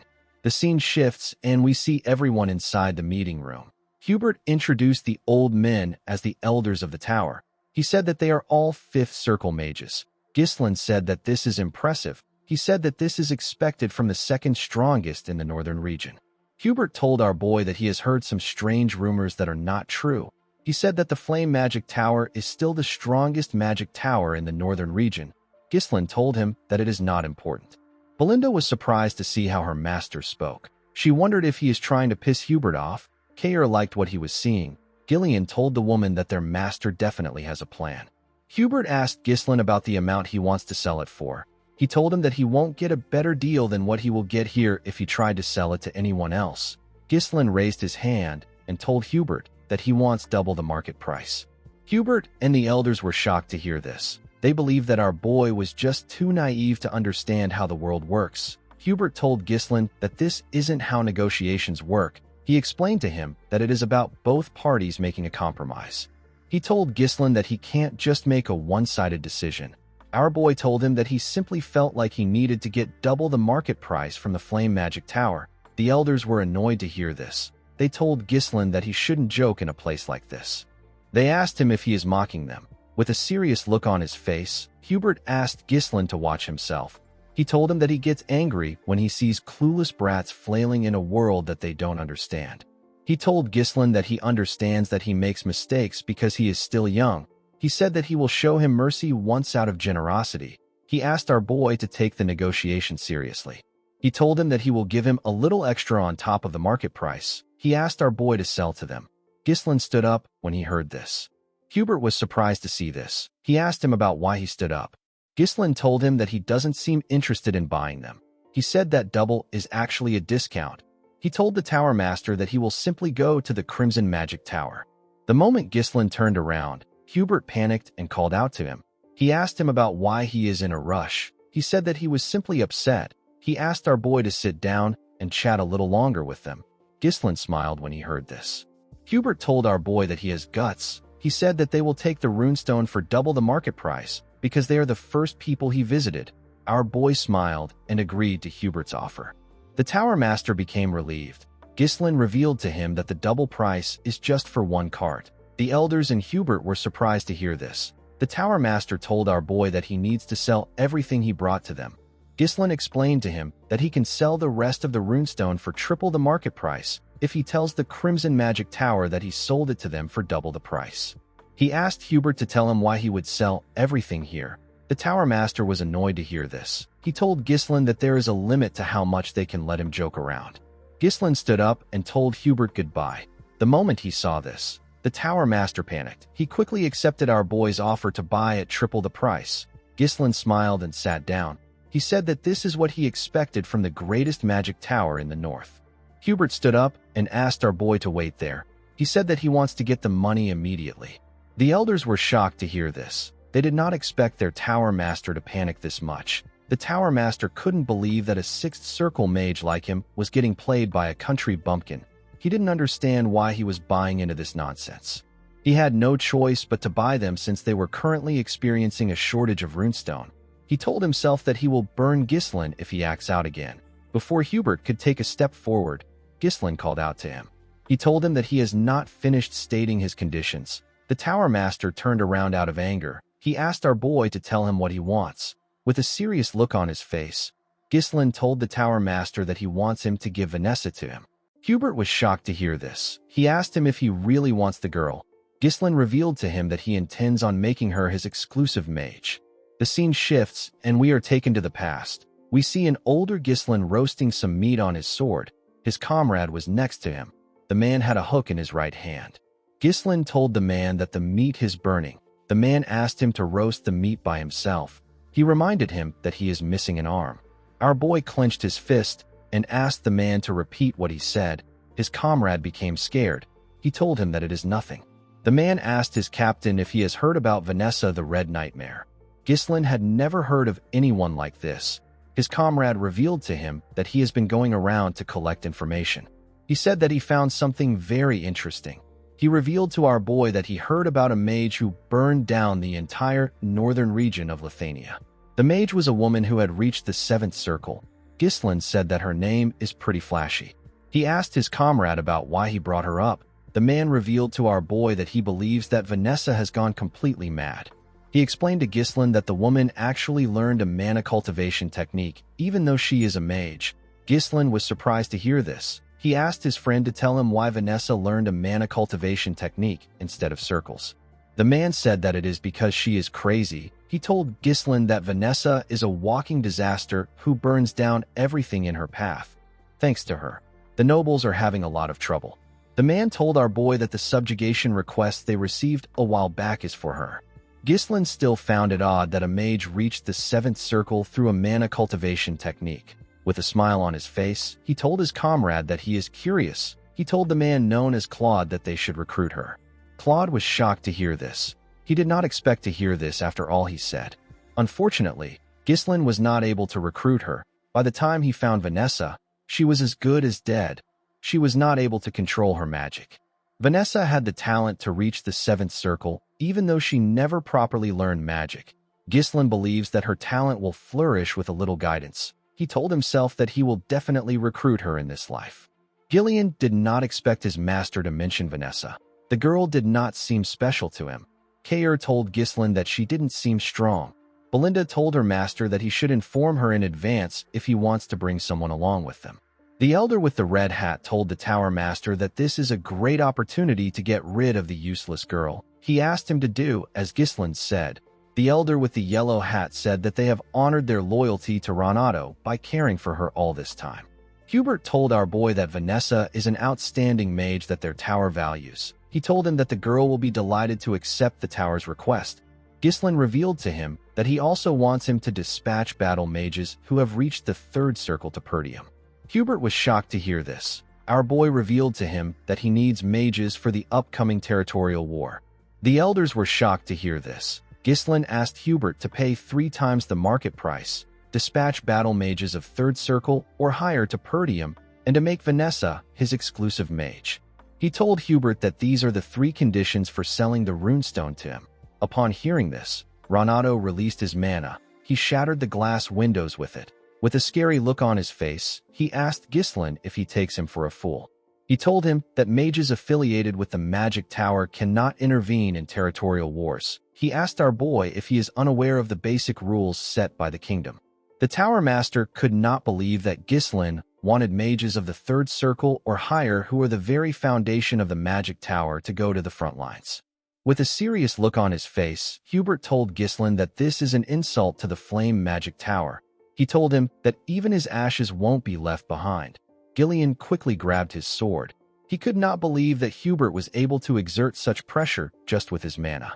Kair reminded him that the man is a sixth circle mage. Belinda called out to her master. Hubert took a step forward to move closer to our boy. When Ghislain saw this, he told the man that he will regret it. Hubert did not expect to hear this. Our boy revealed to him that they discovered a massive runestone vein in their territory. He told him that what they saw earlier is just a small portion of the runestone. The elders were shocked to hear this. Ghislain revealed to Hubert that this information is already spreading across the north. He asked the Tower Master if he knows what this means. Hubert told him that many will come for the runestone vein.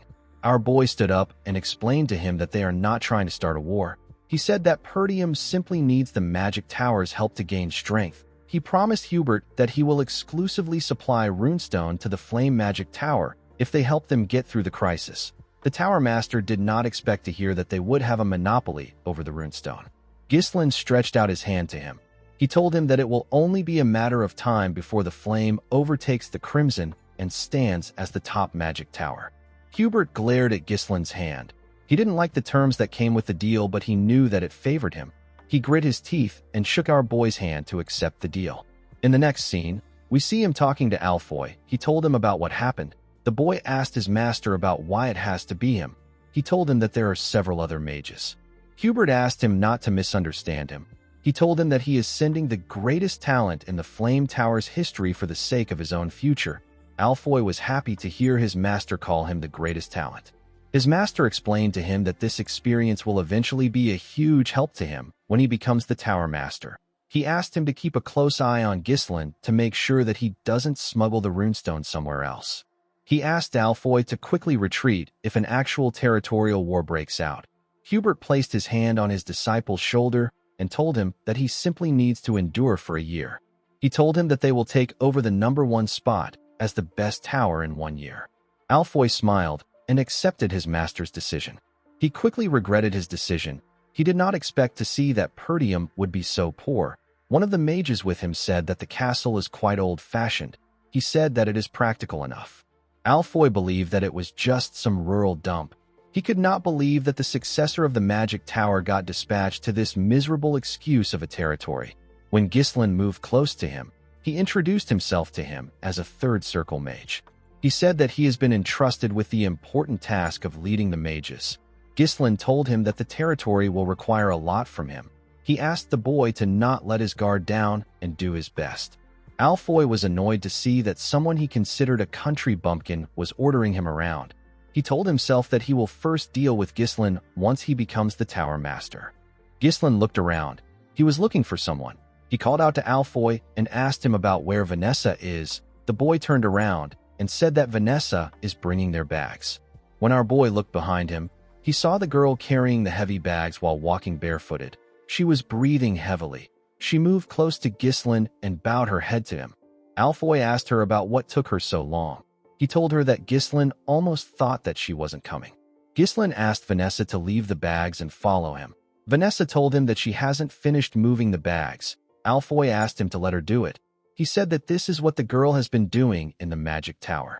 He said that she should be able to do these chores if she can't use magic. Ghislain picked up one of the boxes. He threw it at Alfoy's face. The boy fell to the ground. The mages were shocked to see this. While holding his nose, Alfoy asked Ghislain about what he is doing. Ghislain explained to him that Vanessa is no longer affiliated with the magic tower. He told him that the girl is now his personnel. He asked him to not order her around. Our boy told Alfoy that he will let it slide this time. He told him that he will be risking his life if this happens again. Vanessa did not expect this. Alfoy stood up in anger. He could not believe that Ghislain would treat the heir to the Flame Magic Tower and a third circle mage like this. He told Ghislain that he has crossed the line that even nobles can't cross. He told him that him and his teammates can burn down the territory in seconds if they wanted to. He asked his comrades to stand up. He said that they need to show Ghislain the pride of mages. The moment he said this, Ghislain snapped his fingers. His mercenaries surrounded the mages. They pointed their swords at them.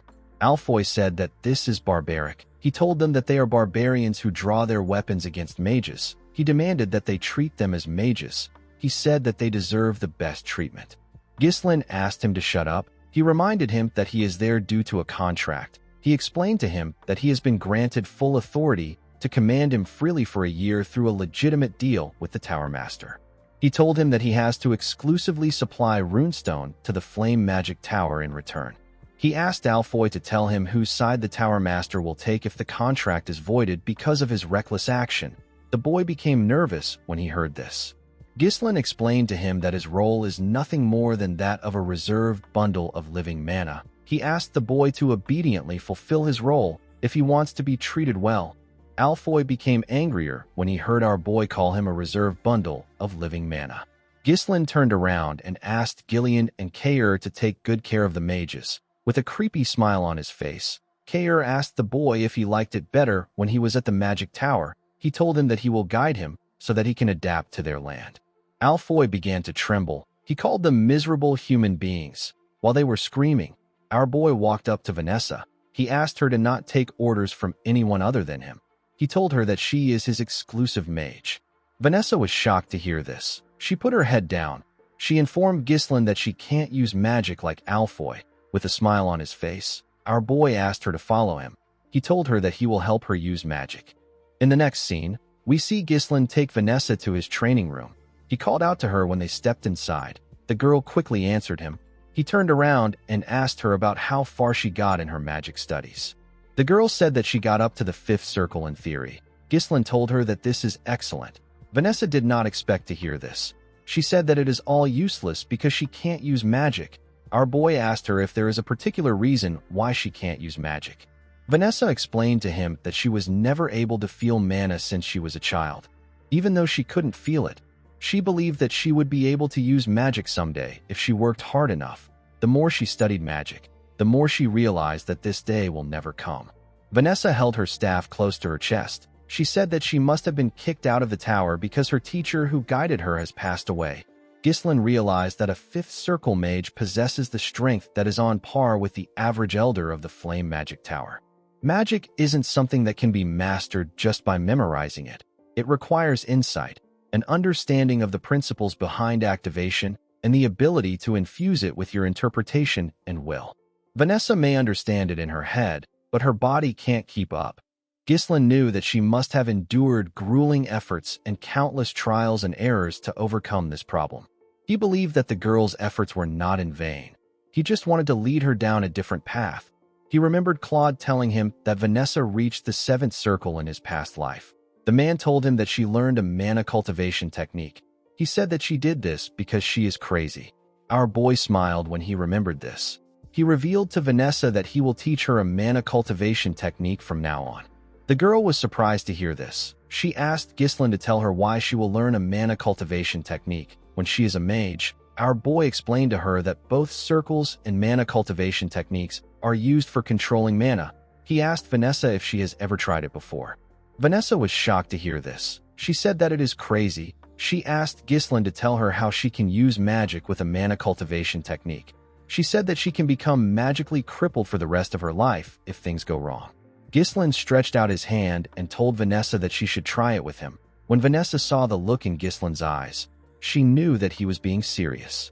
She never thought of herself actually using magic. She clenched her fist and told herself that she will do it if this is what it takes. The scene shifts and we see her and Ghislain sitting on the floor. She loosened her dress to show Ghislain her back.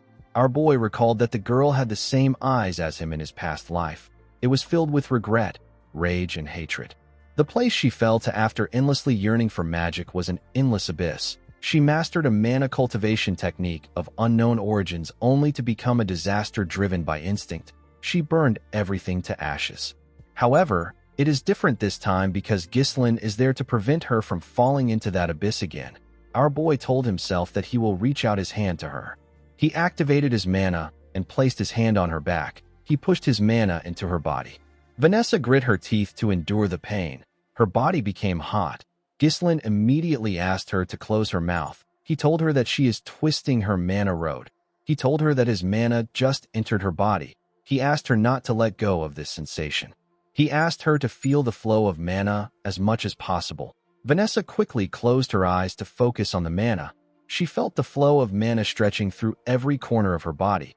It was circulating along the edges and converging at the center.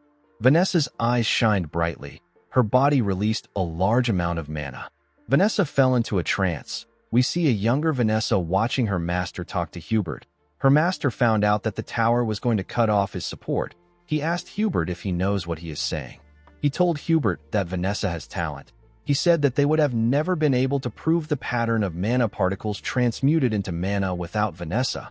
With a nervous look on his face, Hubert said that he understands. He said that the situation is a bit weird. He told Renato that it doesn't matter if Vanessa is very smart.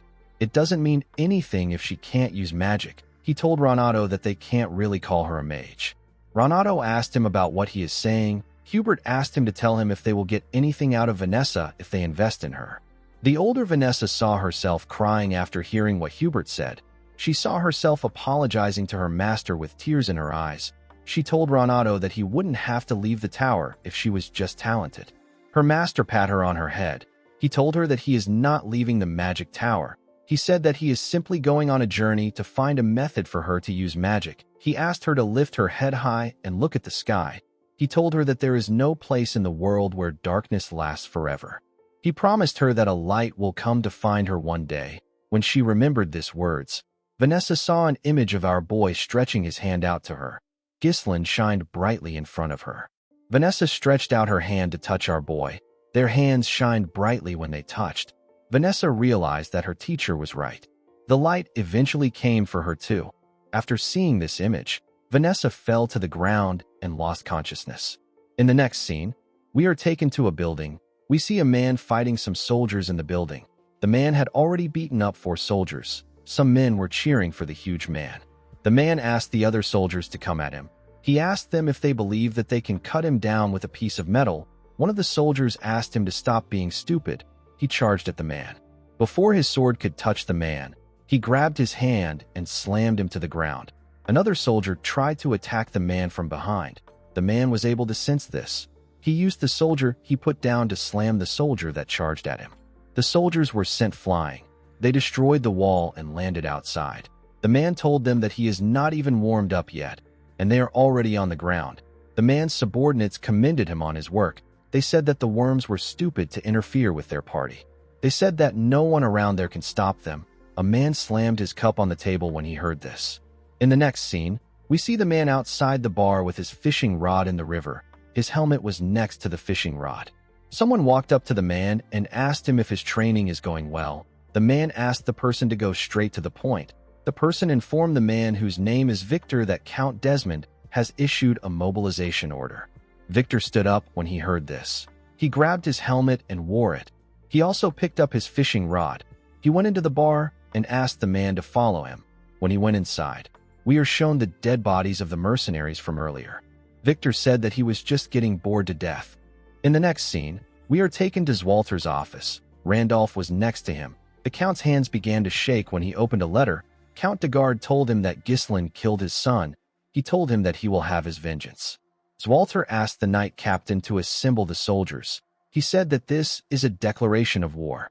The scene shifts, and we see the officials in the Count's office. Randolph told his master that the de Gardes must have lost their minds. He could not believe that they were claiming that Ghislaine killed Gilmore. Another official said that they have to teach them a lesson for declaring war with a false pretext. The officials did not expect the de Gardes to turn on them because they treated them like family for a long time. The officials wondered about what the de Gardes will gain from fighting them. Zwalter watched his officials as they screamed at each other. Ghislaine informed them that it is because of the runestone. Zwalter was surprised to hear this. Ghislaine reminded them that 2 vassals were sent to the de Gardes' territory when he was at the magic tower. He said that the vassals must have spread the information about their territory. The officials were shocked to hear this. They could not believe that the vassals betrayed them. They told our boy that he is making a bold accusation. Zwalter knew that it was not uncommon for a good thing that can save one's land to bring crisis instead. He realized that his son already knew that this would happen all along. Randolph told them that they don't need to think too much about it. He reminded them that they outnumber the de Gardes' army with far more experienced soldiers. He said that the de Gardes will pay for opposing them. The moment he said this, Scovin barged into the room. He told Zwalter that he has some urgent news. He said that the de Gardes have arrived. Outside the town, We see the Degard's army matching to Perdium with their flags in the air. Victor was leading them. Zwalter, Ghislain, and the officials quickly went outside to see the army that matched into their territory. Randolph did not understand what was happening. It hadn't been long since they declared war. It did not make sense that they were already ready. A soldier informed Zwalter that there are around 6,000 armed forces. The supply unit that departed later consists of 1,000 troops. Additionally, multiple siege weapons have been identified. The troops have already begun construction. Albert asked Randolph about what is happening. He said that the army vastly outnumber them. He said that the Degards are as poor as Perdium. He asked him about where they got this amount of troops. Randolph reminded him that he told him not to reduce the funds for maintaining troops. The Count turned around and asked the men to get themselves together. He told them that quarreling amongst themselves serves no purpose. He ordered Randolph to gather all troops to the castle walls. He asked him to take all the citizens inside the castle and close the gates. He ordered the soldiers to remain at their stations. Zwalter announced that the war has already begun. Count Degard moved his horse close to the castle. He said that his son was a useless young lad. He said that he managed to prove his worth after death. With a greedy look in his eyes, Count Thomas Degard said that this is an incredible castle. He asked Victor to follow him. He said that he needs to speak to Zwalter. When he got closer to the castle, Zwalter asked him to explain the meaning of his treachery. Thomas said that his beloved son died on their land. With a look of anger on his face, he said that his son died at the hands of the successor of Perdium. He told Zwalter that there is no parent that wouldn't be furious at the death of his child. He told the Count that things will end peacefully if he surrenders now. Randolph was annoyed to hear this. He told his master that Thomas is lying to the very end. Albert told his lord that there is no reason to continue this conversation. Even though he managed to save Elena, Ghislain knew that things would still end up like this because Gilmore died. Ghislain could tell that they came to trample on them because they brought siege weapons. Everything was going as our boy expected. Zwalter told Thomas that Ghislain did not kill his son. He released his mana and told Count Degard that this is the only answer he will give him. He asked him to return to his land if he values his life. Thomas became scared. Even Victor had to acknowledge that Zwalter Perdium truly has a commanding presence worthy of the renowned general who has protected the North for so many years. Thomas put himself together. He told Zwalter that he can't even fathom the amount of blood that will be spilled because of his foolish choice. He turned around and told him that he will regret it. Randolph turned to his master. He asked him to leave the troops to him. He said that these troops are nothing but unorganized dogs. He assured Zwalter that he will wipe them out and bring victory to their land. Homer asked him if he has lost his mind. He told him that it doesn't matter if he is very strong. He said that the difference is too vast. Albert told him that one lost battle can cost them their lives. Randolph told them that they can't just stand by and watch. Homer suggested that they request aid from other lands. Randolph asked him if they can hold out until they arrive. Someone said that they may have to abandon the castle and retreat to the northern fortress as a last resort. Due to the chaos, Zwalter could not get his thoughts together. After the sudden declaration of war, their enemies appeared fully prepared. Due to the number of enemy troops, Zwalter was able to tell that someone must have assisted Count Degard from behind. He didn't know who it was. Zwalter wondered about what he should do in this situation. While he was thinking, our boy told him that they should prepare for a defensive battle. The Count was surprised to hear this. His son explained to him that they can only muster 2,000 soldiers, which is small when compared to Degard army, which is close to 7,000. They outnumber the Perdium army by more than 3 times. They are fully prepared, and their morale is high. Ghislain told his father that they will probably begin a full-scale assault in roughly 15 days when the siege weapons are complete. He told Zwalter that requesting reinforcement and holding out in the castle is the best option. Zwalter said that this would have been the usual course of action. However, he cannot see anything they can do after this. Our boy moved close to his father and whispered something to him. Zwalter seemed to be very shocked. In the next scene, we see Ghislain wearing an armor. He was holding his helmet in his hand. During the 15 days before the enemy's full-scale assault, Ghislain decided to pour everything he has into turning things around. Our boy went into a tent to meet Belinda, Gillian, and Kayer. The mood in the air was not friendly. Belinda said that the war really broke out. Ghislain said that it did. He told them that he will tell them what they must do from now on. He informed them that they are going to ambush their enemies. Ghislain explained to them that they will ambush their supply units before they begin their assault. Once they block off their supply route, continuing the war will become much more difficult for them. Belinda asked her master about how they will do it. She reminded him that the Degard soldiers have occupied the front of their castle. Due to this, there are many eyes watching them. The enemies will notice immediately if they try anything. Ghislain called out to Kair and Gillian. Kair informed him that he has already stationed the troops in the forest of Beast Outpost. If things go south, they can retreat into the woods, so there is no need for worry about being discovered. Gillian informed his master that they have finished distributing the ponchos made from the Darusant's skin as he ordered. The man said that the ponchos should be well suited for nighttime operations due to the dark materials. Ghislain told him that a large army moving would be easily detected, but if it is an elite unit in camouflage, spotting an ambush won't be so easy. The only issue they had was that they don't know the location of the supply unit. Ghislain turned to Belinda and told her that he needs her to find out where the supply unit is. Belinda did not expect this. She put herself together and accepted the order. Our boy knew that this was a dangerous role that requires one to prepare for death and slipping into enemy lines. However, he was certain that Belinda could handle it easily. The last thing our boy needed for his plan was the strongest card that will land the finishing blow in this war. He wanted this card to be Vanessa. A few days later, we are taken to the Degard supply unit camp. We see a man known as Fabreau in the camp. He was previously a vassal of Perdium. He has now become a commander of Degard's supply unit. Fabreau was extremely happy that the war had begun. He said that he will be rewarded with some land in a few weeks. He clinked glasses with his friend and told him that it was a good thing that they sided with Count Desmond.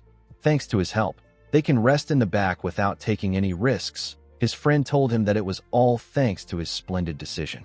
Fabreau took a sip of his drink and wished Perdium goodbye. He said that a part of the land will soon belong to him. Outside the camp, we see Ghislain and his unit lurking in the forest. He said that they arrived just in time. Kair said that everywhere is too dark. He said that he can't see anything. Belinda said that the weather is terrible too.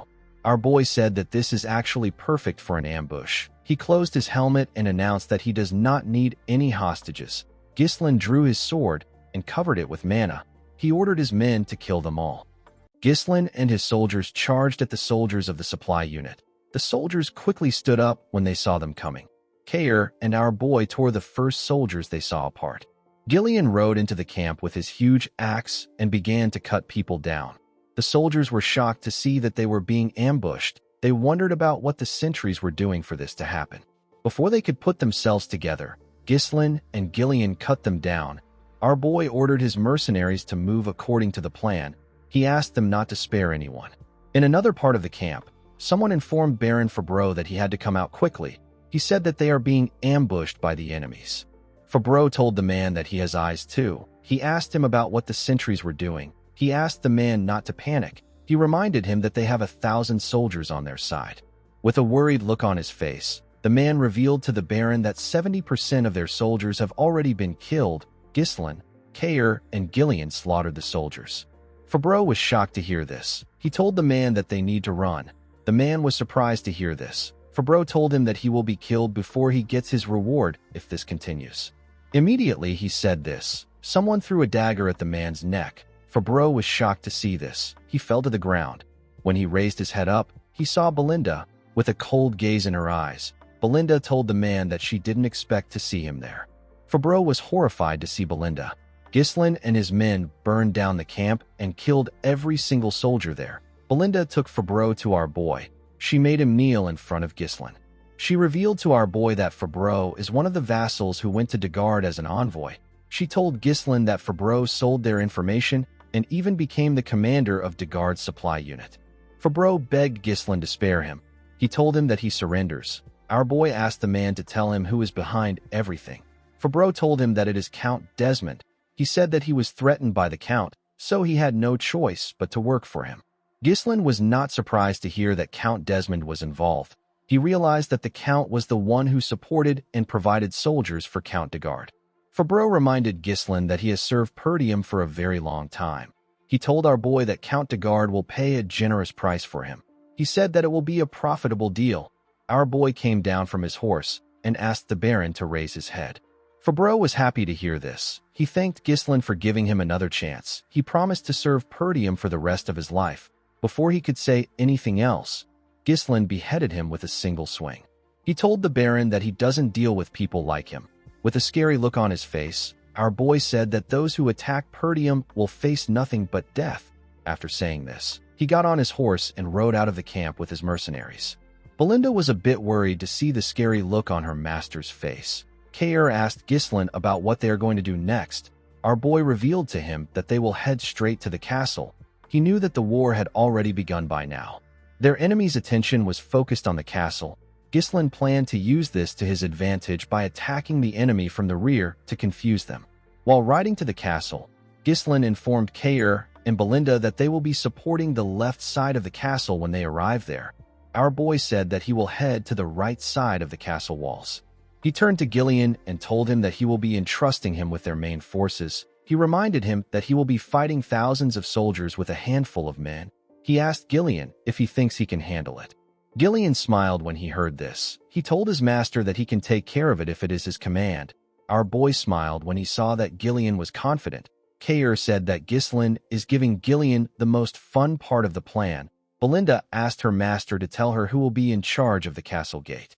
Ghislain asked her to leave the castle gate alone. Belinda, Kair, and Gillian were shocked to hear this. Our boy turned around and told them that this war will be the starting point that will change the history of Perdium. The scene shifts, and we are taken to the battlefield. We see Perdium covered in dust and smoke. Zwalter ordered his soldiers to prepare for the enemy's attack. The moment he said this, the enemy threw a huge boulder at the castle. It destroyed part of its walls. The knight captain immediately ordered the soldiers to fire their arrows at the enemy. He asked his soldiers not to let them get close to the wall. Unfortunately for him, the Degard soldiers were climbing the wall. They killed Perdium soldiers when they got on the wall. A large amount of them climbed into the castle walls. Zwalter immediately ordered his men to switch to close combat. He told them that they must not give the enemies the castle wall. Count Degard laughed as he watched his soldiers destroy Perdium. He said that this is so satisfying. He believed that the war was already over. He called out to the catapult unit and asked them to get ready for the second strike. He said that they need to take over the castle as soon as possible. Victor could not believe that this was the end of the Northern Wolf. He expected something more from Zwalter. At the castle wall, we see a huge man charge at Zwalter. The Count blocked his attack and cut him down in a swift manner. He moved close to Randolph. He and the knight captain were surrounded by the Degard soldiers. Randolph told his master that the castle gate is another problem they have to deal with. He said the enemy will break it down any minute from now. He asked the Count to tell him what they should do. Zwalter asked him to leave the castle gate alone. He told him that they will only be protecting the wall. He turned to Scovin and asked him about what happened to their backup. Scovin informed him that all the territories they sent messengers to have refused to help. The Zimbar and Rayfold territory said that they couldn't send aid due to internal affairs.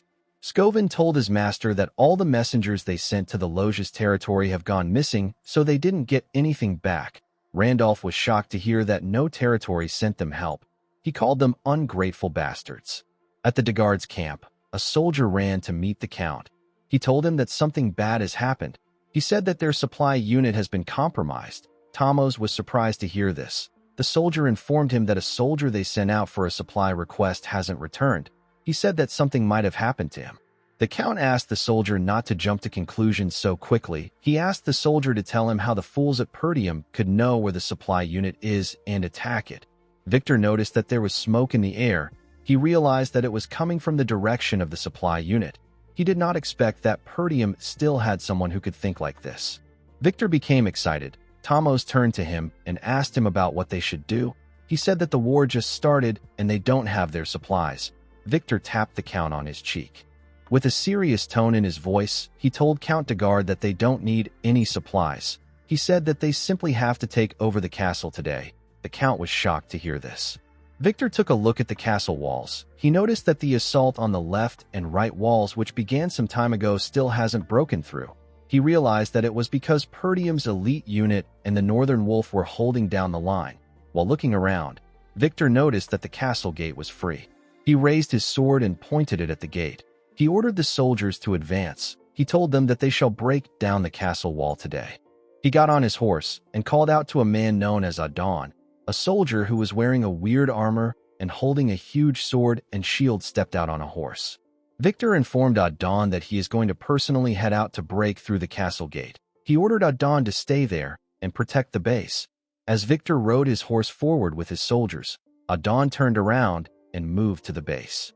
At the castle wall, we see the enemies climbing into the walls. Zwalter and his knights cut them down immediately they arrived on the wall. While fighting, Skovin saw something. He quickly asked his master to look forward.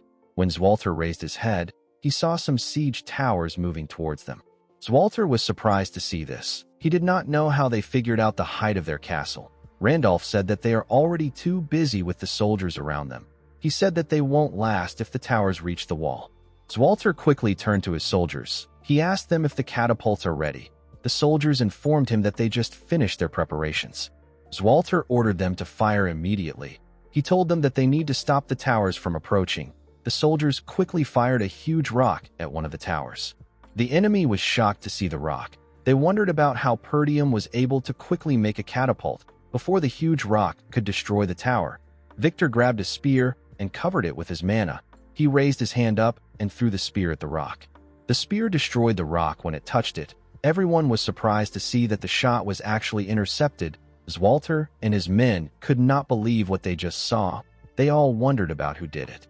When the Count looked down, he saw Victor coming towards the castle. He realized that he was the one who intercepted the shot. Victor grabbed his sword.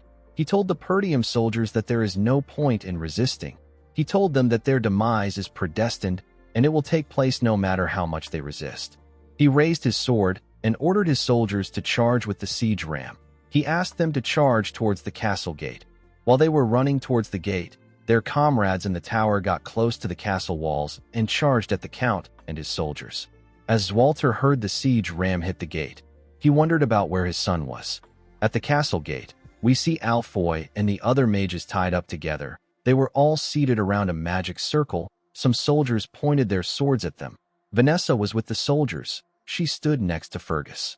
Alfoy called the soldiers lowly peasants and asked them to let them go. He said that they are mages. He said that they are not supposed to be part of the war.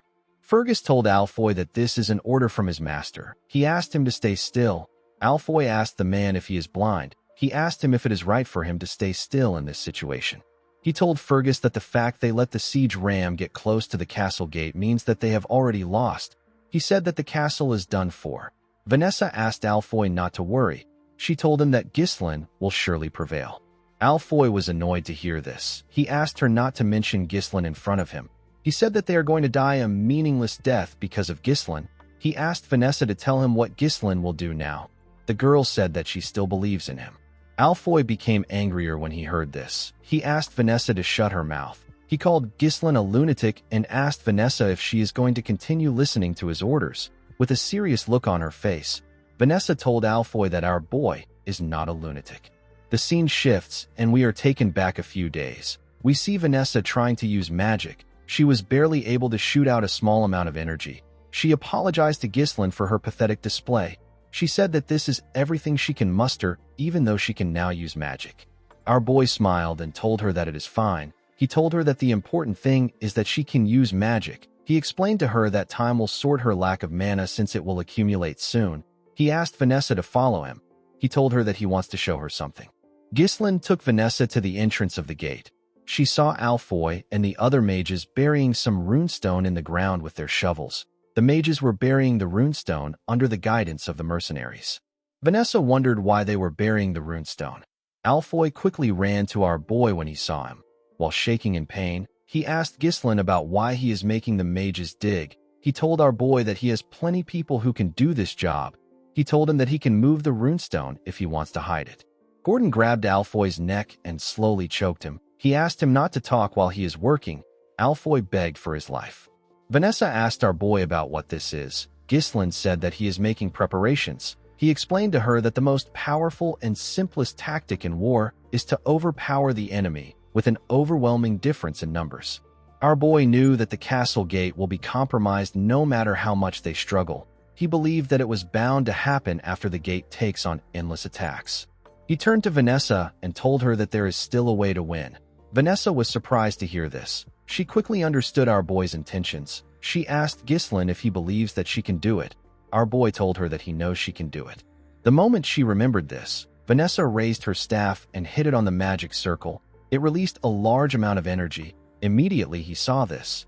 Alfoy realized what the magic circle is for. It is for mana transfer. Vanessa held her staff tightly. She remembered Ghislain telling her that he knows she can do it. While she was using the magic circle, the soldiers noticed that the siege ram was hitting the gate harder. One of them asked the others to hold on until the signal comes. While they were fighting on the castle walls, Randolph pointed at something and asked his master to see it. When he turned around, Zwalter saw a group running towards the castle.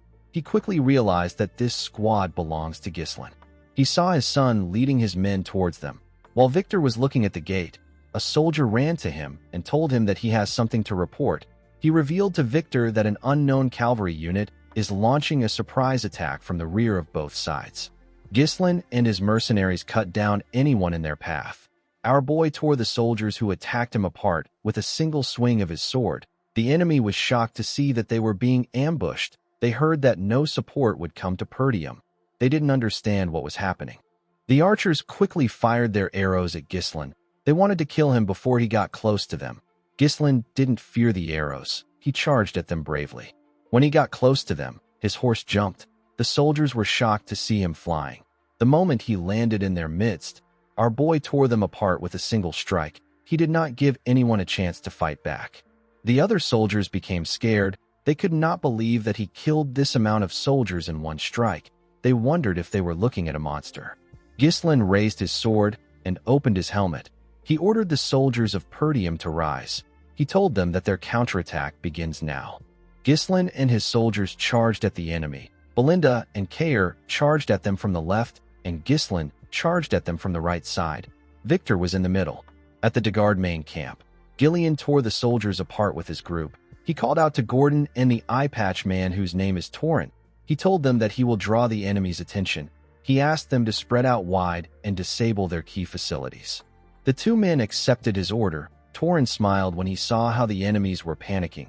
Gordon told them that their base will be in ashes by the time they return. Count Degard did not understand what was happening. He did not know why they were the ones being ambushed. A soldier pushed him back and told him that he needs to leave right now.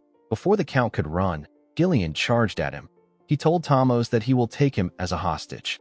The Count became scared when he saw the man coming towards him with his huge axe. Before Gillian could reach the Count, someone swung his weapon at him from the side. Gillian was able to sense the attack. He used his axe to block it. He was attacked by Adon. The attack pushed him back. Tomos fell to the ground when he saw this. Gillian could tell that this man was strong.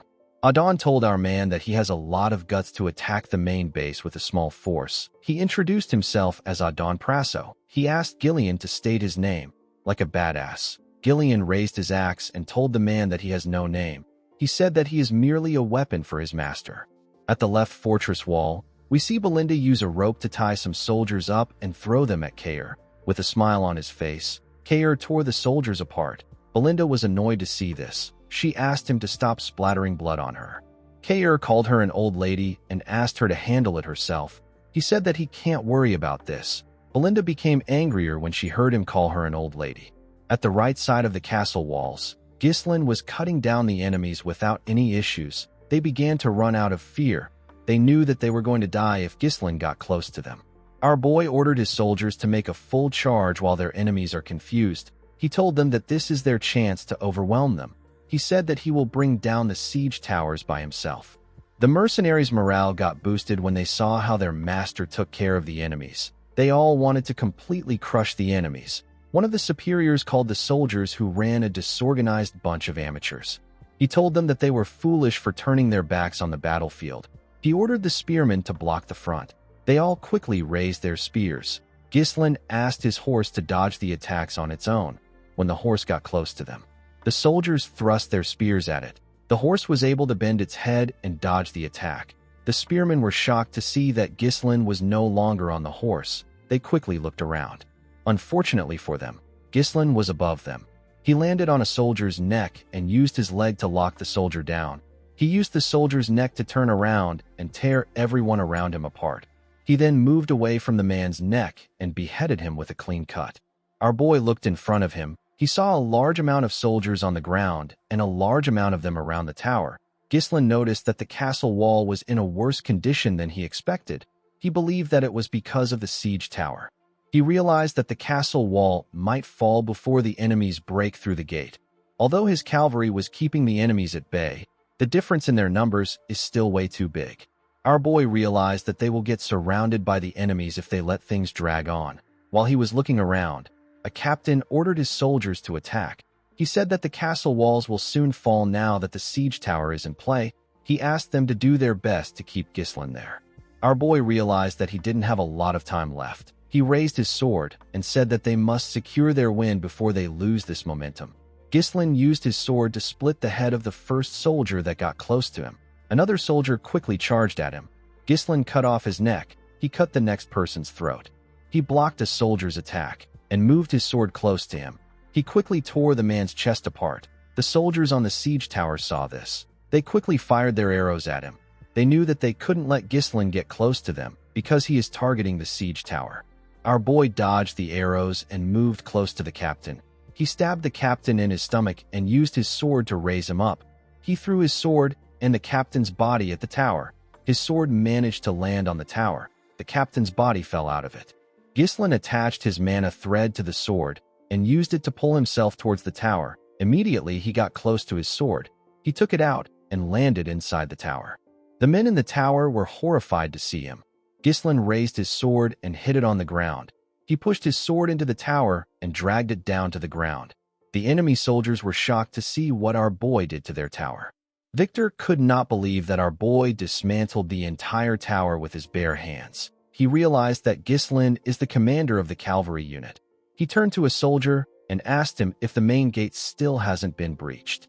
The soldier explained to him that the gate's defenses are stronger than expected. He said that they have been slightly delayed by internal resistance. He told Victor that they should be able to break through in about 10 minutes. Victor asked the man to make it 5 minutes. He said that he will take out Ghislain. He asked the man to have the gate open by the time he returns. With a scary look on his face, Victor asked the man to fail if he wants to die by his hands. The soldier became scared. He told Victor that he understands. Before Victor could move forward, someone called him a flying tin can. The person told him that he is not going anywhere. Victor turned around and asked the person for his identity. Kair introduced himself as the commander of the Cerberus mercenaries. With a smile on his face, he asked Victor to play with him. Kair charged at Victor and asked him to stay with him. Victor tapped his horse and made it use its hoof to hit Kair's horse in the neck. This destabilized Kair. Before he could get himself together, Victor swung his sword at him. Kair was able to dodge the attack, but his horse got beheaded. He charged at Victor from above and swung his sword at him. Victor easily blocked the attack with his sword. Kair grit his teeth and swung his sword at him again with more force. Victor easily blocked it. Kair was surprised to see this. He did not expect him to block his attacks. Victor moved his sword and made Kair lose his balance. He told Kair that he has seen tons of people like him. He referred to the man as a mediocre mercenary who simply uses brute force. Immediately he said this. He swung his sword at Kair. The man quickly used his sword to block Victor's heavy attack, but he got pushed back. He could barely stand his ground. Victor used his sword to break Kair's sword and landed a cut on his shoulder. Victor glared at him and said that there is nothing easier to deal with than beasts who just swing their front paws instinctually. Kair quickly moved back. He placed his hand on his shoulder to slow his bleeding. He realized that Victor is as strong as Ghislain said. The scene shifts and we are taken to the past. We see Ghislain reveal to Kair that Victor is the hidden Joker card of Count Desmond. Kair asked our boy if Victor is stronger than him. Our boy told him that Victor is stronger than everyone he has ever fought except for himself. Ghislain explained to Kair that Victor will use his overwhelming advantage in numbers to force them to focus all their attention on defending the walls. While they are focused on the walls, Victor plans to break through the weakened gate and launch an all-out attack. Ghislain told Kair that this is actually what he wants Victor to do. He told him that the plan might fail if Victor makes it out of the castle gate. Our boy asked Kair to hold Victor down. Upon remembering what his master said, Kair smiled and stood up. He said that our boy is asking for too much. On the other side of the battlefield, we see Gillian clashing with Adon. Adon used his shield to block Gillian's attacks. Count de Guard called out to the knight. A soldier held him back and asked him to be careful. Torin, Gordon, and the other mercenaries fought the soldiers behind Gillian. They were doing their best to reduce the number of enemies so that they don't get in Gillian's way. Gillian was annoyed to see that Adon was blocking his attacks. He didn't want to waste time with the knight. He noticed that Adon's shield can take attacks from all angles. Unfortunately, Gillian couldn't pierce through it. He wondered about the last time he met someone this sturdy. The moment he thought of this, he swung his axe at Adon with a large amount of force. He told the knight that he can no longer waste time with him. The knight was able to block the attack with his shield. Adon asked him not to waste his time. He told Gillian that he can't break his shield. He pushed Gillian's axe aside and thrust his huge sword at him. Gillian was able to push his sword aside with the handle of his axe. Adon turned his sword and used it to behead Gillian's horse. Gillian did not expect this. As his horse fell to the ground, Adon raised his shield and asked him to fall. He covered it with his energy and used it to push Gillian back. Gillian used his axe to block the attack. While he was fighting the knight, the enemy was hitting the gate with their siege ram. They eventually destroyed it. Zwalter and his soldiers were horrified to see this. However, our boy did not panic. Alfoy called out to Vanessa. He asked her to do something since she took their mana. While draining their mana, Vanessa said that it is not yet time. Victor raised his sword and ordered his soldiers to attack and take over the castle. The soldiers quickly ran into the castle. Victor turned to the soldier next to him and ordered him to bring Count de Guard there. He said that he is going to eliminate the enemy commanders. The soldier accepted his order. Kair stood up with his body covered in injuries. He raised his sword and told Victor that he is not going anywhere. Victor asked Kair if he does not know when to run away as a mercenary commander. He asked the man to tell him why he wants to fight him again. On the other side of the battlefield, Adon told Gillian that their gate has been torn down. He told Gillian that he is lost. He said that it was unexpected that they boldly launched a surprise attack. He told Gillian that the result didn't change in the end. He told him that the biggest mistake he made was filling the strike team that would decide his fate with mere mercenaries. He told Gillian that no matter how skilled a mercenary is, they can't defeat a highly trained knight. At the same time, Victor asked Kair to act like a mercenary if he is one. He advised him to know when to run if it is not worth it. Victor and Adon told both Kair and Gillian that there is nothing in this war worth throwing their lives away for. Kair laughed when he heard what Victor said. He asked Victor if this is important. He smiled and told him that mercenaries and knights are not important in the battlefield. Gillian also said the same thing to Adon. He told him that what matters the most is winning or losing. The moment he said this, Gillian stood up and charged at the man. Kair also charged at Victor. Adon raised his sword and told Gillian that he doesn't want to hear the loser's excuse. Gillian blocked his attack and pushed his axe into his sword. He used his axe to pull Adon down from his horse. Adon did not expect Gillian to pull him down with the inside of his axe. Gillian quickly took his axe out and swung it at the knight. Adon was able to block the attack with his shield, but Gillian's axe struck his horse's neck.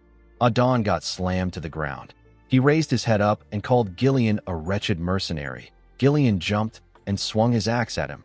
Adon quickly used his shield to block the attack. While standing on top of the knight, Gillian told him that even the sturdiest defense has a gap. He took out a sword and revealed to the knight that he has already offered his life to Ghislain to serve him as a weapon. He raised his sword and told the knight that he must bring only victory to his master. The moment he said this, he stabbed Adon in the head. On the other side of the battlefield, we see Kair running towards Victor. Kair knew that Victor was much stronger than him. He knew that he could die fighting the man, but he still charged at him because Ghislain asked him to hold Victor down. Kair believed that he can slow Victor down if he can land one strike on him. He remembered asking Ghislain about how he is going to do something. Our boy asked him about what he means. Kair asked him to show him how he used the moves he used when they had their duel. With a look of embarrassment on his face, he asked Ghislain if he can teach him how to use his moves. Our boy smiled when he saw the look on his face. He revealed to the man that it is not about the movement. He explained to him that anyone who runs into him would probably look down on him. Kair raised his sword and ran towards Victor. The man told him that he is just an animal that charges forward. He blocked Kair's attack and swung his sword at him. Kair dodged it by moving to the side. He threw his broken sword at Victor with a large amount of force. The knight used his sword to send the sword flying. He told the mercenary that fools like him always make hasty decisions in desperation. They are oblivious to the fact that this might be their last decision. Victor raised his sword and thrust it at Kair. He asked him to die. As the sword got closer to him, the man remembered that our boy told him that he will be able to land a proper strike if he can hide his true intention when his opponent is close to him. Immediately, he remembered this. Kair dodged Victor's blade. Victor was still able to leave a cut on his shoulder. Kair grabbed Victor's arm and used it to push himself up. He grabbed his broken sword that was in the air. Victor was surprised to see this. Kair charged at him with his broken sword. Victor was barely able to dodge the attack. Fortunately for Kair, he was able to stab Victor's horse. The horse screamed out in pain. It fell to the ground. Kair also fell to the ground. Victor was able to get off the horse before it fell down. He did not expect Kair to make an irregular movement to catch the blade that he deflected. He realized that Kair threw his sword at him in order to shift the extremely disadvantageous situation to his favor. Victor knew that only those prepared to face death could reach this caliber of skill. He told Kair that he is not as thoughtless as he believed. He walked up to him and said that it is not uncommon for one to surpass their limits at the crossroads of life and death. He told Kair that he missed his chance because he met the wrong opponent. He raised his sword and asked the mercenary if he has any last words. Kair raised his head and smiled at Victor. He told him that he landed a hit. The knight was surprised to hear this. Before he could question Kair, someone threw some daggers at him. Victor was forced to move back to dodge the dagger. The person who threw it was Belinda. Our favorite maid jumped and took out a rope with a hook. She threw the hook at Kair and used it to hold his jacket. She landed on a horse and used the rope to drag Kair with her. Victor didn't chase after them. He was more worried about what Kair meant when he said that he landed a hit. He knew that he lost his horse because of Kair's attack, but he would have still been able to kill him if Belinda had not interfered. Victor knew that Kair wasn't so stupid that he would trade his life simply to kill his horse. He realized that the mercenary was risking his life for something important. He turned to his dead horse. Victor quickly raised his head to see his soldiers. He watched them as they rushed inside the castle. He looked past them to see Vanessa gathering mana. He quickly realized that Kair's goal was to hold him down there. While gathering mana, Vanessa remembered our boy telling her that the situation can be flipped to their advantage even if the enemies get right under their noses after breaching the castle gate. He told Vanessa that the situation can be flipped with the help of her magic. Vanessa asked Ghislain if he really thinks that she can do it. Ghislain smiled and told her that he is certain that she can do it. The moment she remembered this, Vanessa released her magic. A bright blue light shined in the eyes of the soldiers. Vanessa activated a spell known as Flame Strike. A ridiculous amount of fire got released. The fire destroyed the castle wall and broke outside. It burnt everything in its path. Zwalter and his allies were shocked to see the scale of the attack. Ghislain and everyone on the battlefield could see this ridiculously powerful flame. The soldiers burnt to death. They screamed out in pain. The soldiers outside began to retreat. Before they could get far, Ghislain attacked and cut them down. He ordered his mercenaries to surround the castle gate and not allow a single enemy escape. Victor was able to survive the fire thanks to his armor. A soldier carrying a shield ran to meet Victor. He informed him that most of the soldiers have been burned to death. He told him that they need to retreat. Victor said that this is irritating. This was a war that was meticulously planned with long preparations. The army had effectively blocked every path Perdium could take to survive. With all their efforts, Victor and his masters couldn't predict the special forces, the Mad Dog, and an Elder class mage capable of incinerating thousands of soldiers in an instant. Victor knew that these factors were far too convenient to see them as a mere coincidence. It was all perfectly aligned to thwart his victory. Victor used his sword to push himself up. He accepted the fact that he has fallen into Ghislain's trap. He ordered the soldier to assemble the rest of the soldiers. He told him that they will be making a temporary retreat. He explained to him that the area is not forested. He told the soldier that they can regroup back at the main camp if they are able to get out of the blaze. Victor said that it will take longer to capture Perdium than they expected. He ordered the soldier to call Adon immediately. The moment he said this, he saw something shocking. He saw Gillian walking towards him with Adon's helmet in his hand. With a serious look on his face, Gillian asked the knight if he is the commander of the Dagard army. Victor could not reply. He was in shock from seeing Adon's helmet in Gillian's hand. Gillian threw Adon's helmet on the ground and told Victor that his main force and army are done for. He pointed his axe at him and asked him to surrender. Victor released his mana and asked Gillian not to make him laugh. He raised his sword and asked Gillian if he really believes that his war will end this way. He told him that he will simply cut off everyone's head by himself. He covered his sword with his mana and said that the war has just begun.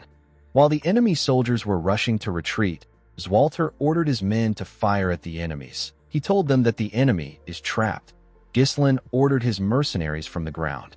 He asked them not to allow any of their enemies escape from the fire. He told them that this is their golden opportunity to turn the tides of the war. Ghislain asked his soldiers not to spare anyone. While the mercenaries were tearing the enemies apart, Belinda called out to her master. She moved close to him and asked him if he is hurt. Our boy said that he is fine. He asked her about how she and Kair are. Belinda turned to Kair to see if he was conscious. The man raised his hand and gave our boy a thumbs up to show that he is fine. Our boy smiled when he saw this. Belinda told her master that things would have gone wrong if the fire had happened a little later. She revealed to him that she actually thought that his plan was ridiculous. Ghislain told her that it ended up working out. Belinda asked him not to ask them to do this again. She could not believe that they spent all their mind runestones in that one strike. Ghislain looked around. He asked Belinda about where Gillian is. The girl was surprised to hear this. Our boy quickly rode his horse past her. Belinda called out to him. Ghislain didn't respond to her. On the other side of the battlefield, we see Gillian block Victor's attack with his axe. Victor attacked him again. Gillian was able to block it, but he got pushed back. He was surprised to see how heavy Victor's strikes were. Victor didn't give him the chance to think. He attacked Gillian with more strikes and pushed him back with each swing of his sword. Gillian was impressed with Victor's momentum. He quickly swung his axe at the knight when he got close to him. Victor was able to jump and dodge the axe. He used his sword to destroy Gillian's arm plate and land a strike on his shoulder when he landed on the ground. Gillian did not expect this. Victor's speed and strength were both ridiculous. He wasn't giving the mercenary any time to rest. Victor overwhelmed Gillian with his attacks. He called him a disgusting mercenary. He said that he will take a mile when he is given an inch. Gillian attacked the knight with his axe and used it to push his sword down. But this didn't stop Victor. He moved his sword inside the axe. Gillian was surprised to see this. The knight used his sword to raise Gillian's axe. He pushed it out of his hands. Gillian's axe was sent flying. Victor raised his sword and told the man that he has crossed the line. Immediately he said this. He thrust his sword at him. A large amount of blood poured out of Gillian's body. He also spat out some blood. Victor was impressed to see that the mercenary twisted his blade to evade his vital point at a crazy speed.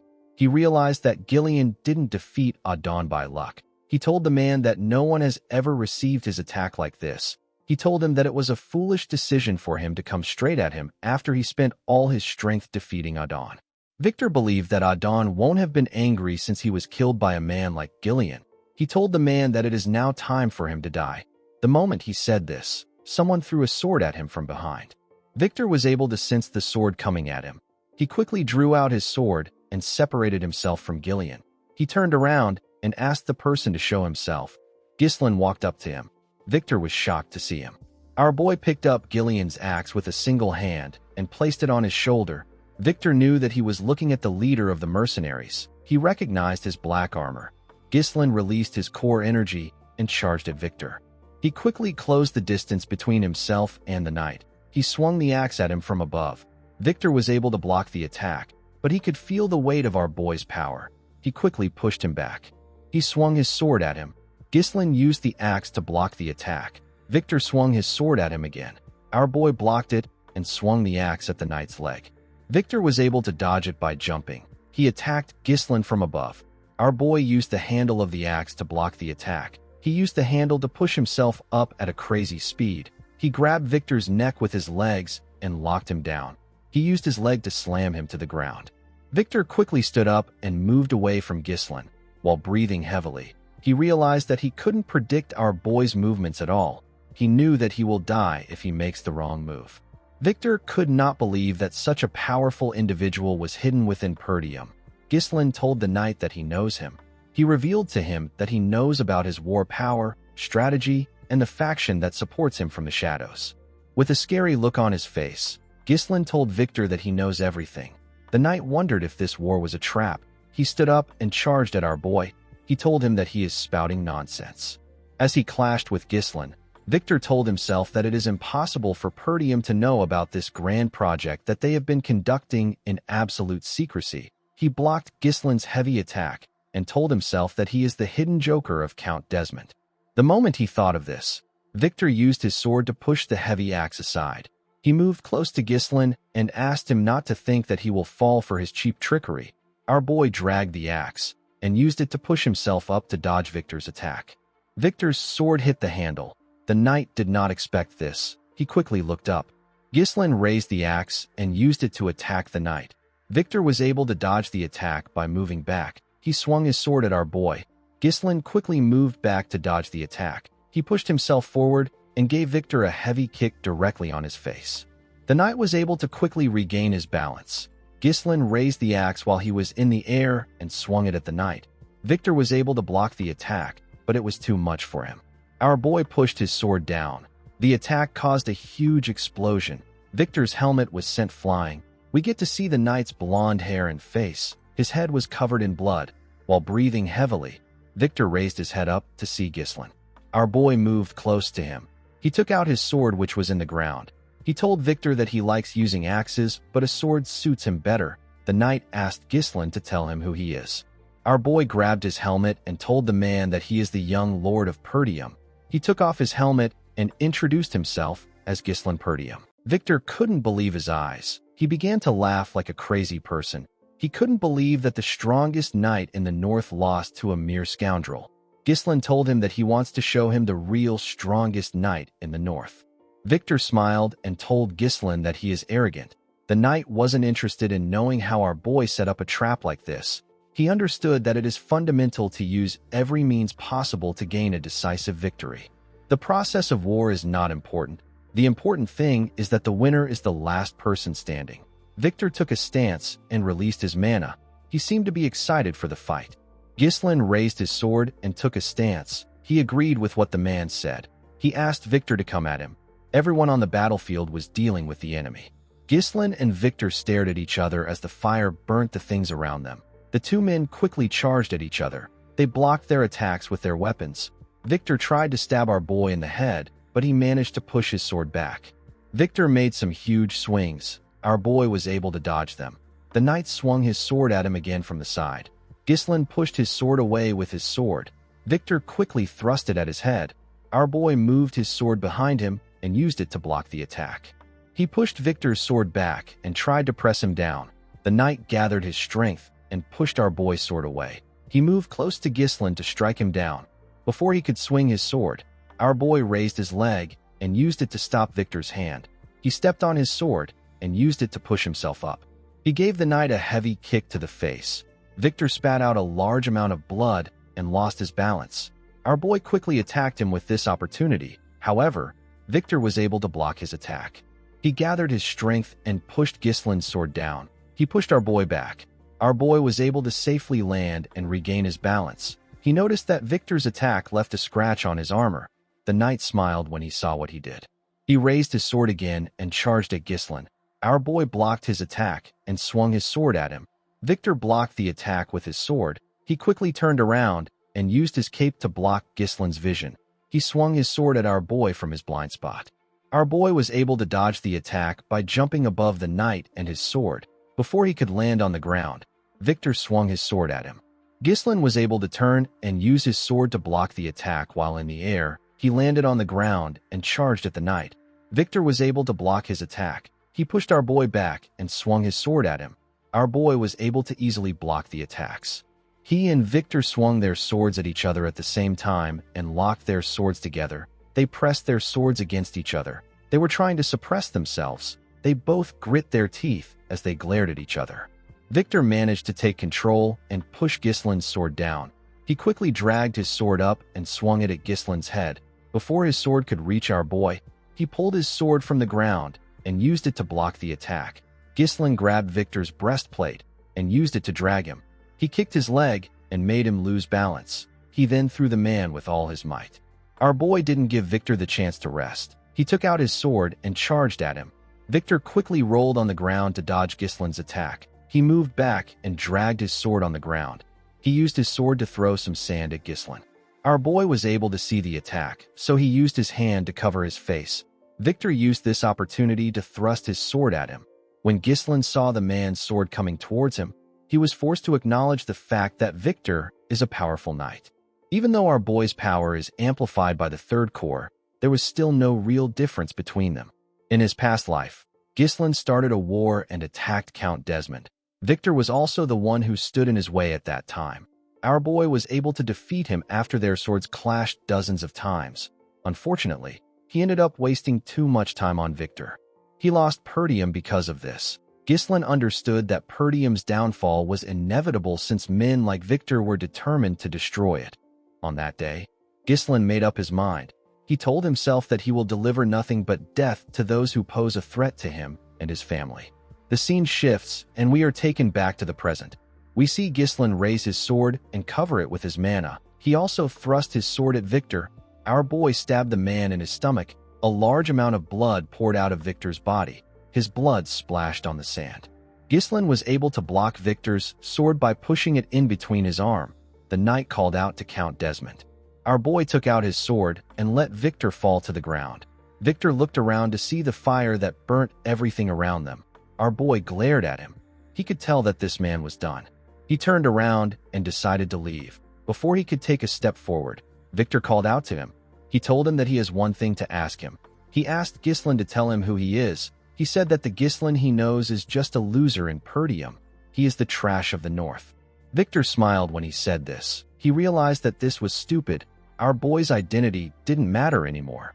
Victor told Gislin Perdium that he enjoyed their fight. After saying this, he passed away. Our boy turned around and walked away from the man. In the next scene, we see Gislin supporting Gillian's arm. He held the man's hand and assisted him in walking forward. When our boy raised his head up, he saw his father and the soldiers waiting for them. Everyone was breathing heavily.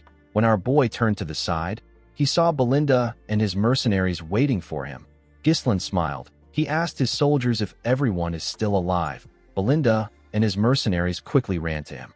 The mercenaries spoke about how this was their first time experiencing a war like this in their entire careers. One of them asked Gislin about the magic that was used. Another person told him that he had goosebumps all over his body. Gislin thanked the mercenaries for following him. He told them that they did a great job. While holding his shoulder, Kair referred to Gillian as Gramps and asked him if he really needs someone to carry him just because he got stabbed. Gillian said that it is nothing.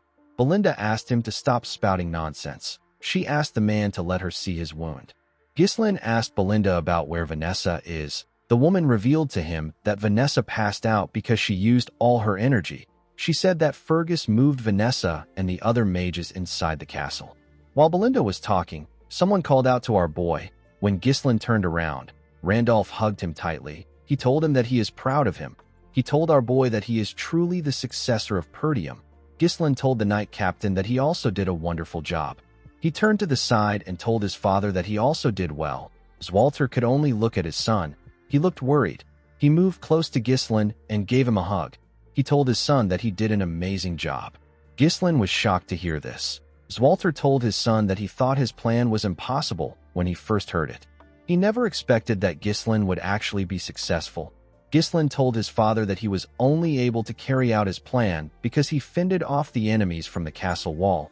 The count smiled and told our boy that he is wrong. He said that he did everything by himself. He raised his son's hand and screamed that they were victorious. He announced that Perdium had won the war. The men joined the count in screaming. They were all excited. The mercenaries also joined them in screaming. Gislin was shaken by the sound of their voices. He smiled and told himself that this is what he came back for. Our boy suddenly clenched his fist. He remembered Duke Delphine. He told himself that the war isn't over yet. Randolph told his master that he is going to check on the state of their soldiers. He asked the count about what he will do. Zwalter advised his son to check on his soldiers too. He asked Gislin to rest for now because there will be much to do later. Our boy declined his father's request. Zwalter did not expect this. Ghislain told his father that they don't have time to waste. He explained to him that they need to secure a formal surrender from Count de Garde as quickly as possible. Zwalter asked him not to worry about it. He said that he will head out tomorrow. Ghislain told him that it will be too late by that time. He said that he is going to head to the de Garde territory with his mercenaries immediately. He told his father that he needs him to grant him the authority of a lord's deputy. Randolph was surprised to hear this. Zwalter asked his son if there is a need to be so hasty when he and his mercenaries are exhausted. With a serious look on his face, Ghislain told his father that the war isn't over yet. The Count was surprised to hear this. Our boy explained to him that Count de Garde broke their alliance and declared war on them to seize their territory. He told Zwalter that they can't afford to give the Count time to think. If they let this slide, he will strike them again. Our boy told his father that they must strike immediately, use their advantage and demand reparations on their own terms so that he will never challenge them again. Zwalter could not believe what he was hearing. It was natural for a person to be basking in victory, even if it is for a moment, and yet his son was already planning their next move. Zwalter told his son that they must push forward to take the chance to end things decisively. He granted Ghislain his permission. Our boy thanked him. Before our boy left, Zwalter reminded him that Count de Garde was once their ally, and he is a noble who has sworn his loyalty to the royal family. He asked Ghislain to do his best to treat the Count with as much courtesy as the situation allows. Our boy smiled and asked his father not to worry about this. Ghislain turned to Kair and Belinda. He asked them if they can still move. Kair said that he is fine. Ghislain got on his horse. He asked his men to follow him. He told them that they are heading to the de Garde territory at full speed. The scene shifts, and we are taken to Castle de Garde. We see Thamos throwing things around. The Count could not believe that they failed. He only accepted this secret treaty because everyone knows how powerful Desmond is. Thamos couldn't believe that the powerful Desmond lost to the scrubby Perdium territory. The man in front of the Count asked him to calm down. Thamos asked the man known as Lowell to shut up. He asked him if this looks like a situation where he can be calm. He asked the man to stop standing around and prepare for surrender negotiations. He asked Lowell to tell the bureaucrats to prepare for reparations. Lowell asked the Count if he is serious. Thamos said that Zwalter is an idiot known for respecting customs and honor. He was certain that Zwalter would accept the negotiation. The Count knew that Perdium is desperate for money at the moment. He believed that he could overcome this if he offers them reparations. He planned to make Count Desmond take responsibility for what happened after he is done with the negotiation. Lowell reminded his master that they poured all their finances into the war. He asked the Count about where they can get money for reparations. Thamos grabbed his neck and began to choke him. He called him an idiot. He asked him about how he was able to work in his castle with his brain. He asked Lowell to squeeze the money out of the citizens. With a scary look on his face, Thamos asked the man if he feels guilty about doing this because he is also a peasant. He asked him if the animals are more important than him. While struggling to speak, Lowell told the Count that the peasants are not more important than him. Thamos threw him to the ground and asked him to know his master. He ordered the man to get moving. Lowell spat out some blood. He glared at the Count. He was tired of his tyranny. He was forced into administering this territory. Lowell was well aware that the people couldn't take more of the Count's tyranny. He knew that they might revolt soon. Before he could get up, a soldier ran into the room. He told the Count that there is trouble. He revealed to him that the soldiers from Perdium have already arrived. In the next scene, we see the mercenaries lined up in the Count's office. Thamos sat on his chair waiting for Zwalter. Lowell was behind him. Thamos couldn't believe that the soldiers got here so quickly. He told himself that he won't let anything go as Zwalter wants. The moment he said this, someone stepped into the room. It was Ghislain. Belinda and Kair were with him. Our boy asked Thamos if he is prepared for the surrender negotiation. Thamos was shocked to see Ghislain. He asked our boy about where his brother is. Ghislain told him that his father is quite busy focusing on the recovery of their territory. He told him that he is the Lord's deputy and he has been put in charge of this negotiation. With a serious look on his face, Ghislain asked his men to bring Thamos to his knees. A few hours earlier, we see Ghislain and his mercenaries riding their horses towards the de Garde territory. Kair said that Count de Garde is quite fast when it comes to running away. He couldn't believe that the Count abandoned his soldiers and ran back to his territory so quickly. Gordon apologized to Kair for letting the Count slip away. Kair smiled. and told the man that Gillian is the one at fault. He told him that he and the other men did their jobs well. Upon hearing how Kair spoke about Gillian, Ghislain wondered if he should grant Kair the chance to fight against Gillian one day. Kair moved close to our boy and asked him if he plans on sparing Count de Garde by asking for a surrender negotiation. He asked Ghislain to tell him why he will do this. Our boy explained to him that everyone knows that Count de Garde is a shameless bastard who tried to take over Perdium. His external pretext is the vengeance of his successor. If Perdium demands excessive compensation, they will be put in an uncomfortable spot. Ghislain told Kair that they need to end their negotiation with reparations. This sounded complicated to the mercenary. He told our boy that they are making things more complicated than it needs to be. He asked Ghislain to tell him why he doesn't just march into the territory and wipe everything out. Belinda felt like Kair made a stupid suggestion. She asked the man if he thinks that a dispute between nobles can be resolved the same way as a fight between mercenaries. Kair was offended by this. He told Belinda that mercenaries and nobles are both humans. He asked her to tell him what makes the nobles better than them. He said that the de Gardes were the ones who attacked them first. It didn't make sense to him that they still had to think about the position of their enemy. Ghislain asked the man not to think about it. He told him that what he said is what his father would have done. Belinda became worried when she heard this. She asked her master about what he means. Ghislain smiled and told her that he is different. He said that he will make the de Garde territory his own. The scene shifts and we see Kair and Gazelle raise the Count up by carrying his arms. They kicked the Count's table down. Thamos could not comprehend what was happening. He asked the men to let go of him. The men pushed him down and made him kneel in front of Ghislain. Belinda moved close to her master and gently asked him if he is certain about what he is doing. Our boy told her that he is sure. Belinda asked him to remember that she tried to stop him when his father is questioning him. Thamos told Ghislain that he has sworn his allegiance to the kingdom. He asked our boy if he thinks that he can get away with doing this to the king's subject. He ordered Ghislain to show some respect. Our boy pointed his sword at him. The Count quickly became silent. Ghislain explained to Thamos that he is a traitor who was deceived by the enemy's sweet temptations. He broke their alliance and tried to seize Perdium for himself. Our boy told him that only death awaits those who dares to harm Perdium. The Count became scared. He asked Ghislain to stop playing around. He couldn't believe that our boy was really going to kill him. Ghislain explained to him that he must also risk his life if he pushes countless lives into the battlefield. He told him that he must pay the price that such actions deserve. Thamos began to laugh. He realized that Ghislain was an insane bastard. He was really going to kill him. Our boy raised his sword. Before he could swing it, Thamos asked him to wait. He said that he has a price to pay. He told Ghislain that he will give him the territory. Belinda and Lowell were shocked to hear this. Ghislain simply smiled. He knew that Thamos would do this.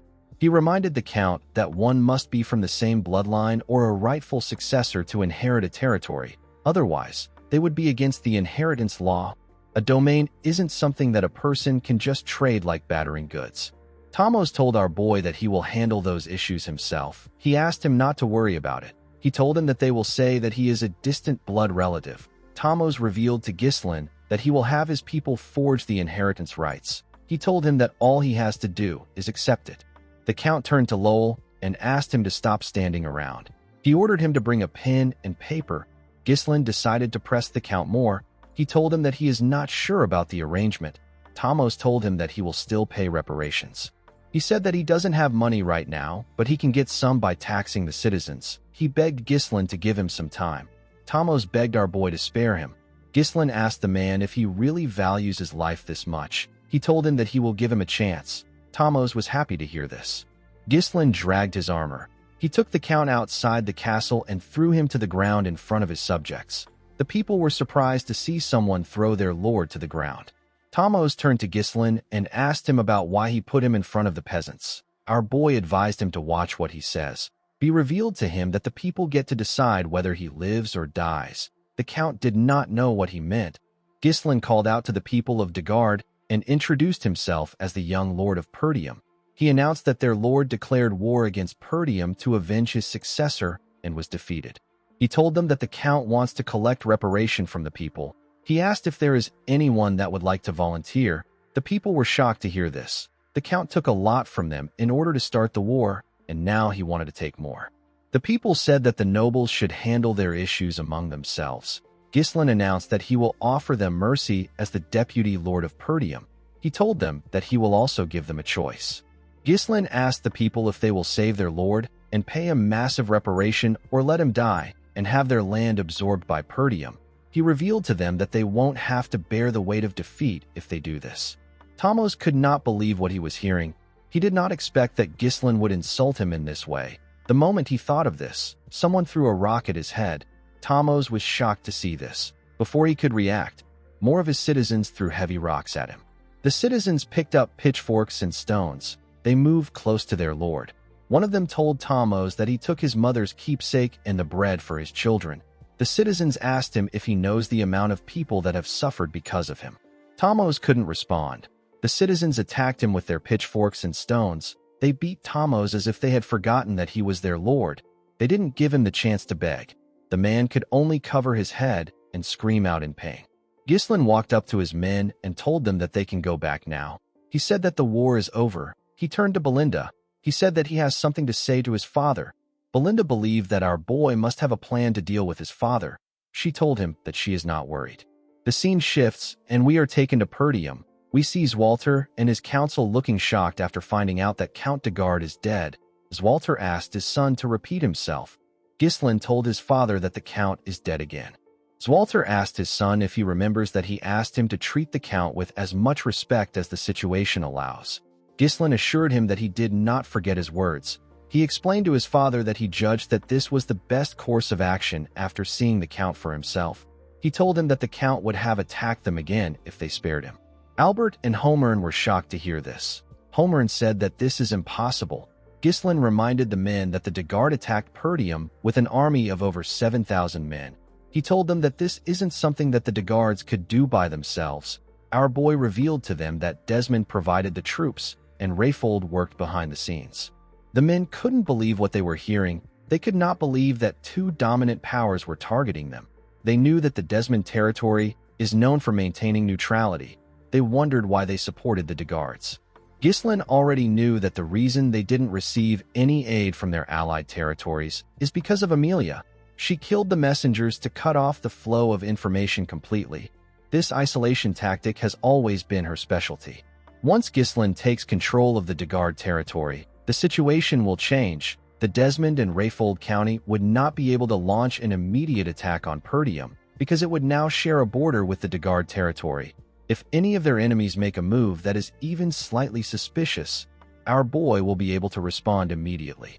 Zwalter now understood his son's reason for killing Thamos. He reminded his son that the land won't belong to him just because he killed the Lord.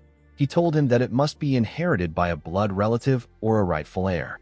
Ghislain took out a scroll and placed it on the table. He asked his father to take a look at it. When the Count opened the scroll, he saw that Thamos wrote that Ghislain is a distant blood relative of his, and he is the first successor of the territory. Zwalter could not believe his eyes. Our boy revealed to him that he got it from Count de Garde himself. He assured his father that they can dodge all the issues that comes with inheritance with this document. Zwalter was in disbelief. He put himself together and told his son that ruling over a territory is not an easy task. He asked Ghislain if he can handle it with the manpower he has. Our boy smiled and asked his father not to worry. He said that he has someone fit for the role. The scene shifts, and we are taken to the Austin territory in the Siren Kingdom. We are shown a bar in the territory. We see people screaming inside the bar. They were watching some men gamble. Some of the people were surprised to see that a man with green hair was going all in. The man with green hair used a cup to pick up 4 dice. He shook the cup multiple times. He placed it on the table to show it to his opponent. His opponent was a huge bald man. The bald man had 2 bigger men behind him. The bald man asked the man known as Claude if he knows what will happen if he plays a trick on him. Claude smiled and told the man that he doesn't have to be so nasty. He said that it is all for fun. He raised the cup and revealed 4 dice that were perfectly stacked on each other. The dice were showing the same numbers on each sides. With a smile on his face, Claude asked the man to hurry up and place a bet. In the next scene, we are taken to a hall. We see the soldiers and the mercenaries seated in the hall. Ghislain, Zwalter, and Randolph were on stage. Our boy knelt in front of his father. Zwalter acknowledged his son's immense contributions. He announced that Ghislain will now be granted the title of Baron of Fenris under the name of His Majesty. Immediately he announced this. The mercenaries and the soldiers began to cheer. They all shouted our boy's name. Ghislain has now become a lord. The scene shifts, and we are taken to the past. We see Ghislain in his father's office. A map was on the table in front of him. Our boy explained to the council that the Dagard territory is composed of a total of 5 baronies. This is excluding the lands that are governed directly by the territory. Ghislain said that he plans on establishing his base in the Fenris barony, which is at the center of the territory. He asked the council if they have any questions. Everyone knew that their questions and opinions didn't matter. Albert moved close to his master and whispered something in his ear. Zwalter asked his son to do whatever he likes. He said that this is something that someone had to do eventually. Ghislain thanked his father for granting him his permission. Zwalter cleared his throat and told his son that their territory has suffered quite a bit of financial bleeding due to the war. Ghislain asked his father to tell him what he means by bleeding. The count told his son that he can sell some runestones to provide some support for them. Ghislain revealed to his father that he doesn't have any runestone at the moment. Zwalter was surprised to hear this. Our boy reminded him that he used all the runestones to blow up the castle gate. He asked his father not to worry. He said that he will mine more and get some for him. The scene shifts, and we are taken back to the present. We see Belinda greet her master with a bright smile on her face. She asked her master to sit down and eat his meal. Gillian bowed his head and referred to our boy as young lord. He quickly corrected himself by calling him lord and congratulated him. Kair told Ghislain that he is well established now. Belinda put her hands together and said that she was always worried about what he might become. She said that her hard work in raising him has paid off. Kair told her that Ghislain must be ruthless and rude because of her. Belinda used her leg to kick him in the stomach. She moved close to Ghislain and smiled at him. She reminded him that he is now a lord. While they were talking, someone called out to our boy. When Ghislain turned to the side, he saw Elena and another girl with light blue hair. Elena moved close to her brother and asked him if she should call him brother or lord. Ghislain asked her to call him whatever she wants. He turned to the shy girl with blue hair. He referred to her as Rachel. Rachel greeted our boy. Ghislain asked her to let him know if his sister bullies her. He said that Elena can be violent when she doesn't like something. Elena hit her brother's chest when she heard what he said. Ghislain turned to Gillian and told him that his daughter is completely healed now. The man told him that it is all thanks to him. Our boy clapped his hands and called for everyone's attention. He thanked his mercenaries for following his orders during the war. He said that he is now the Lord of Fenris. He revealed to them that his base will now be in Fenris instead of Perdium. He said that he plans on hiring them as his private army. The men were shocked to hear this. They asked Ghislain if they will be getting permanent positions. Our boy told them that they will. He revealed to them that he plans on training them as knights. The mercenaries were shocked to hear this. Ghislain explained to them that what they displayed in the recent war already shows that they are worthy as knights. He assured the men that they are qualified. Belinda moved close to her master. She told him that an army of this scale would cost a lot of money. Our boy smiled and told her that they are going to have to make a lot of money. He turned to Gillian and asked him about his condition. The man said that his body is in a good state. Ghislain ordered him to lead the people to Fenris and wait for his arrival. Gillian was surprised to hear this. He asked his lord if he won't be following them. Our boy revealed to him that he has somewhere to visit. He explained to Gillian that Fenris will be in poor public order since the war ended. He asked the man to first go there and solve this issue before anything else. Gillian did not seem excited to take on the job. It was like his master was pushing him away. Ghislain told the man that he is one of the people he trusts the most. Gillian did not expect to hear this. Our boy tapped his arm and told him that this is the reason he left the task to him. Gillian bowed his head and asked his lord to have a safe trip. Ghislain moved close to Belinda and Kair. He told them that they will be going with him. He asked them to prepare. Belinda asked her master about where they are headed to. Our boy revealed to them that they are going to the Austin territory of the Siren Kingdom. Belinda could not believe that they were going overseas. Kair asked our boy if he is referring to the territory that is famous for its games. Belinda told her master that she loves to travel. Kair asked our boy if they will be playing some games now that the war is over. Ghislain told him that they are not going there for entertainment. In the next scene, we see Vanessa ask someone to let her suck it one more time. Alfoy was shocked to hear what she said. He quickly moved back. He asked her to tell him what she wants to suck. Vanessa explained to him that she might be able to use all the magic she has in her head if she sucks his mana like last time. Alfoy asked her about why she would take his own mana. The girl told him that Ghislain said that he is a mana battery. Alfoy was shocked to hear this. Ghislain stepped into the room and told him that he is still as energetic as ever. Alfoy asked our boy to do something about Vanessa. He said that she keeps trying to take away his mana. Our boy ignored him and asked Vanessa if she is feeling all right. The girl said that she is fine. Ghislain asked her if she was nervous because it was her first time in real combat. He pat her on her head and told her that she did well. Vanessa blushed and thanked our boy. Alfoy said that he also contributed. Ghislain commended him on his efforts. He told him that he played his role well. Alfoy grit his teeth when he heard this. He told our boy that things will be different when he returns to the Magic Tower. Ghislain revealed to the boy that he is traveling with them. The scene shifts, and we are taken to the Austin territory of the Siren Kingdom. We see Ghislain enter the Kraken gambling house with Belinda, Kair, and Alfoy. Kair was happy to be in the gambling house. He said that he missed the atmosphere and smell of this place. Alfoy could not believe that Ghislain brought him to a gambling house. He told our boy that he thought they were going to the Magic Tower. Ghislain threw a pouch full of cash at Kair and asked him to have fun with Alfoy. He told him that he will call him when he needs him. Kair was happy to get some gambling money. Alfoy asked Kair about how they will have fun with the cash. Kair smiled when he heard this. He placed his hand on Alfoy's shoulder and told him that he knows how to use magic, but he doesn't know how the world works. Alfoy asked him about what he means. Kair smiled and asked him to watch and learn. He told him that he will show him how to make money with money. Belinda and Ghislain walked forward.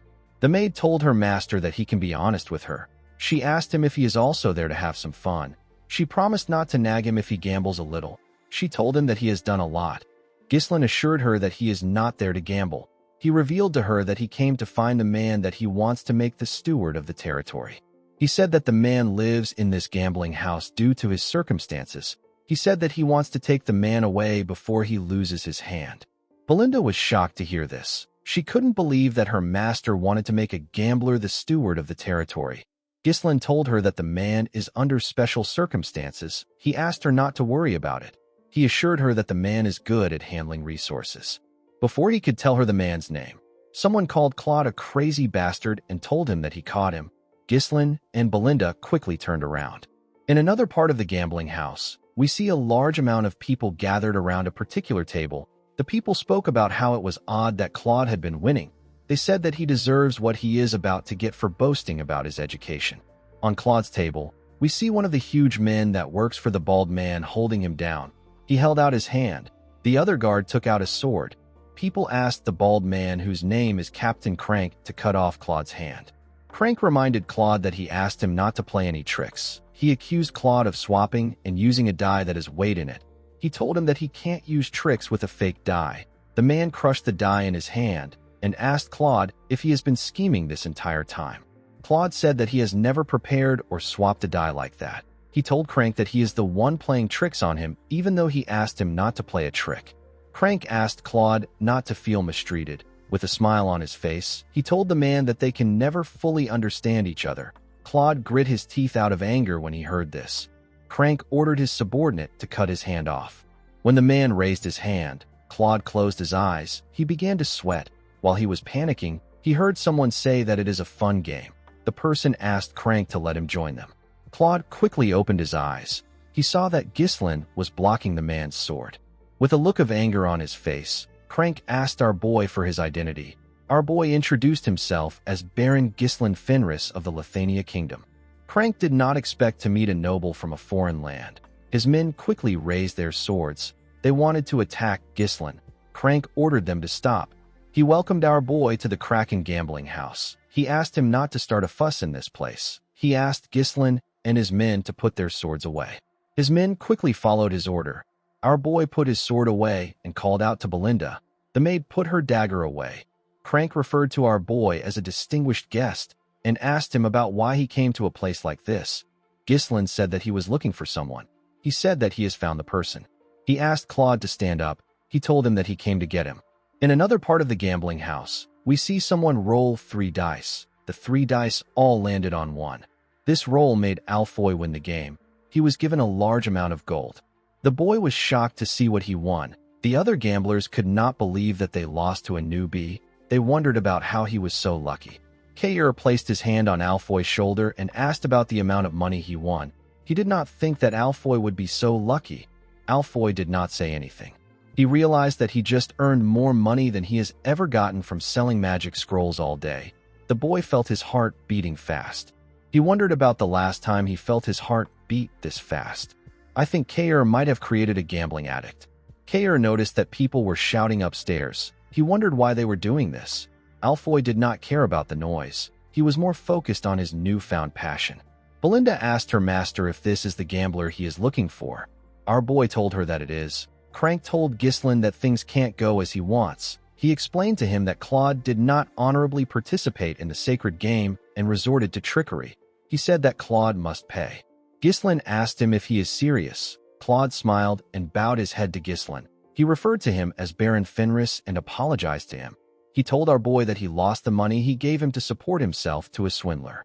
He said that this gambling house manages all the dice used here, and they thoroughly screen for the smuggling of cheating tools through inspections of personal belongings. Claude said that it is quite suspicious that a rigged die appeared precisely at the moment he played a big bet. Belinda wondered why Claude was speaking to her master like he knew him. She told him that he has never seen her master. She said that he is lying. Ghislain stopped her before she could raise her voice. He asked Crank if what his subordinate said is true. Crank wondered where Claude got such a huge amount of money. He believed that Ghislain gave him. He told our boy that he doesn't know how he and Claude are acquainted. He asked him not to trust Claude's words. He said that swindlers always have excuses.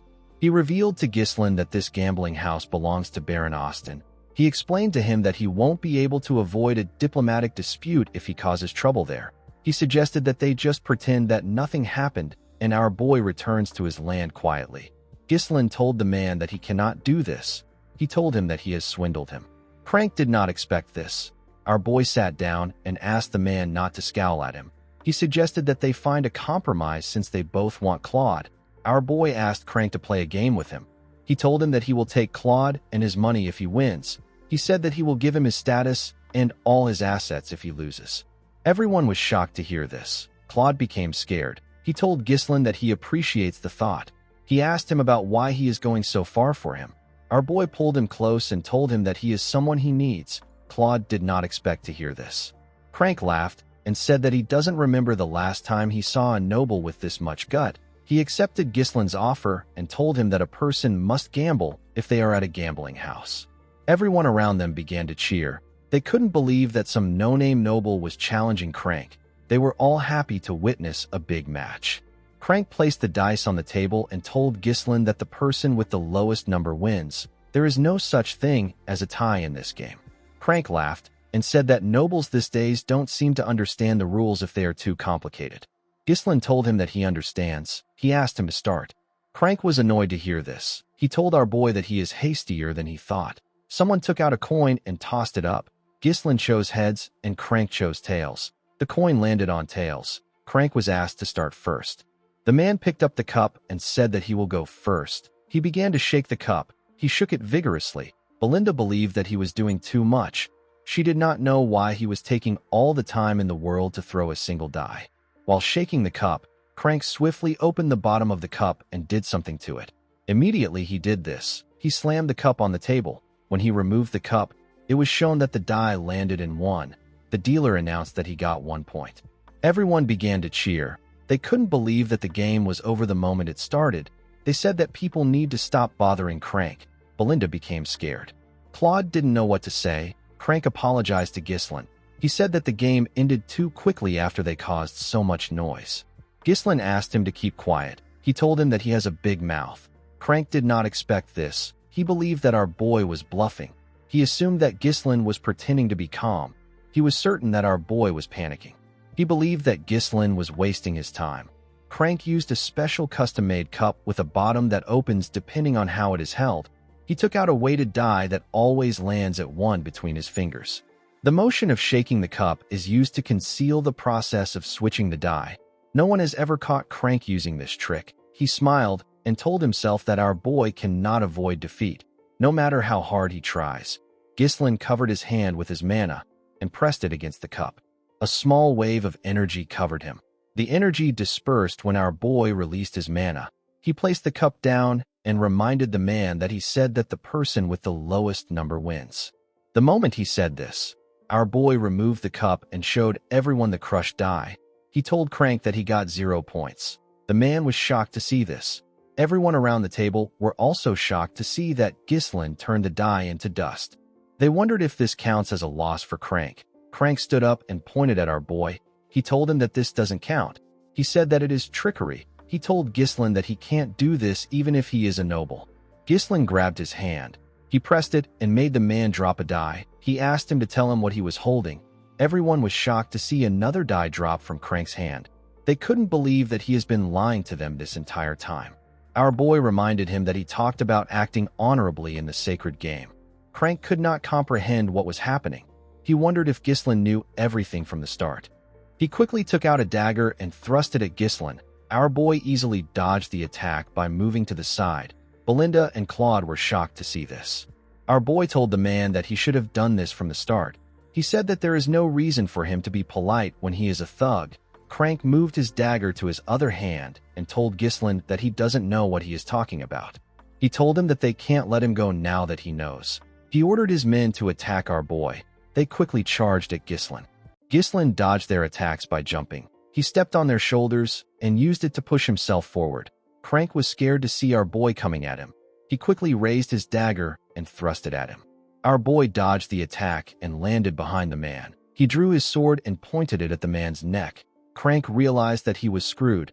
His men quickly turned to him. They were shocked to see Ghislain's blade on their master's neck. Before they could do anything, Belinda and Kair pointed their blades at them. Kair laughed and told the men that they picked the wrong person to mess with. Belinda asked her master to tell her what he wants them to do. Ghislain said that he will be taking the money and Claude with him. Crank told him that he can't do this. Our boy reminded him that this gambling house is the main source of income for Baron Austin. Yet, the manager and overseer of the establishment was caught attempting to rig a game against a foreign noble.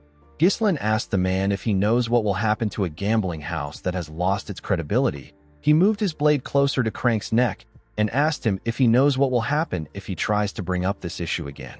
Crank could tell that Ghislain was going to kill him. He put his dagger down and said that he understands. After subduing the man, Ghislain turned to Claude. He asked him to follow him. To his surprise, Claude was no longer there. He ran away. Belinda was annoyed to see that the gambling addict ran away and took her master's money with him. She said that the man is ungrateful because he would have lost his hand if they didn't help him.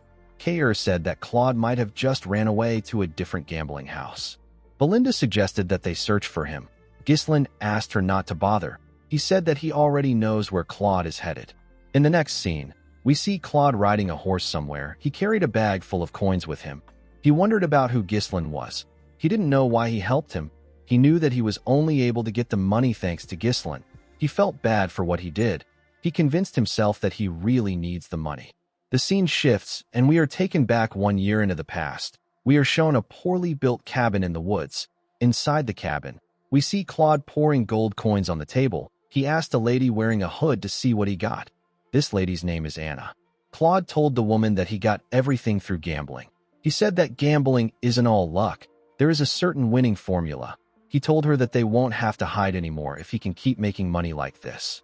He said that they can live a normal life again. Anna asked him to stop. She begged Claude to stop. With her trembling hands, Anna told him that she is aware that her father, who is his teacher, didn't pass away because of him. The woman couldn't even look at Claude. His body was covered in bruises and his face was swollen. Claude told her that it is his fault. He said that he made his teacher a traitor because he was stupid and immature. The scene shifts and we see Anna tied up. She was being held by Crank and his subordinate. A fat man said that Anna Arceus, the daughter of Boethius Arceus, a scholar of the Syrian Royal Academy, and a traitor, will be imprisoned. Immediately he said this, he asked Crank and his subordinate to take her away. Claude struggled to get up from the ground. He called out to Anna. The fat man turned to him and asked him to bring him 2,000 gold within a year. He told Claude that Anna is supposed to die, but he will set her free if she can get the ransom. Claude held on to the bag of gold tightly. He said that he will free Anna soon. At the Austin castle, We see the fat man from before writing something. The fat man turned out to be the Baron. Baron Austin found out that the prison camp is full. He didn't like what he heard. He saw the prisoners as lowly bastards who waste food. He said that there is no reason to keep them alive if they can't collect their ransoms. He asked a knight named Rogier to execute anyone who doesn't pay their ransoms within a week. The knight accepted the order. He reminded his master that it has almost been a full year. The Baron quickly realized that the knight was talking about the trader's daughter. He asked him if he has heard anything about Claude. Rogier said that Claude is only wasting his time at the gambling house. The Baron said that Crank is doing his job well. He had planned to make Anna a maid, but he didn't think it was wise to hire a trader's daughter. He asked Rogier to execute the woman along with the others, and to make sure that Claude never finds out. Rogier asked his master about what they should do if Claude pays the ransom one day. The Baron asked the man to take the money and eliminate him later. He knew that no one would care about a dead gambler. He smiled and said that this can only happen if Claude is able to pay the ransom. Immediately he said this, a soldier stepped into his office. The Baron asked him about why he came to see him at this late hour. The man revealed to him that someone known as Claude is making a fuss and shouting about how he wants to pay a ransom. Baron Austin and his knight were shocked to hear this. A while later, we see Claude place the money on the Baron's table. He told him that the bag contains 2,000 coins. There were 4 soldiers in the Baron's office. Claude asked him to release Anna. Baron Austin carefully looked at the coins. He was surprised to see that the coins aren't fake. He asked Claude about where he got the money from. The man told him that he won it in a bet. The Baron ordered his men to lock Claude up. The man was shocked to hear this. Before he could do anything, the soldiers grabbed him from behind. Claude asked the Baron to tell him what is happening. He told him that he brought the money he asked for. The Baron said that the source of the money is too fishy. He told Claude that he has to confirm things from Crank. He asked him to stay in prison if he doesn't want to be executed. With an evil smile on his face, Baron Austin said that he can't believe a gambler really got the money for the ransom.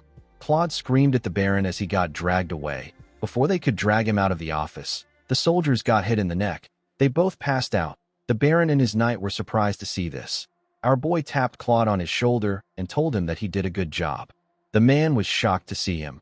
Ghislain walked forward and greeted the Baron. The fat bastard asked him to tell him who he is. Ghislain snapped his fingers and introduced himself as Baron Ghislain Fenris from the Lithuania Kingdom. Immediately he said this. Belinda and Kair brought Crank into the room. Belinda used her rope to push him and make him kneel. Baron Austin was surprised to see Crank. Kair moved forward and drew out a chair. Ghislain sat down and placed his legs on the table. He asked Baron Austin to bring him a cup of tea. The Baron was annoyed to hear this. Rogier drew his sword and told Ghislain that he is acting insolent. He asked our boy to stand up and show the Baron some respect. The moment he said this, Kair pointed his sword at him and asked him to step back. He told him that he can't handle this situation. Rogier was annoyed to hear this. Baron Austin could not believe that Ghislain was acting violent in front of him. He ordered his men to get our boy out. Ghislain assured him that he is not there to cause trouble. He said that he only came to receive compensation. Baron Austin asked our boy about what he means. Ghislain called out to Belinda. Immediately she heard her name. She pushed Crank forward. Our boy grabbed the man's chin and told the Baron that the manager of his gambling house was caught cheating in a game against him. He told the Baron that he and Claude almost lost their life savings on the game they bet on. Baron Austin quickly realized that the money in front of him was gotten from the game. Crank told the Baron that Ghislain is lying. He said that our boy was the one who cheated. Belinda was annoyed to see that Crank was still lying. She kicked his head with her leg. Baron Austin did not expect Crank to cause trouble for someone like Ghislain. He believed that the man should have carefully chosen his opponent. He asked our boy to tell him what he wants him to do. Our boy said that it is unacceptable to cheat in a gambling house where trust and credibility is the utmost priority. He asked the Baron to give him and Claude a fair compensation. Baron Austin said that Crank just said that he is lying. He told Ghislain that he doesn't know who to believe. He asked him to meet a judge if he is looking for a just solution. He said that the situation has nothing to do with him. Ghislain told him that the situation actually has something to do with him. Baron Austin asked him to tell him how it concerns him. Ghislain explained to him that the Kraken gambling house is a place where many nobles from various countries visit to indulge in gambling. At least half of the Baron's total income comes from the gambling house. Ghislain told the Baron that if people find out that cheating was uncovered in the gambling house, it will look like he brazenly tried to scam the nobles. He said that things will become interesting if this happens. With a look of anger on his face, the Baron asked Ghislain if he wants him to pay him hush money. Ghislain told him that the compensation must be at least twice the amount in the bag. He asked him to also release Anna Arceus. Claude was shocked to hear our boy's request. He didn't know how Ghislain knew about his situation. Our boy told the Baron that he will act like nothing happened today if he can fulfill his requests. Baron Austin said that he finally understands what is happening. While screaming at the top of his voice, he called Claude an ungrateful prick. The man was surprised to hear this. The Baron told him that he gave him the chance to save a woman that is supposed to be executed, but he repays him by working with another country's noble to rob him. Immediately he said this, his soldiers ran into his office.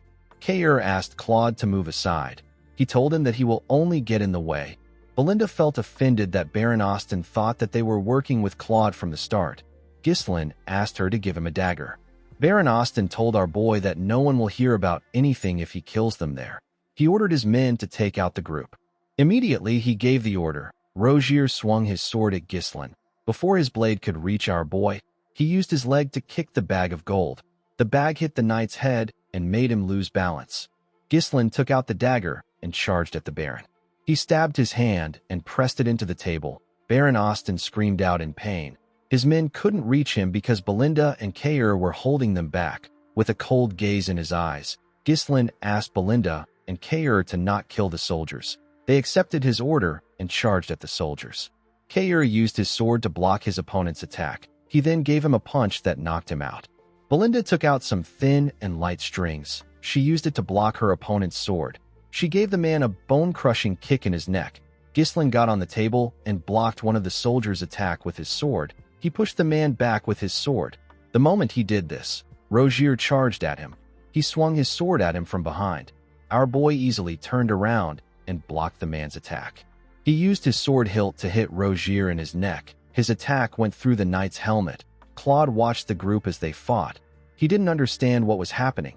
He couldn't comprehend why they were going this far for someone they didn't know.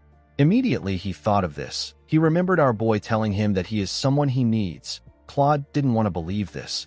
Life had already taught him that there is no such thing as kindness without a reason. Ghislain and his subordinates took out the entire unit. While crying, Baron Austin called our boy a scoundrel. He couldn't accept the fact that Ghislain wounded a noble. Our boy took out the dagger. He told the Baron that he will be taking the money and Anna. Before he could say anything else, Claude grabbed his clothes. The man decided to accept Ghislain's kindness. He believed that it was better for him to accept it now and regret it later. With a confident look on his face, he told the Baron that he can come to the Fenris territory of the Lithania kingdom if he has a problem with them. He told him that he will treat him like a guest.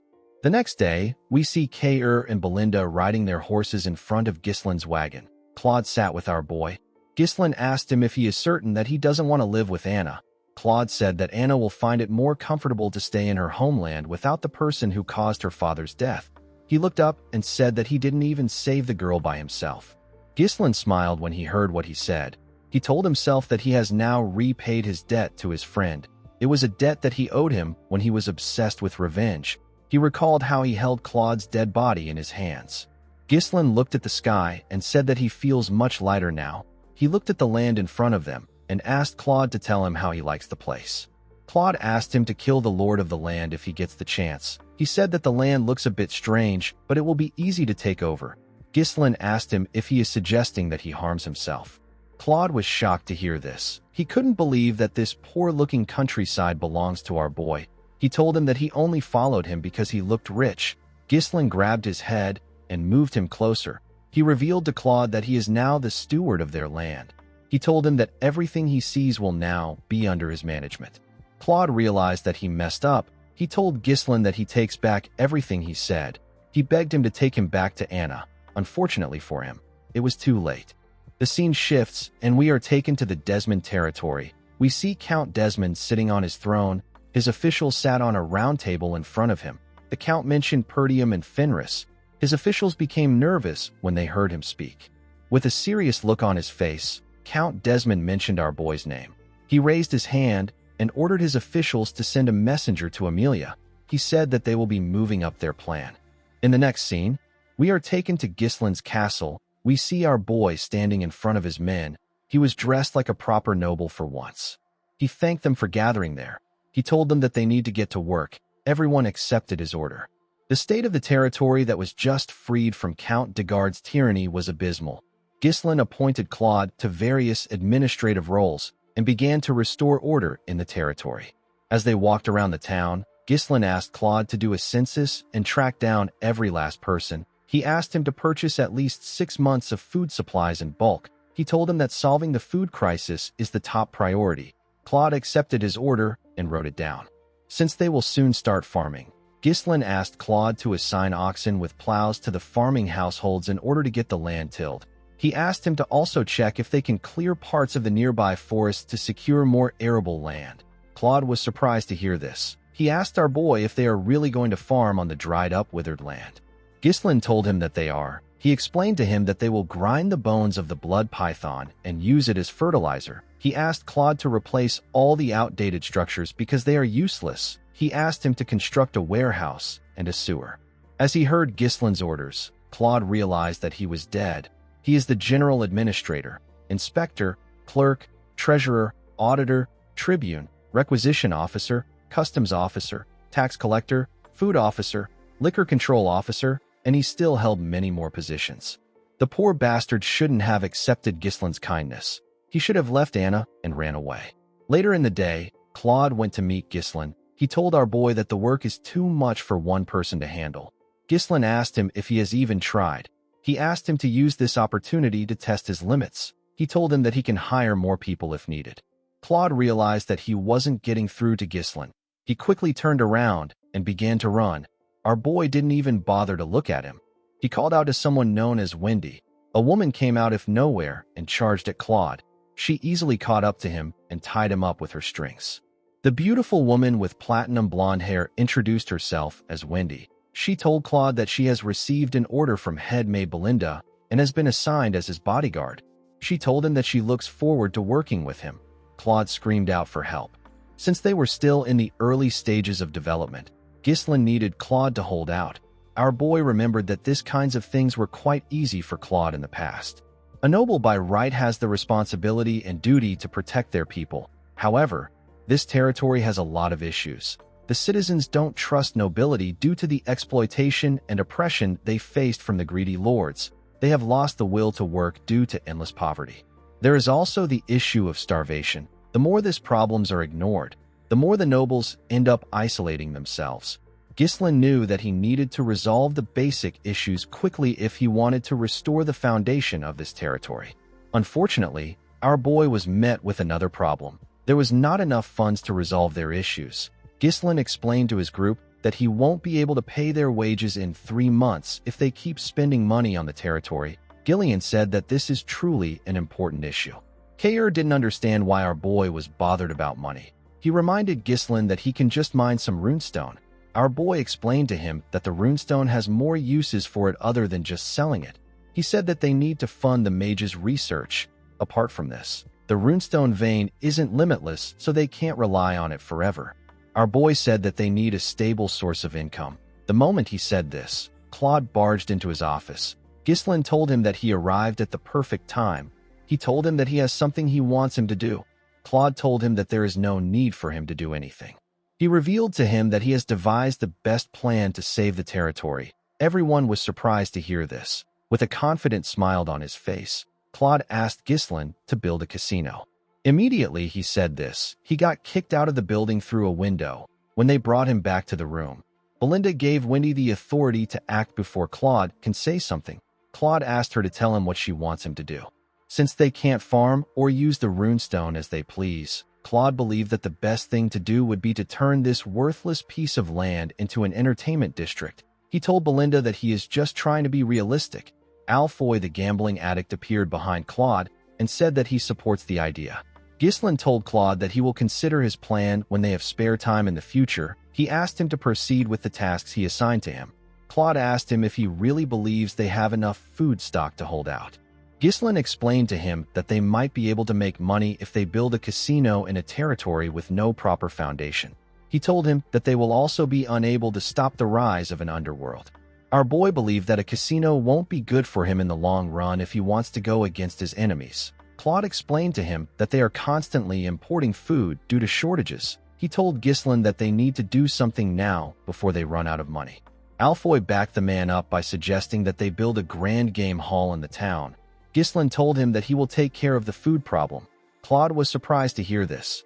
Our boy revealed to him that he will make crops grow on their soil. He asked Claude to do whatever he says without complaints.